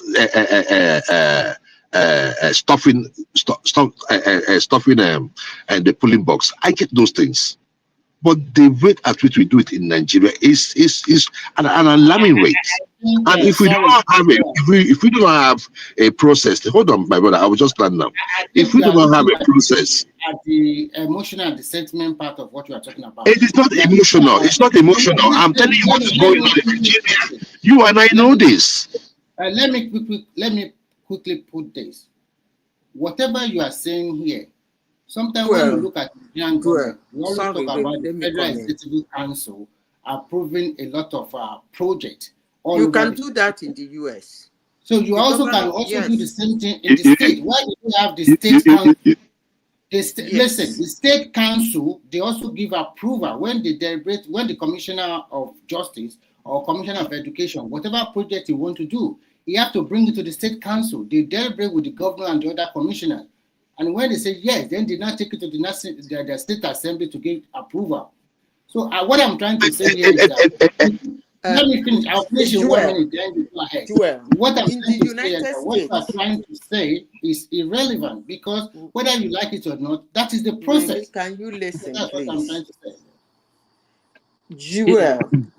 Jewel, it's actually not good for us to come here and we'll be saying things that sometimes people in Nigeria, when they hear it, they think they get so mad and get so worried and become very woke and start making attacks. You see, in the United States, yes, a governor can propose or approve the use of state fund to build houses for judges. Yes, go and make your research. They do that. Yes, that was There's not wrong in what we're that. talking There about. is nothing wrong in wicked building. If you see, you will No, have see, Madam Zita, please. Let's get this straight. Our system and that of the US are two different systems. Let's not go near, please. What you are saying, whatever they want to build, hold on, please. No, whatever they want to build, why not? The governor is always going to sign off. I am not saying that it's not going to sign off. After we're practicing the same system. But what I'm talking about is the intention behind certain things we is doing. And we can see it. Even with the promotion of judges, the promotion of his own wife. Hold on. You understand what I'm saying? See? All they did it. Hold on, please. All they did it while the wife was all they did while the wife was Supreme Court judge, and we knew how the you're not saying judges that Trump are please promoting, the conservative judges that Trump are promoting. We still saw how Peter Odele's case was delayed till date. Okay. It doesn't happen by coincidence. Let me tell you something. When it comes to democracy, leadership, governing of a society, if a governor is doing something and you are seeing it as the person who is the governor that is doing it, you will actually do have problem. First of all, the question you will ask, if you see a sitting governor doing something, is it under his auspices to do such a thing? Or is he stepping over? Irrespective whether it's his child, his wife, his brother, his sister, the important thing is, does he have the power to do it legally? If the answer is yes, remove the person now, first the law. What did the law say? He can do it. Okay. That being said, like the person that mentioned Trump, Remy, you can remember early this year, in this platform, Trump canceled US aid. They were doing a lot of things, bringing out what that money is being used. Some are good, some are bad, some are ridiculous. And then 4 billion, right? 4 billion US dollars. The guy seized it. We came to this platform. I said something, everybody abused me. You guys told me that they're going to take him to court. He cannot do it. He doesn't have the right to do it. I made a comment here that day. I said he has the right. And everybody abused me and told me that it's Congress. I said no. That US aid is being done by a stroke of the pen by a president. I think it's Kulata that told me. Then he went to Congress and Congress passed this as a bill and it became a law. I said no. It's a law, yes. Congress has passed it, but because of the route in which he came, that another president can strike it out with a stroke of the pen. That abused me. Today, the Supreme Court has said so. They say he should actually seize that money if he wants to. It's actually good when. It's actually good when. Madam Zita, please. Madam Zita, please. I didn't hear you. You said which Supreme Court judgment, please. Come again, please. The US aid now. Oh, okay. The US aid. Okay. Yeah, the Supreme Court of the United States has told him to take the money. Oh, that's good. Thank you. The 4 billion. He said he should not release it to any foreign aid. You see, that's good. Why am I saying this? Most people were abusing me that day based on Trump. They're not abusing me based on the law and the policy. I was telling them, who did that thing? Is it Kennedy or somebody? That thing was done with a stroke of the pen. And that thing was hemorrhaging United States. They were using it to do their money laundering. If I say it, they won't cut off my head. And that guy came and said, yes, fine, pen is not going anywhere again. The lawyers in the United States was running, get it everywhere. You guys came here, abused me, and told me they will meet him in the court, they will deal with him. I said, because you don't like Trump.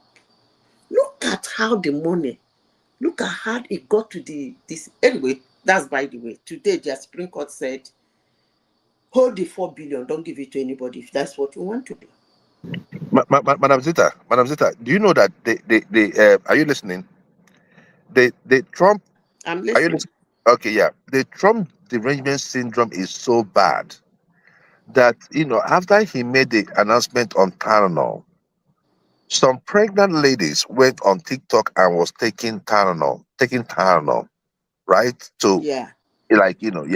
And one of them had a miscarriage. It's ridiculous.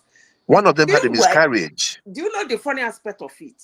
People don't really, I don't know, when they hear the man's voice, because I wanted to say something. Let me shut up my mouth.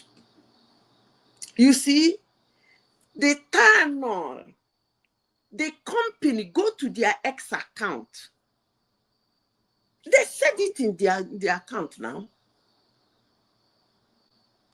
They said it there in their account. If you are a pregnant woman, they advise you not to use their drug. Period. Open their X account. That was either 2017 or thereabout. If you open their X account, you will see it there. And just because Donald Trump said it, some people get as if they poured firecrackers on their body. I don't understand that kind of life. I've been complaining about it, but it is what it is. You should not, I don't know, but it is what it is. You know, Madam Zita, they hate that man. They hate him. They hate him. They hate him like crazy. No, it is not. It's I think actually I'm not seeing it like they hate him. I'm seeing, you know, there is something you will do. If you take it to extreme, it will start affecting you. Actually, it's gotten to the extent now they are hating themselves. Because Joel, you cannot believe, you guys will not believe the back and forth text message I went to with somebody because of Charlie Cobb. A lot of people, because I came to this platform and said, I like his own pattern of activism. He doesn't win the argument always. But if you watch him, that back and forth he goes with those students, it's actually funny. You learn. They learn. Everybody He makes their learns. brain to work. Most times they win the argument. You know, It doesn't really matter to him. regarding the USA, sorry, Madam Zita, regarding USA ID ruling, okay, if the court had been a liberal court, I think they would have ruled the other way around. If it was a 6-3 ruling, it shows that like it's the conservatives against the liberal judges. So 6-3. So if the court, the law is fluid in that regard. You know, it's I think in the lower courts actually they ruled against Trump. That was the law also until it went to the Supreme Court. So if it had been the other way around, the liberals would have won. No, That's just what's his name? Prince Daddy. That incident is an incident I was following very well. I knew why I was following it. When things happen in the world, there are some circumstances and situations that happen in the world. I follow it to the letter. They didn't rule.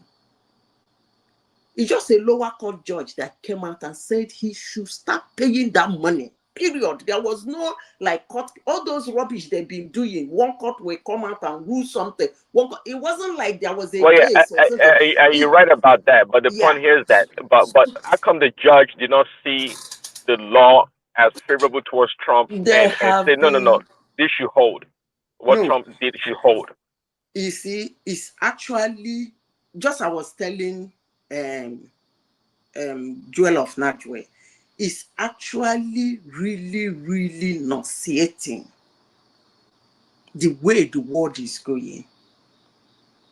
You watch your fellow human being in broad daylight, in front of children, in front of women, in front of people who even have mental problems, murdered. And you say the reason is because of what he's saying. And you celebrate. And if people should get a bullet because of what they say, what makes you think that what you as a person is saying is not intolerable to another woman? Do you deserve a bullet? Come on now. I heard one man was saying, the way you die does not redeem the way you live and does not make you a hero. And I rewind. I went to 2020. An upstanding citizen of the United States, Lloyd Floyd, a police officer knelt on his neck. He died. Nobody asked a simple question. What was he doing in the store that made them call the police? Okay, he wasn't doing anything that day. He walked into a store and they called police on him. I never knew that people walk into store, they call police on him. Okay, we believe that. The second question would be, what has he been going to that store to do that made him appear that day police was called on him? Nobody asked that question. The whole world went angry. How could you kill your fellow human being like that in broad daylight? Everybody was angry. At that point, the way he lived his life, The way he died redeemed the way he lived. And that was an ex-convict. But today, people were sending, hey, what the guy says, what the guy said. I said, come on now. How come you keep changing the standard from time to time? If you keep changing the standard from time to time, nobody will take you seriously. Honestly. But Rosita, the problem is that the quality of education here has gone down so bad. It has gone down. Like sometimes I look at it, I'll be like, oh my God, I knew what education used to be like. This is not it. Look, some of these US schools, especially in the northern part of US, mostly and somewhat the western part, like where you have California and it's like a camp of indoctrination. You see them even when they make their argument, you find out that they're even shouting.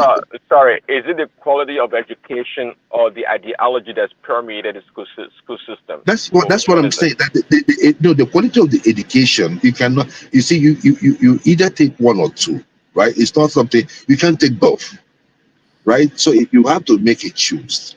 And what I've seen is this: is that in these schools they've been a camp of indoctrination other than education. So the access to education is there. But what they teach these people, what they fill them in with, is the problem. And when you ask them a question, you see, let me tell you something, everybody. When you look at these liberals, the moment you have an argument with them, they get angry. Right? When they get past that first phase, that first question, when they get past that first answer, it's over. Every other thing they're going to tell you is color, race, playing game. That's it. It is like that. It is never a period to profound solution. It's always blame. They can go as far back as 1800 to blame someone to make sure that that day that the I even use the Igbo story to give them examples. It might not be the same, but the intention was the same. When after the Civil War, the Igbos were given $20, 20 pounds or whatever they call it. They could have gone home and slept and said, oh, every day they cry, oh, they killed us in the war. Do you think Nigeria will listen to them? But can you tell me a country that is so colonized? Carve a niche for themselves, identified a field that will accommodate many of them. Okay. Today, every day, the question you should have asked yourself is this: after the Civil War, let's assume the other region did not accept them to continue with their business or to dwell in their community or to prosper in their region. Do you think you have that semblance of progress? And what is the difference? But in what area did they prevent anybody from going in the United States? When you talk about Nigeria, I think all the region are progress accordingly. You cannot say this particular region is more richer. No, please, Remy, listen to me where I'm coming from. I am looking at it from this aspect. When instead of the Igbos to look back and always blaming the Civil War for their woes, they did something with their time. So, and here too, listen, I understand you. Remy, you don't understand him. I understand what very he's well. saying. No, I understand you very well. No, you didn't understand. Okay, Remy, let me tell you this one thing. And that is part of the thing why they hate Charlie Kirk, right? Why is it that the black community were more successful during segregation than we have today? Nobody wants to talk about it. Do you know why? Do you know why? I don't want Because to dwell in that because no, I'm no, not no, no, no, part. no. I'm just giving you like Do you know what the reason they snippets. gave? Do you know what the Do you reason they listen to what I'm gave? saying? Do you know Just the giving you reason they snippets. gave? Do you know the reason they gave? They claim that No, that time that they used to, after the, what do they call it? They said they used to keep their money in the house. So when the bank failed, they were the people that had money. That's what they claimed. no, that was the issue. The thing there was that they had fathers in their homes, right? On up to when you have the Jim Crow law. When the fathers started leaving their homes, that was when the black family crumbled. They That will was never when. say that though. They will never No, say no, you that. don't. Because when you say that, it's like you're trying to knock the single moms, but they need that single mom culture to keep whatever thing that whatever narrative Man, the they thing go is to keep. so Yeah, to bad. keep it The going. thing is so bad. The thing is so 79%. bad. 79%. And today, Nigerian women are emulating them. The Every thing day you go is on so social media, bad. you see Nigerian women exalt a single motherhood. I am saying, do you know how single motherhood is where they are practicing it today? Can't you guys learn? And that's what Can't you? And even here, they that's have what welfare. Charlie In Nigeria, Kirk you don't was have welfare. preaching. They killed him. That's what Charlie was preaching. They killed him. No, He said good. they But should go and get can I married. contribute on that your last statement about single mom? What I want you Go to know ahead. is that what I want you to know that the world is not static. Things continue to evolve. We live in a more globalized world nowadays. You have to also look at the parameters of Nigerian men nowadays. Do they also want to get married? Do they also want to be responsible father? Married to who? Married to Married to who? whoever married to, whether Married to Nigerian women Shule. or Married to this one you see on social media. Or married. so See, Remy. let me finish first. You have been talking, just relax. I will not take too much time. What I'm trying to say is very simple. You cannot force a woman that the partner is not responsible for childbearing or for other responsibility of a father. You cannot. I'm not saying that some women also have their own fault. This thing is two people who have to work together. So it does not matter whether you say they are emulating what is happening in the Western world. I'm trying to tell you that we live in a globalized world. And because of that, it will rub on everybody. So the world we live in today, the world we live in today, let me finish with this statement and then you come. The world we live in today, I will tell you the truth. Marriage to young people of nowadays, they don't really care too much about it. It's not your generation. Their generation is, if I prosper in my career, if I get a man, if we can pull it together, fine. If I can have a baby and I have ability to take care of my baby, to hell with that man. So you can't blame them. That is the generation. Yes, but Remy, the issue is this, right? Our parents and those that came before them did not lead us this way. There's a reason why you have elders too, right? Joel, Yeah. So listen, no, Joel, please, let me talk. Let me talk. Joel, listen, Let me you land. Let me guys, land. Then you talk. okay, go Let me ahead. land now. Let me land. Then you talk. Let me land. The issue is this: cultures must be preserved. Otherwise, why are you preserving the Yoruba culture? You should have said, let it go to hell, because the younger ones are not adhering to it. But you are speaking for the Yoruba culture because you want it to be preserved, and it's the right thing to do. So it is not different from saying to your daughter, to your sister, to say, hey, look, you have to have a family, because you know it will work better for her, at least if they have, if both of them click. We have to. You cannot just say, "Oh, because it's a younger generation that they don't value family." No, I don't believe that. When you go to the Caucasian, to the Asian, they still value those things, even at that level. Why is it us? Because we want to follow a trend, and that's the point I'm saying. That place we are looking at, we should go there and study how far they fared. The keys in the priest, when you go, because when we look at it very, very well, when you want to look at the disadvantages, it's far, far, far more outweighs the advantages. Far, far more. They are 10 times most likely to go to jail. They are 10 times most likely to drop out of school. They are 10 times likely not to find value in life. I mean, you see these kids, we see them, you live with them, you talk to them, and you ask yourself, what is going on? So you cannot just, wish it away. You have to, do your part at least. Let it be that things are wasting, but let it also be that posterity is fair to you, that you spoke against stuff like that. Thank you.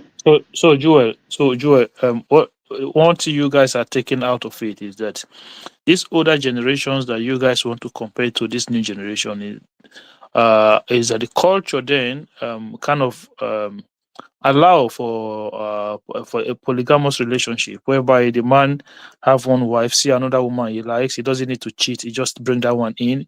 See another one he likes, he doesn't need to cheat, just bring that one in. There's nothing like this cheating. It's just, if I like 3 women, I bring all the 3 women in. They are all my wives. But it's no longer that wasn't the case in the West, right? So the idea was that they get married. It wasn't the idea in the West. The West wasn't practicing polygamy. No, they don't. No, they don't practice polygamy. Are you saying they don't have high level of single mother in the West? Is that what you're trying to explain to me? No. That's what you weren't listening. You weren't listening. I'm talking about my own race. I'm talking about my own race, right? If you go to the Caucasian, it is lower. The Caucasian have more families of success. It's not lower. It is not lower. My brother.